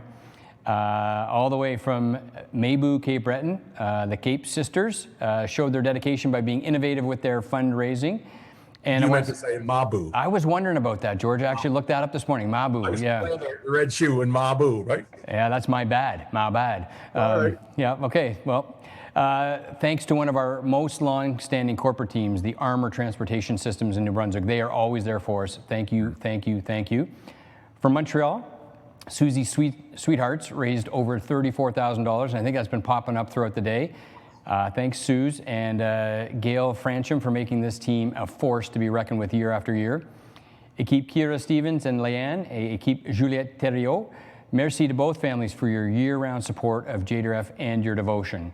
And we want to welcome all new teams, because this is, if you'd been diagnosed last year and we couldn't hold our walk, thanks for being here today. And congrats to Christina Marie Mulkandani. What a remarkable first year with over $11,000 raised to date. And, of course, Canada's capital. A huge shout out to the Emery family in Ottawa and their Team Maya's mission. So we're grateful for your devotion and commitment to JDRF, and we're grateful for everybody, because it all makes a difference. And thank you, merci. And, now, George, I think I'm going to turn it over to you to share a few words about, your life with Type 1. Thanks, Dave. I really appreciate getting to be here. Je suis content d'être avec vous. And je parle en français un petit peu, mais je parle anglais much better. So we'll stay with the English, if you know what I'm saying. Really looking forward to this hour. This has been something we've been working on together. I'm a very small part of it, but I've been so excited for this coming up. As a Type 1 diabetic of 36 years, I know that's hard to believe. I got diabetes when I was 14, and I turned 50 this year. And you know what? The JDRF has always been there. It's always been a vital part. In fact, I was actually a national spokesman before the whole kind of ambassador thing came into place, and I always will be until the day I die. I think every Type 1 diabetic definitely is a national spokesman and ambassador for the JDRF and the work that all of you guys are doing. Not just to find a cure. Lots of my buddies say, oh, well, the JDRF, they just research for a cure. But they don't. They do research for treatment methods, i.e., my CGM, my Dexcom G6, my Omnipod. I'm a podder for all you podders out there.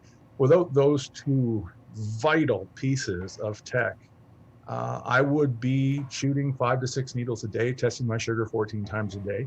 And I don't know if you knew this, Dave, I only test my sugar on this hand. Really? For 36 years, I've only tested on this hand, not this hand. Can you guess why? I'm thinking it's how you play the guitar.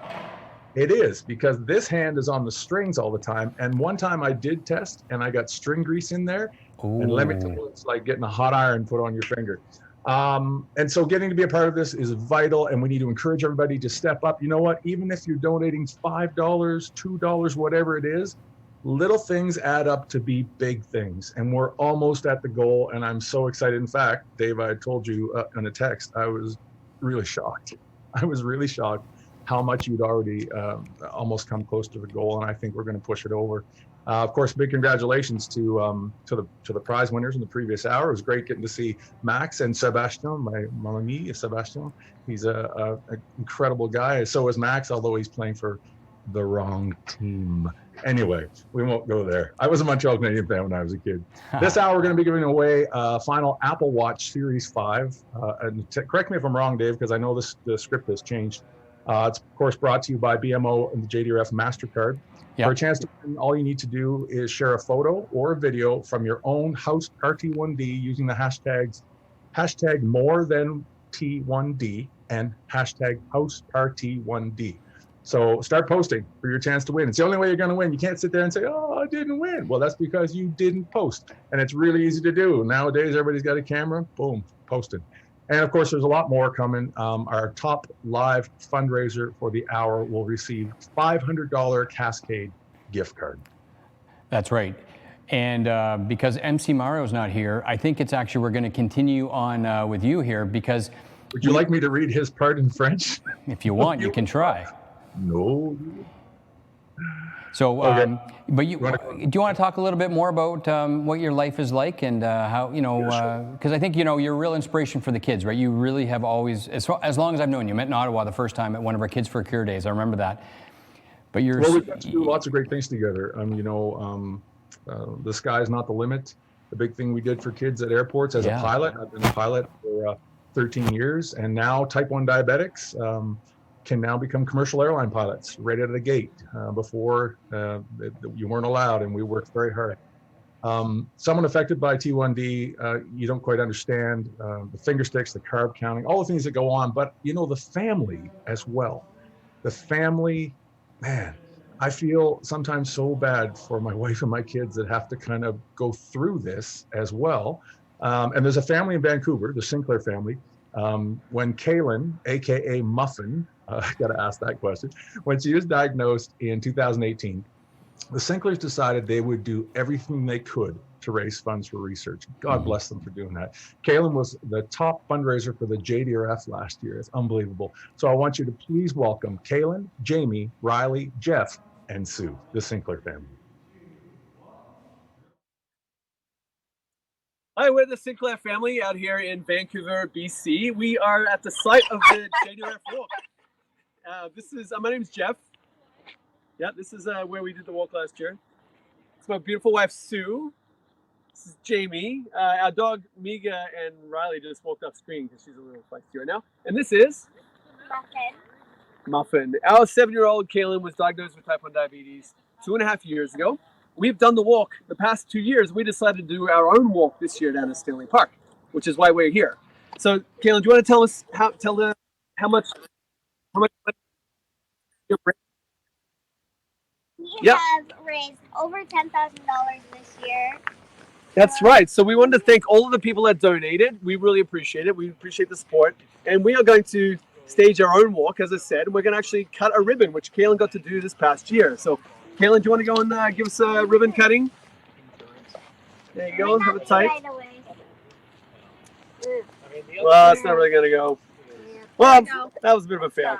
So last year, we also got a letter because Kaleb was one of the top fundraisers, the top fundraiser in BC. We got a letter from Max Domi, and we got something else. Kaleb, what did we get? We got a signed. That's right, a Montreal Canadiens puck. Pretty cool. So, Jamie, can you tell us a little bit about some of the things we did to raise money? Well, to raise money for JDRF, we've sold Team Muffin bracelets by donation. We have raised money by selling drinks at soccer games, and mostly our main donations came from sending out a lot of emails. That's right. It took a lot of work there. And Riley, we got to meet somebody this year who has type 1 diabetes. Can you tell us a bit about that? Yeah, so we got to meet Andy Rose. He's a professional soccer player for the Vancouver Whitecaps, and it was really cool seeing him. He has type 1 diabetes, and it just shows you that type 1 diabetes doesn't hold you back from anything. That's right. Now I'm going to hand it over to Sue, who's going to do a quick interview. So we're here to learn more about one of Canada's top JDRF fundraisers. Are you ready? Yes, I'm Okay, ready. this is a rapid fire interview. Muffin, Playmobil or Lego? Lego. Dogs or cats? Neither. Chinchilla. Paris or London? London. Okay. Juice or Dex Tabs? Dex Tabs. Awesome. YouTube Kids or Netflix? YouTube Kids. Okay. Camila Cabello or Bon Jovi? I have no clue who Bon Jovi is. What? How are you my child? Okay, when you grow up, do you want to be a farm owner or the Prime Minister of Canada? Why can't I be both? Well, I think you can. And lastly, this is the most important question. Type 1 or type none? Type none all the way. Awesome. All right, that's the Sinclair family in Vancouver signing off. off. So thanks again, everyone, for donating to Team Muffin. And yeah, we'll see you for the walk next year. Thanks, everybody.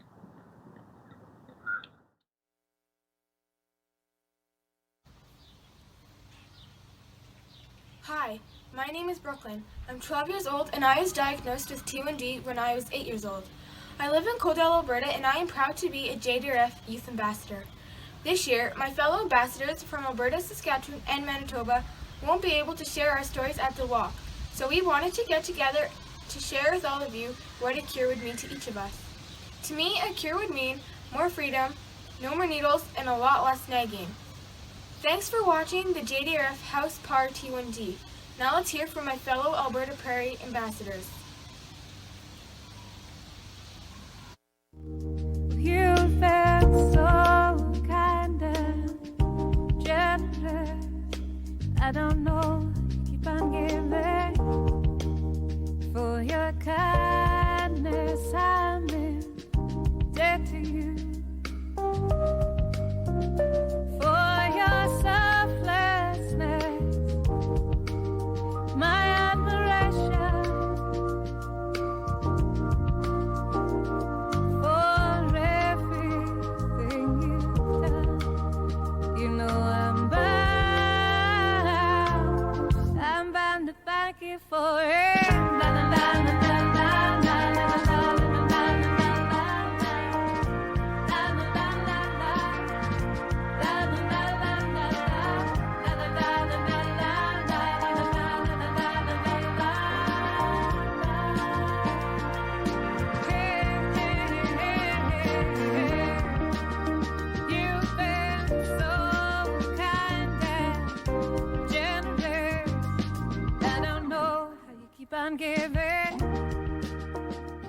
I'd like to say thank you so much to our sponsors that make my life in these tough times a little bit easier for everyone. I would just like to say thank you so much for them.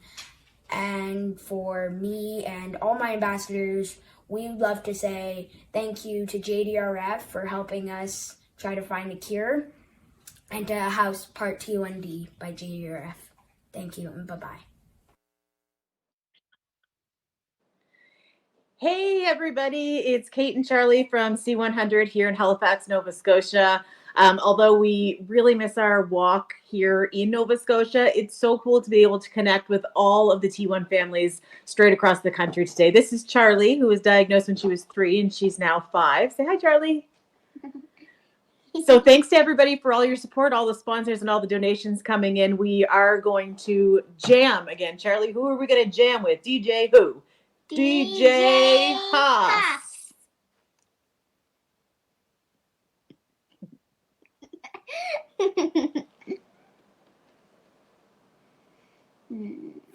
It was all a dream.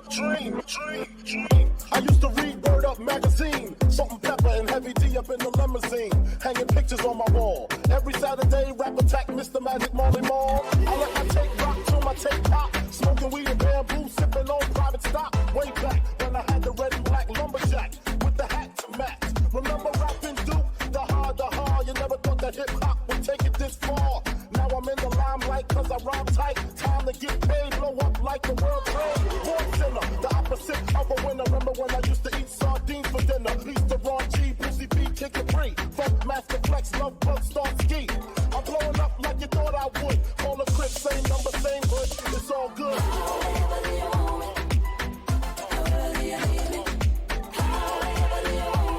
And if you don't know, now you know.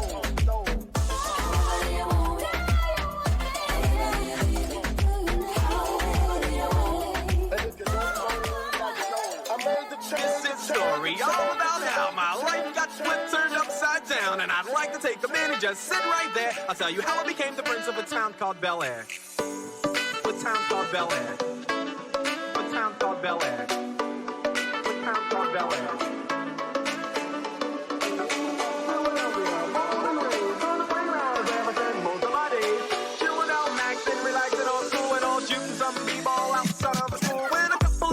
Who were up to no good, started making trouble in my neighborhood. I got in one little fight and my mom got scared and said, "You're moving with your auntie and uncle in Bel Air."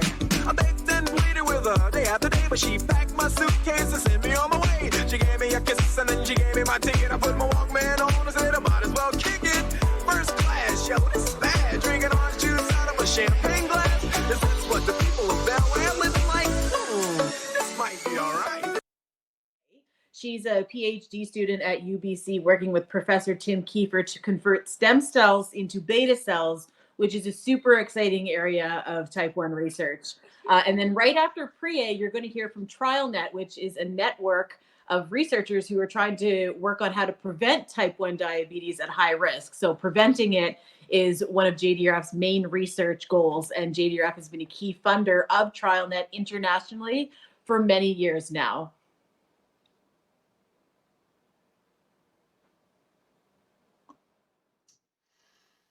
Hi everyone, my name is Priye and I'm coming to you live from Vancouver, BC.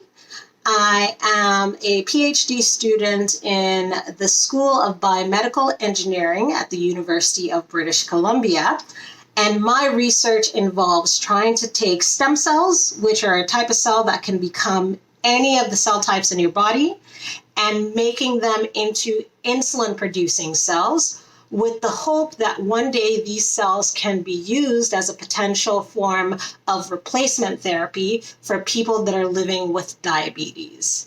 I just so happen to fall into the field of diabetes. I've always been passionate about science and problem solving, but really about 4 or 5 years ago when I got into working in the field of diabetes and with stem cells specifically, really I just fell in love with the work, and I'm really motivated by the potential impact that this work will have on the lives of people that are living with diabetes. I think that it would be a great honor and privilege to have something that's being developed in the lab be able to make such a huge impact on the lives of people that are living with diabetes and their loved ones and their family members. That to me is huge.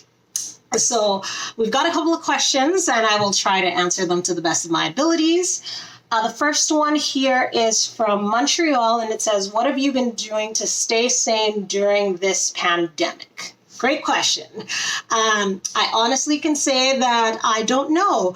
I don't consider that I have remained sane during this period. There's just so much going on right now with the world with COVID and racial inequalities, that it is just so much going on. And what I do like to do at the very least is practice gratitude, especially for little things. Forget about the really big things and, think about the fact that when I woke up this morning, there was food in the fridge. Or when I ran out of food, I had money to go buy food. So thinking about the little things and being grateful for them has really helped. But you know what? It's okay not to be okay, especially during this period. Just reach out to people and stay safe. Reach out to me if you want. We can be friends. I've got another question from, where's this? Calgary. And it says, "What makes stem cells turn into beta cells?" Great question. So I like to think of myself as sort of a traffic controller.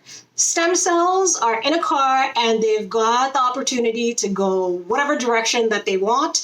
And as the traffic controller, I block all of the roads that I don't want them to go down. And I give them a little bit of juice and signals to go down one specific pathway that I want them to go. And when they get through that, they start to turn into these insulin-producing cells by going through different stages. I've got another question here says, what are some of the hurdles to getting stem cell-based therapies to the clinic? Very great question. Interesting point, too. I personally think that there is a lot of information, and in the form of all of these predatory stem cell clinics that claim they have cells that will cure any and everything that is wrong with you.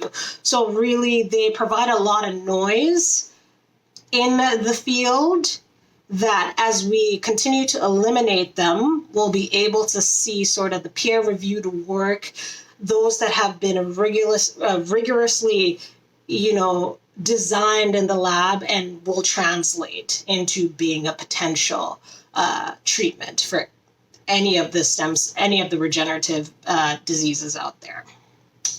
This was great. That seems like all the questions I've got, so I hope you enjoyed spending some time with me, and I will turn it over back.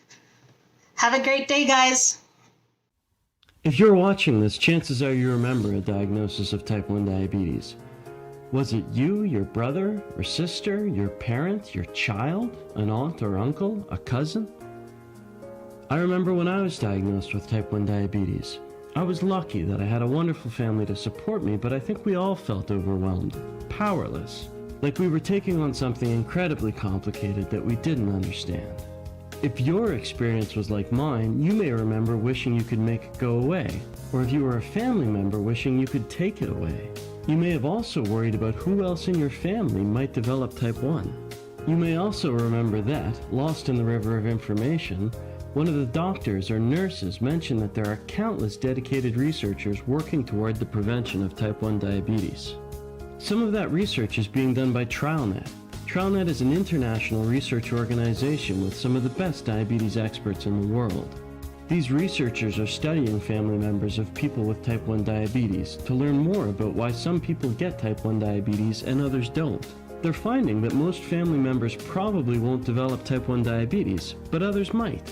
When they find a person who may be likely to develop type 1, and they can detect this years before symptoms appear, researchers want to understand what's different about their immune system that makes them more likely to get type 1 diabetes.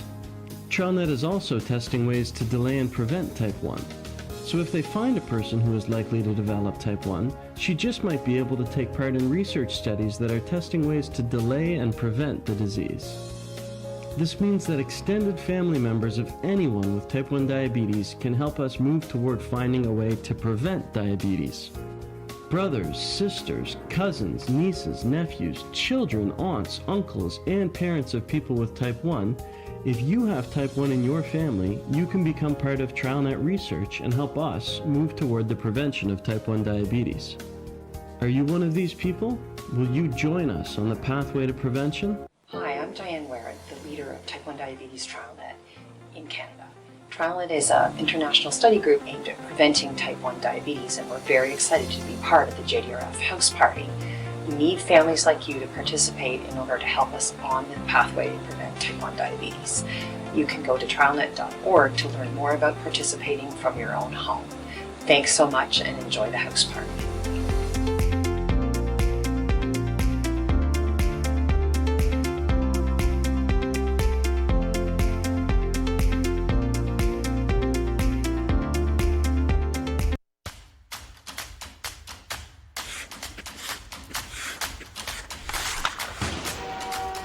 As a hockey player, I love alerts like this. And as someone with type 1 diabetes, I love the Dexcom G6 because of its alerts and alarms. Not only can I set custom alerts for my glucose levels, I can get an urgent low soon alert up to 20 minutes before a dangerous low. There's more peace of mind knowing it helps me avoid serious lows.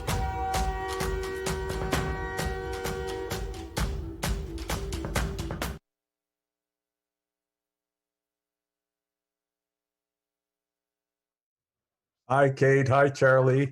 Hi, George. Aren't you guys amazed at these families we're hearing from? And it's great to see Charlie. I hope you're doing good, Charlie. Thank you. She's pretty excited to be meeting you. Oh, that's awesome. You know, we've got great sponsors that have come on board today, and it's the whole thing is just blowing my mind. Absolutely. And you know what, like I said when I first popped on, it's so hard that we're not going to physically be with all the other families this year at the walks, but how cool is it to be able to connect straight across the country? That's so cool. Oh, thank goodness for technology, eh? Yeah. Although we're learning a lot of new ones today as we go. We've got more special guests coming. I can't believe this. The roster is huge. Coming up, we're going to hear from a Canadian singer-songwriter that I'm a huge fan of, Rock Voisine. I've been so for a long time. And I'm going to get Samir Datini from Vancouver. So don't go anywhere, everybody. Yeah, and we also have something really fun to do with you, George. And I saved this as a surprise for Charlie too, because there's a little part in here that I think she might find extremely fun. Oh no. So you're going to sing another song for us, but we're going to leave it up to the viewers to pick what song you sing. Okay. Okay, so all the viewers right now, you are going to go to JDRF Canada's most recent Instagram story, and you're going to vote for what song George sings next. Now, here's your 3 choices. Are you ready too, Charlie? You ready, George? Your song choices are Slow Dance, I Believe in Angels, or the Fart Song. Oh!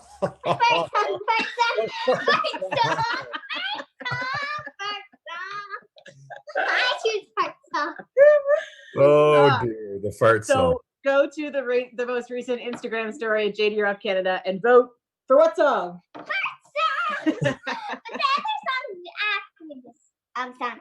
But I would say fart song. Get your vote on and then we'll come back and we'll do it. Okay, I'll go prepare. Okay, sounds good.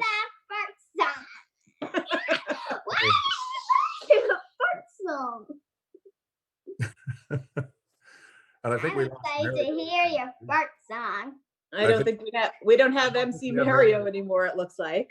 Yeah. Everyone, thank you for inviting me to join you for your Type 1 Diabetes House Party. My name is Sarah Guillemard, and I am the Minister of Conservation and Climate here in Manitoba. I am also the mother of 4 children, one of whom has been living with Type 1 diabetes for the last 17 and a half years. I want to offer encouragement to all the families out there who are living with Type 1 diabetes. I encourage you to continue your efforts to raise funds for research, to support other families who are walking the same path. Your efforts are going to pay off one day, and we will all celebrate a cure. À toutes les familles avec un enfant avec le diabète type 1, je vous remercie de nous avoir montré la vraie force chaque jour. Continuez avec vos efforts. Merci.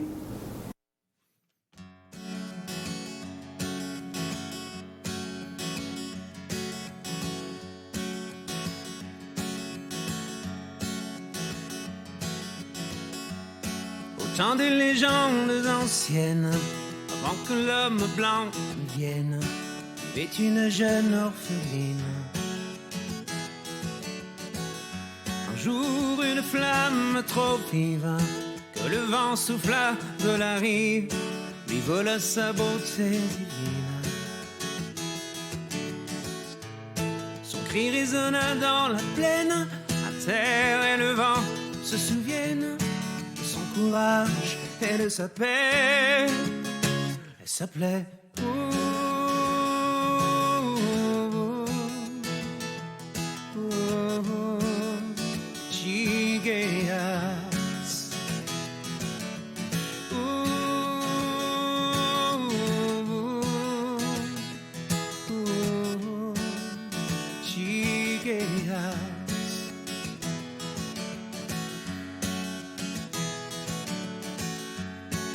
Dans un des villages voisins vivait un prince magicien qui la promesse impossible unir sa vie et son histoire à celle qui saurait le voir, lui que l'on savait invisible.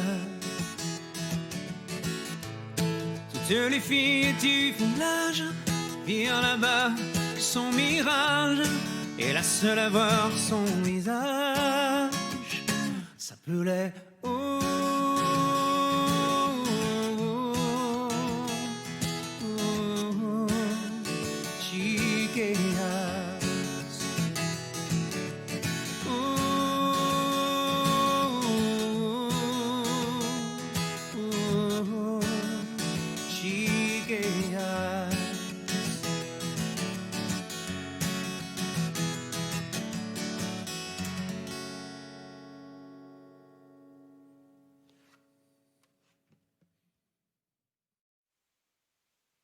Hi everyone, my name is Samri Dutani. I'm from Vancouver, BC, and I was diagnosed type 1 diabetes back in 2010.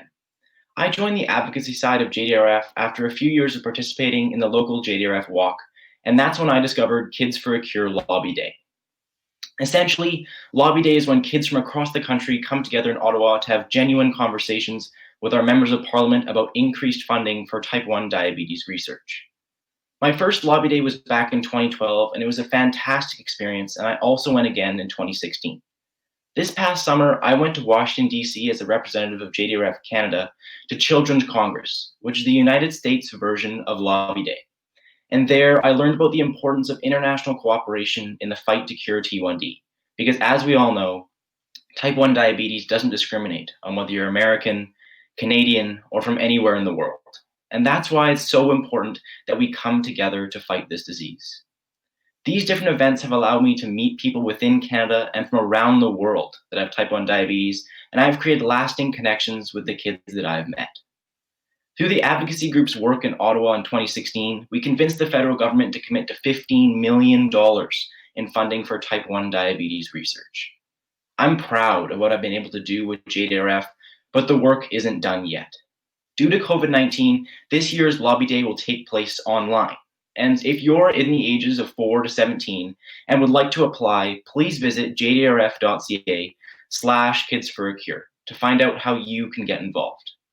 Thanks so much, and I hope you enjoy this Canada-wide T1D party. Hi, I'm Taya, a JDRF Youth Ambassador from Arrington on beautiful Vancouver Island. Here in BC, we wanted to thank all of our amazing committee members and volunteers who would normally be working on fundraising events across the province, like our Sunlight Walk to Cure Diabetes. These volunteers helped create an amazing inclusive space for the T1D community to come together and raise funds for life-changing research. Without their hard work and time, none of these events would be possible. So, some JDRF staff and I are here to say thank you to everyone who makes JDRF's events a reality, like my mom, Anna Mehrhofer, who volunteers her time to help run the Mid-Island Walk in Parksville. Thank you to all of the incredible volunteers and committee members from around the province who help out leading up to and on Walk Day at each location. From the Lower Mainland, we'd like to thank Stephanie Swain, Sarah McConnell, Suzanne Lima, Eileen Janelle, Jen Miller, Lucas Hanford, Eric Lawn, and Kristen Long. And a special shout out to Megan Winia in Prince George for all of your hard work up north. Thank you. Hi, I'm Charlie and I coordinate the Event Day volunteers for JDRF BC and Yukon. I would like to thank our amazing volunteers who come together each summer to make the walk possible. We are so grateful to have such incredible event support from businesses and community members across the province who donate their time and resources. Thank you to the TELUS ambassadors who come out to loads of locations in BC, to Dave Lee in the Lower Mainland, to Superstore volunteers in Vancouver, Fraser Valley and Kamloops, and to Avalon Event Rentals and the Buchanan family in Kelowna. And of course, our events wouldn't be possible without such wonderful support from our in-kind partners. Thank you. Hi, my name's Natalie and I coordinate the Fundraise Your Way program for the BC and Yukon chapters of JDRF. I wanted to take some time to say thank you to all of our hard-working volunteer event organizers who go above and beyond the scope of the signature JDRF events to raise awareness and funds for T1D research. These events can range from bake sales to art shows to marathons to soccer camps to anything you could possibly imagine. Up in Kamloops, BC, we would have had Meet a Machine run by Jim Moorhead, the Swing for the Cure golf tournament run by Rick Rainville, and down in Delta, BC, we would have had the Delta Police Soccer Camp run by Aaron Hill. In Victoria, we would have had the Chipping for a Cure golf tournament run by a long-term, dedicated, very passionate committee of volunteers. And up in Nanaimo, we would have had the Shots for Kids golf tournament run by the Casey family at the Cottonwood Golf Course. We also would have had our second annual Nanaimo Meet a Machine run by a first-time committee of amazing volunteers that was inspired by Jim Moorhead's event in Kamloops. And finally, I want to say a huge thank you to Pizza Hut, whose Paper Sneaker campaign would be taking place across the Lower Mainland. Thank you so much from the bottom of our hearts for all the hard work and passion you put into your events. We couldn't do it without you, and we hope to see you next year. Hello everyone, my name is Amanda and I am a clinical diabetes specialist with Tandem Diabetes Care. At Tandem, we are proud to say that we have been able to continue to provide care to individuals in this virtual world. We recognize the importance of the diabetes community, which is why we are honored to be a national partner of JDRF. We are amazed to see the virtual initiatives that this organization has implemented. Thank you all for your fundraising efforts. Once again, you've shown diabetes that nothing can get in our way. On behalf of Tandem, we hope that everyone is staying safe, healthy, and happy. Take care. Bonjour, mon nom est Ahmad Khan, je suis gérant de territoire à Tandem pour la province du Québec. Aujourd'hui, je suis très fier de vous dire qu'à Tandem, nous avons soutenu les patients qui en avaient besoin de façon virtuelle malgré la pandémie. Nous reconnaissons l'importance de la communauté diabétique, c'est pourquoi nous sommes très honorés d'être partenaire national de la FRDJ. Tandem est très impressionné par les initiatives virtuelles que cette fondation a mises en place pour soutenir la communauté diabétique. Merci à tous pour votre collecte de fonds. Vous avez une fois montré aux diabétiques que rien ne peut vous arrêter. Au nom de toute l'équipe de Tandem, nous souhaitons à tous la joie d'une bonne santé. Prenez soin de vous et merci.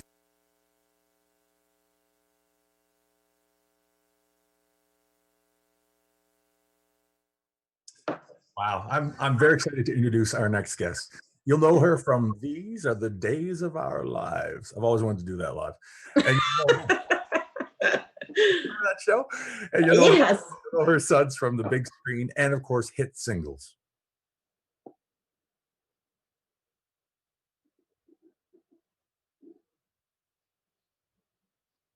Hi, this is Gloria Loring. Hello, everybody up in Canada. I want to thank you for everything you've been doing for JDRF. My son was diagnosed in 1979, 41 years ago, and I'm happy to say that he lives complication-free. He's got 2 children. He's got a good life. And when he was diagnosed, I was told that he'd probably be gone within 25 years. You can imagine how that felt for me. And then I found JDRF. And I found the incredible parents and volunteers, and they helped me so much. I don't know how I could have gotten through those early years. All of the practical advice, all the emotional support, and also the other thing that it did for me was it helped me have something much bigger than myself to work for, because I was concerned for my own son, but then I met all these other kids who had diabetes, and suddenly my life was filled with a purpose that just took me into such inspiring ways of being. And we did so many good works in the JDRF in Los Angeles, and I met so many great people, and I'm so happy to be a part of this today. And I hope you will continue to support JDRF and give your whole heart and your talent, your treasure, whatever you can spare to help us promote a cure for diabetes. Thank you so much. Hello JDRF, this is Brennan Thick, and this is my daughter Cheyenne, and that's our dog Pinky. And I wanted to say thank you for the tireless effort, for all the great research and development you've done for helping diabetics like myself live better day-to-day lives. I've now had it for over 40 years and things are good, so thank you very much for everything you've done. Take care. Hello everybody, this is Robin Thicke. Diabetes has always hit home for me and my family. My brother has diabetes and so does my Uncle Boyd. My mother has always been an advocate for the T1D community, research, and JDRF. I share her willingness and desire to create awareness for the T1D community and to further the research. Please make a donation and help us find a cure. Stay safe. God bless. Super fun to see superstars Gloria, Brennan, and Robin. And now we do have the Instagram poll results back, George, but Charlie did want to show you a little something she's been working on since we've been sitting here. So if you go ahead and show them, hold it right up to the camera. She drew a picture of you, George. Oh, that's awesome. So there you go. We'll have that sent to you in the mail. Okay, so the 3 songs were Slow Dance, Fart Song, and I Believe in Angels. And I believe that you know which song won with the poll results. Charlie, the big reveal. the fart song. Before I do the fart song, Charlie, you're a huge influence, I think, in making the fart song the winner. Let me announce the winner of the Cascade gift card, Mark Stansbury from Kitchener, Ontario. Mark Stansbury, a big congratulations, $500 Cascade gift card winner from the segment. And Charlie, I wrote this for my son and my daughter when they were little. Just is make a fart sound. Can you make a fart sound, Charlie? That's fantastic. That's my best. Here we go. I like to go fishing with my dad. On his boat in the lake, the fun we have. And I like to eat cookies in the dark. But the thing I love the most is to fart. And I like to in the morning before school. And I like to in the evening, and it's cool. But I always say, excuse me, when I out loud. You know, the safest place to is it. Are you farting along, Charlie? You bet. At that zoo. There's lots of fun things that you can do. Well, the monkeys are my favorite down by the water park, because the thing they love the most is to fart. Here we go. And I like to in the morning for school. In the evening, man, it's cool. But I always say, excuse me, when I out loud. You know, the safest place to is in a crowd. Just the other night, I heard my grandma say, if you keep on farting, you might get stuck that way. Well, it's okay with me. It's the greatest thing. I'm a rootin', tootin', fartin' machine. Here we go. And I like to in the morning before school. And I like to in the evening. Man, it's cool. But I always say, excuse me, when I out loud. You know, the safest place to, let's hear it, Charlie. It's a crowd. And that is the fart song. Thanks for voting for that fart song. It controls our blood sugars better than a little bit of laughter.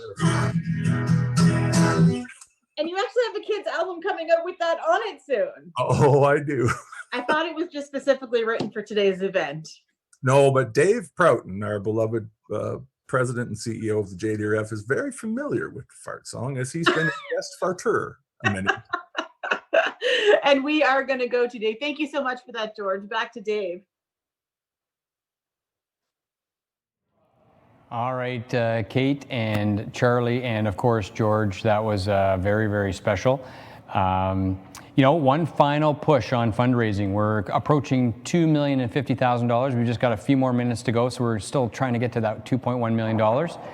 And I want to announce the winner of our social media contest, the Apple Watch, brought to you by the BMO JDRF MasterCard. It's Marguerite Fothak-Henty of Montreal. So congratulations. Thank you for participating, and I hope you enjoy the watch.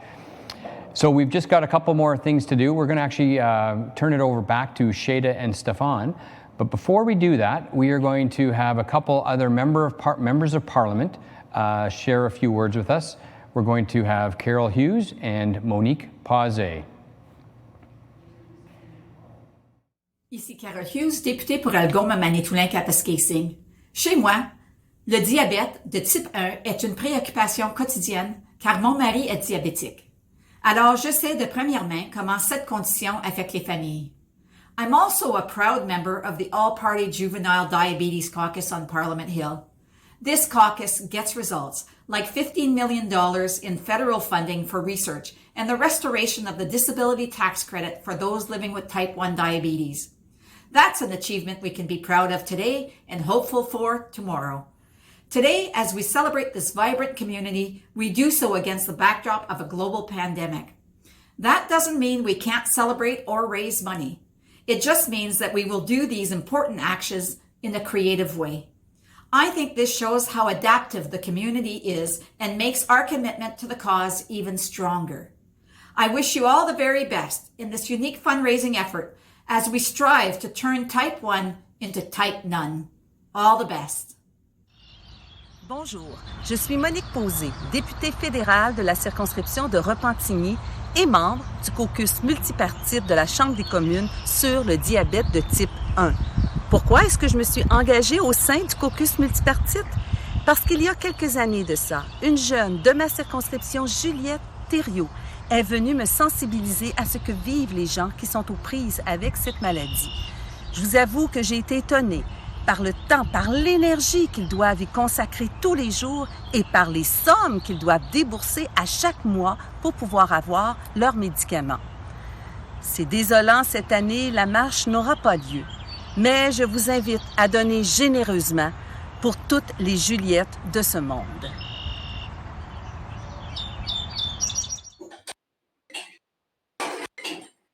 Hi, so excited to be back, and what a great day this has been.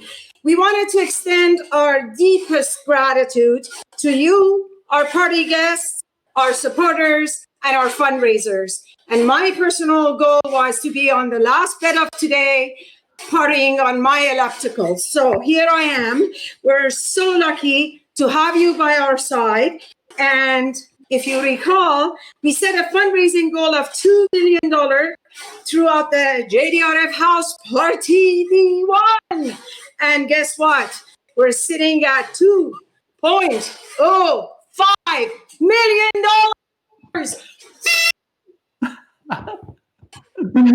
This is incredible.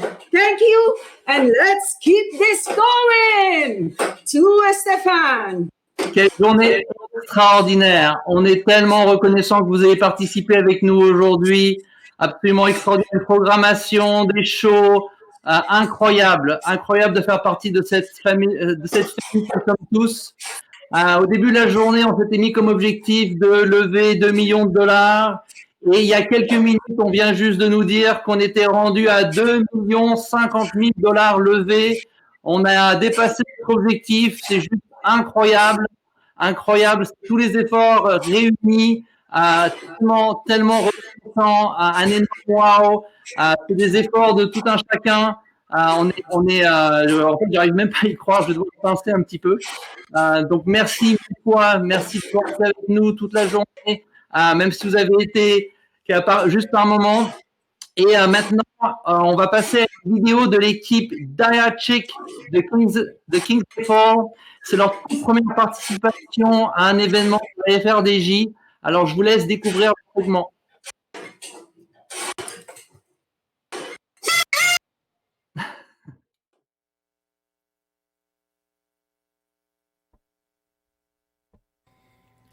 Nous sommes la famille Simard de Kings et Fall. Et voici notre histoire.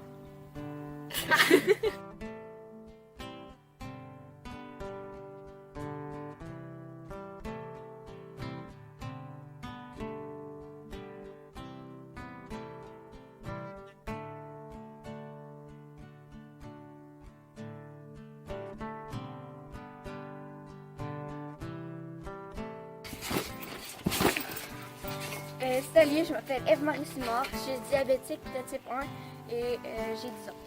J'ai été diagnostiquée diabétique le 16 septembre 2017. 2 semaines avant de m'avoir fait diagnostiquer, je me sentais vraiment faible, comme j'étais vraiment faible. Fait que mes parents ils ont réagi vite, puis ils ont appelé le 811. Ils ont dit de se présenter à l'urgence et c'est là que je me suis fait examiner pour voir si j'avais pas quelque chose, que j'ai été diagnostiquée. Je m'appelle Rosalie Simard, j'ai 15 ans, puis j'ai été diagnostiquée le 17 septembre 2017, avant le lendemain, parce que toute la famille, on est allé la voir à l'hôpital, puis ben, là, c'est là qu'on a diagnostiqué, on m'a testé, puis j'ai testé 38 de glycémie. Là, j'ai été testée, j'ai diagnostiqué diabétique. C'est pas là.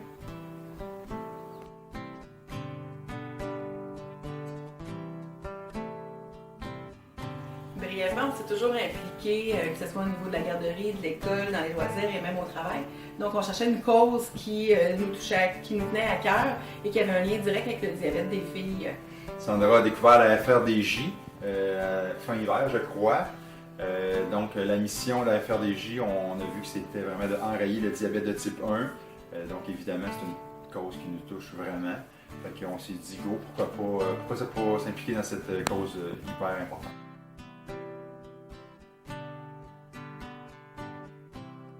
Pour ramasser des dons pour la recherche pour le diabète, nous avons sollicité les réseaux sociaux et les collègues de travail de mes parents. Sandra et moi travaillons pour la compagnie Cascade. Nous leur avons demandé un don, ce qu'ils ont fait sans hésiter. Donc, aidez-nous à atteindre notre objectif.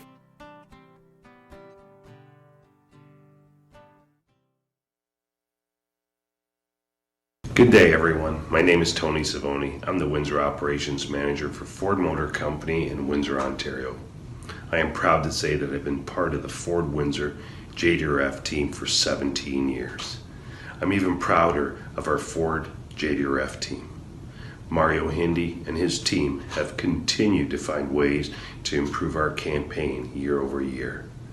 The joint Ford, JDRF, and Unifor Local 200-240 team continues to amaze. Together, we have raised more than $100,000 per year the past few years. That collective passion and energy has helped raise approximately $1.23 million throughout the past 17 years. Also, a big thank you to the JDRF team that supports us year-round. We could not have done it without your help. Over the years, we have all been encouraged by the many amazing advancements being made to help make type 1 diabetes easier to manage. That's a great thing, but the goal remains the same, turning type 1 into type none. I know my team and the team at JDRF won't rest until we reach that end. Thank you, everyone, and have a wonderful day.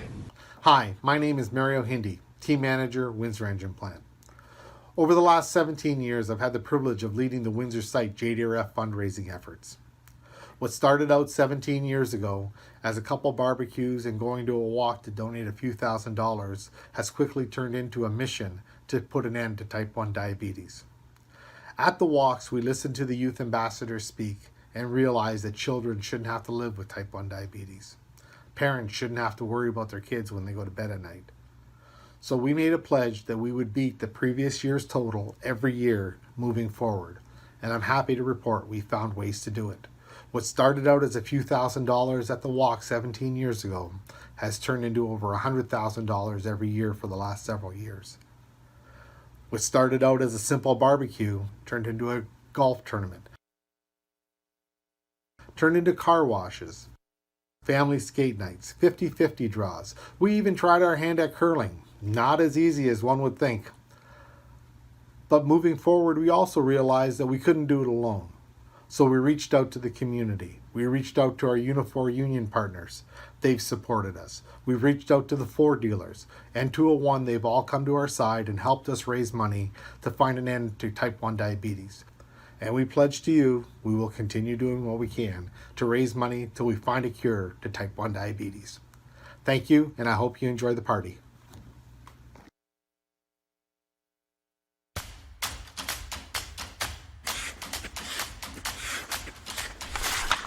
With type 1 diabetes, you're always thinking about your glucose levels. But with Dexcom G6, I get my readings sent to my phone automatically, day and night, without having to prick my finger. Dexcom G6 has literally changed my life, and my game, because now I can stay focused on things like scoring.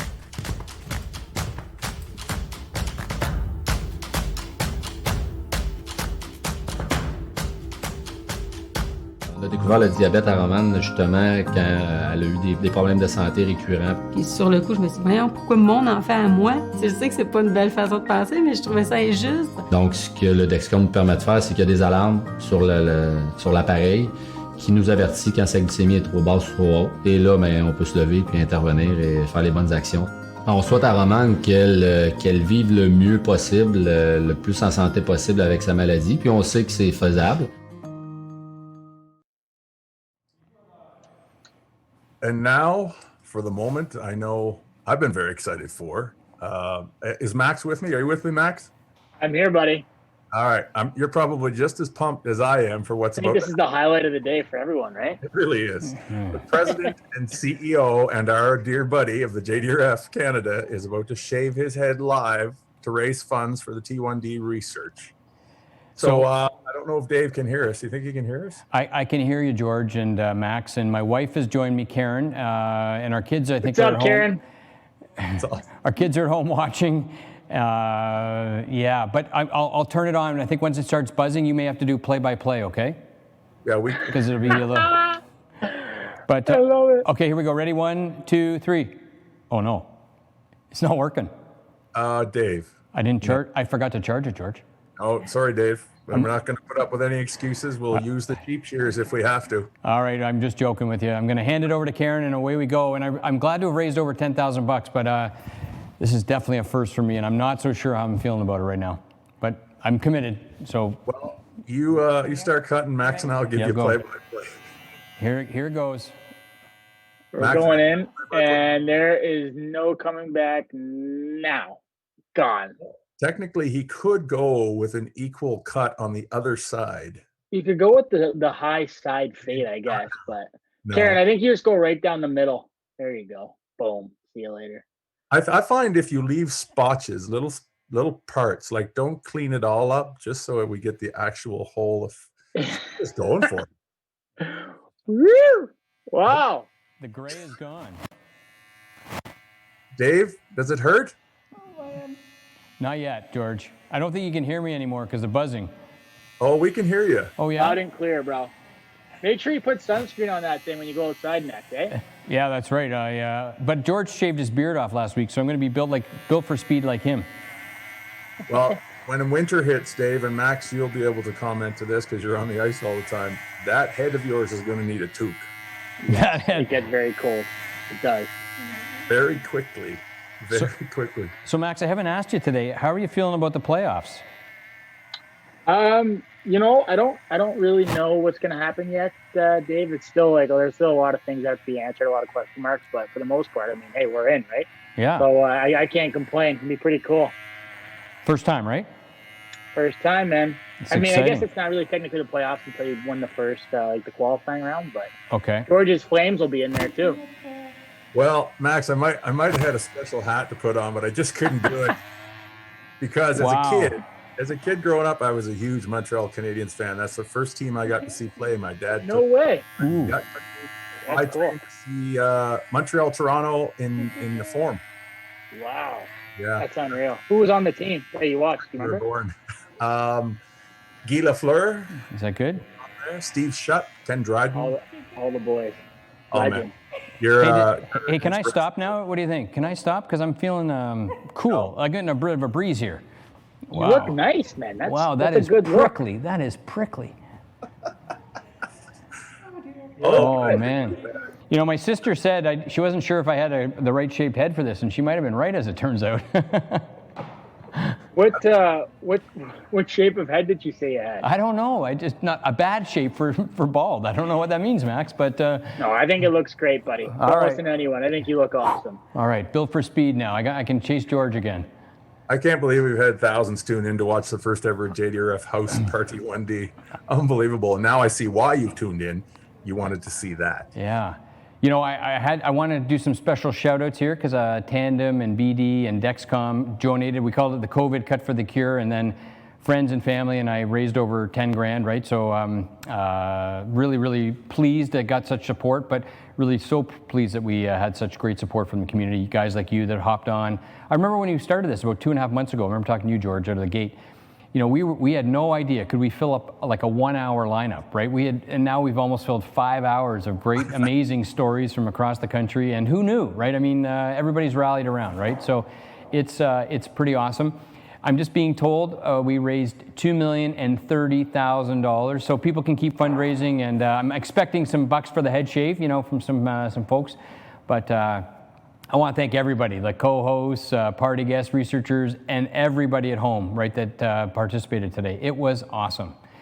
And I want to say a huge thank you to our sponsors because we've got a long list. So I'm gonna speed read now because I think we've got such a great support. So our national premier sponsor, Sun Life, our presenting sponsor, Omnipod, our national supplier, Sunripe, our media partner, Bell Media, our national sponsor, Medtronic, our national partners, Tandem, Lilly, Abbott, Dexcom, and Dex4, And we had toutes nos commanditaires nationaux de chacune des heures de notre parti, Omnipod, Essentia, Medtronic, and Dexcom.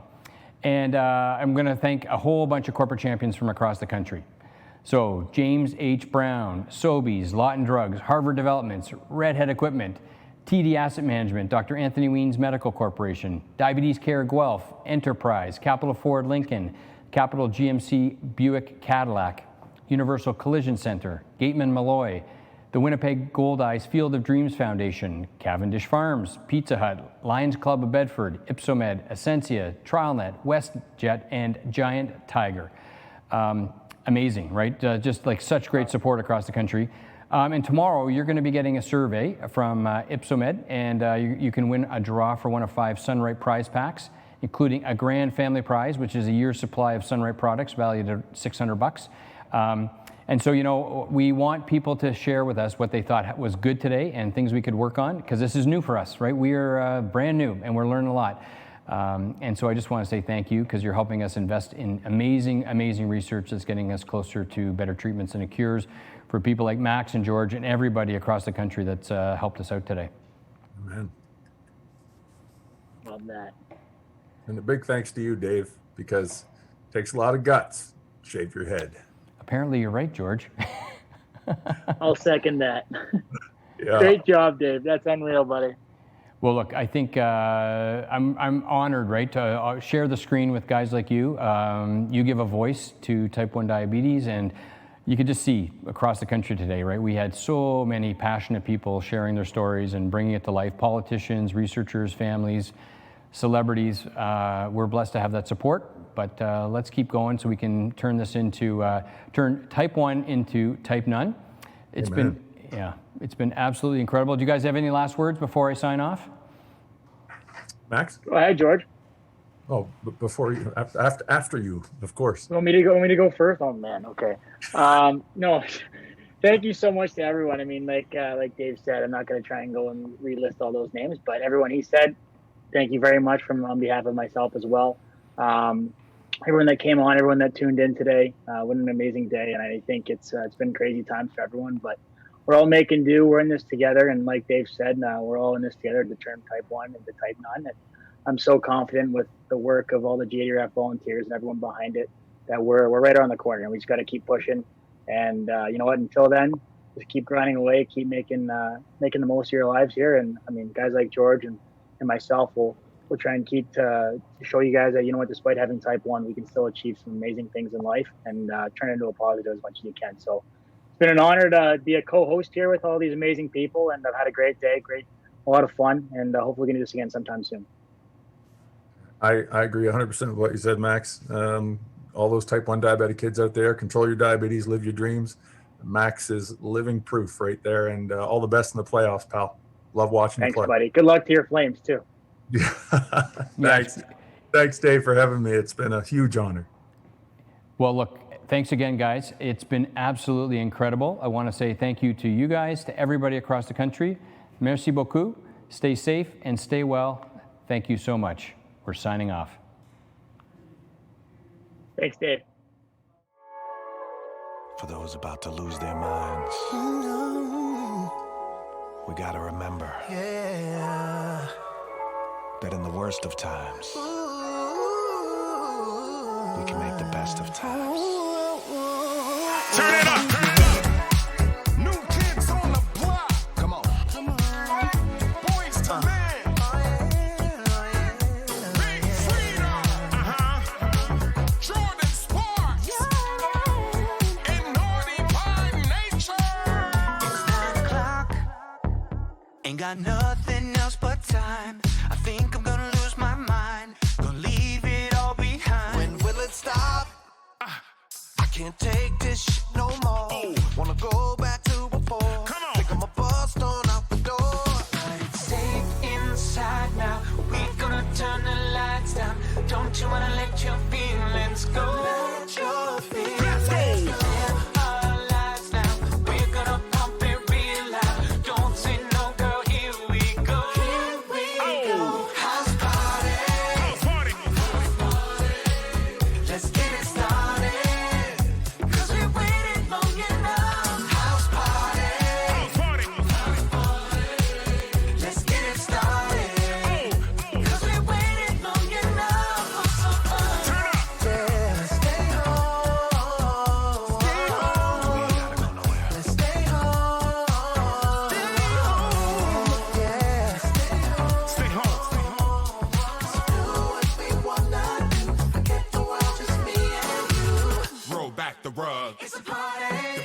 it's a club. It's a party. You can feel the love. Gonna party all night long. Come on. Roll back the rug. It's a party. The whole crib's a club. It's a party. Can you feel the love? Gonna party all Come on. Night long. Stay home. Safe inside. We gonna turn the lights down. Don't you wanna let your feelings go? Let your feelings Everybody now. Our lives now. We're gonna pump it real loud. Don't say no, girl, here we go. House party. Let's get it started. 'Cause we waited long enough. House party. Let's get it started. 'Cause we waited long enough for some fun. Let's stay home. Let's stay home, baby. Stay home. Let's stay home now. Let's stay home. Let's stay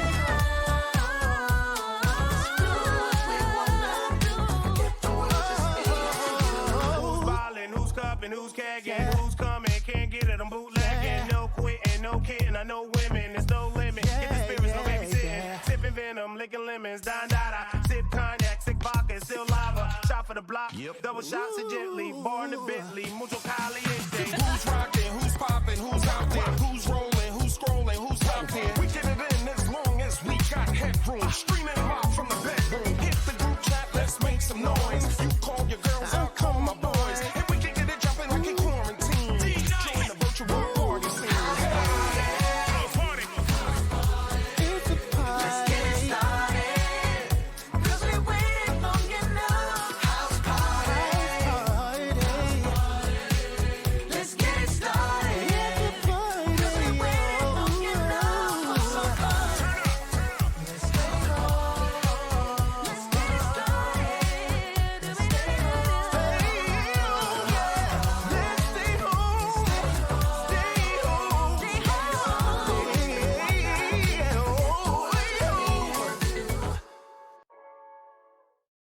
Those about to lose their minds. We gotta remember that in the worst of times, we can make the best of times. Turn it up. New kids on the block. Come on. Boys to men. Big Freedom. Jordan Sparks.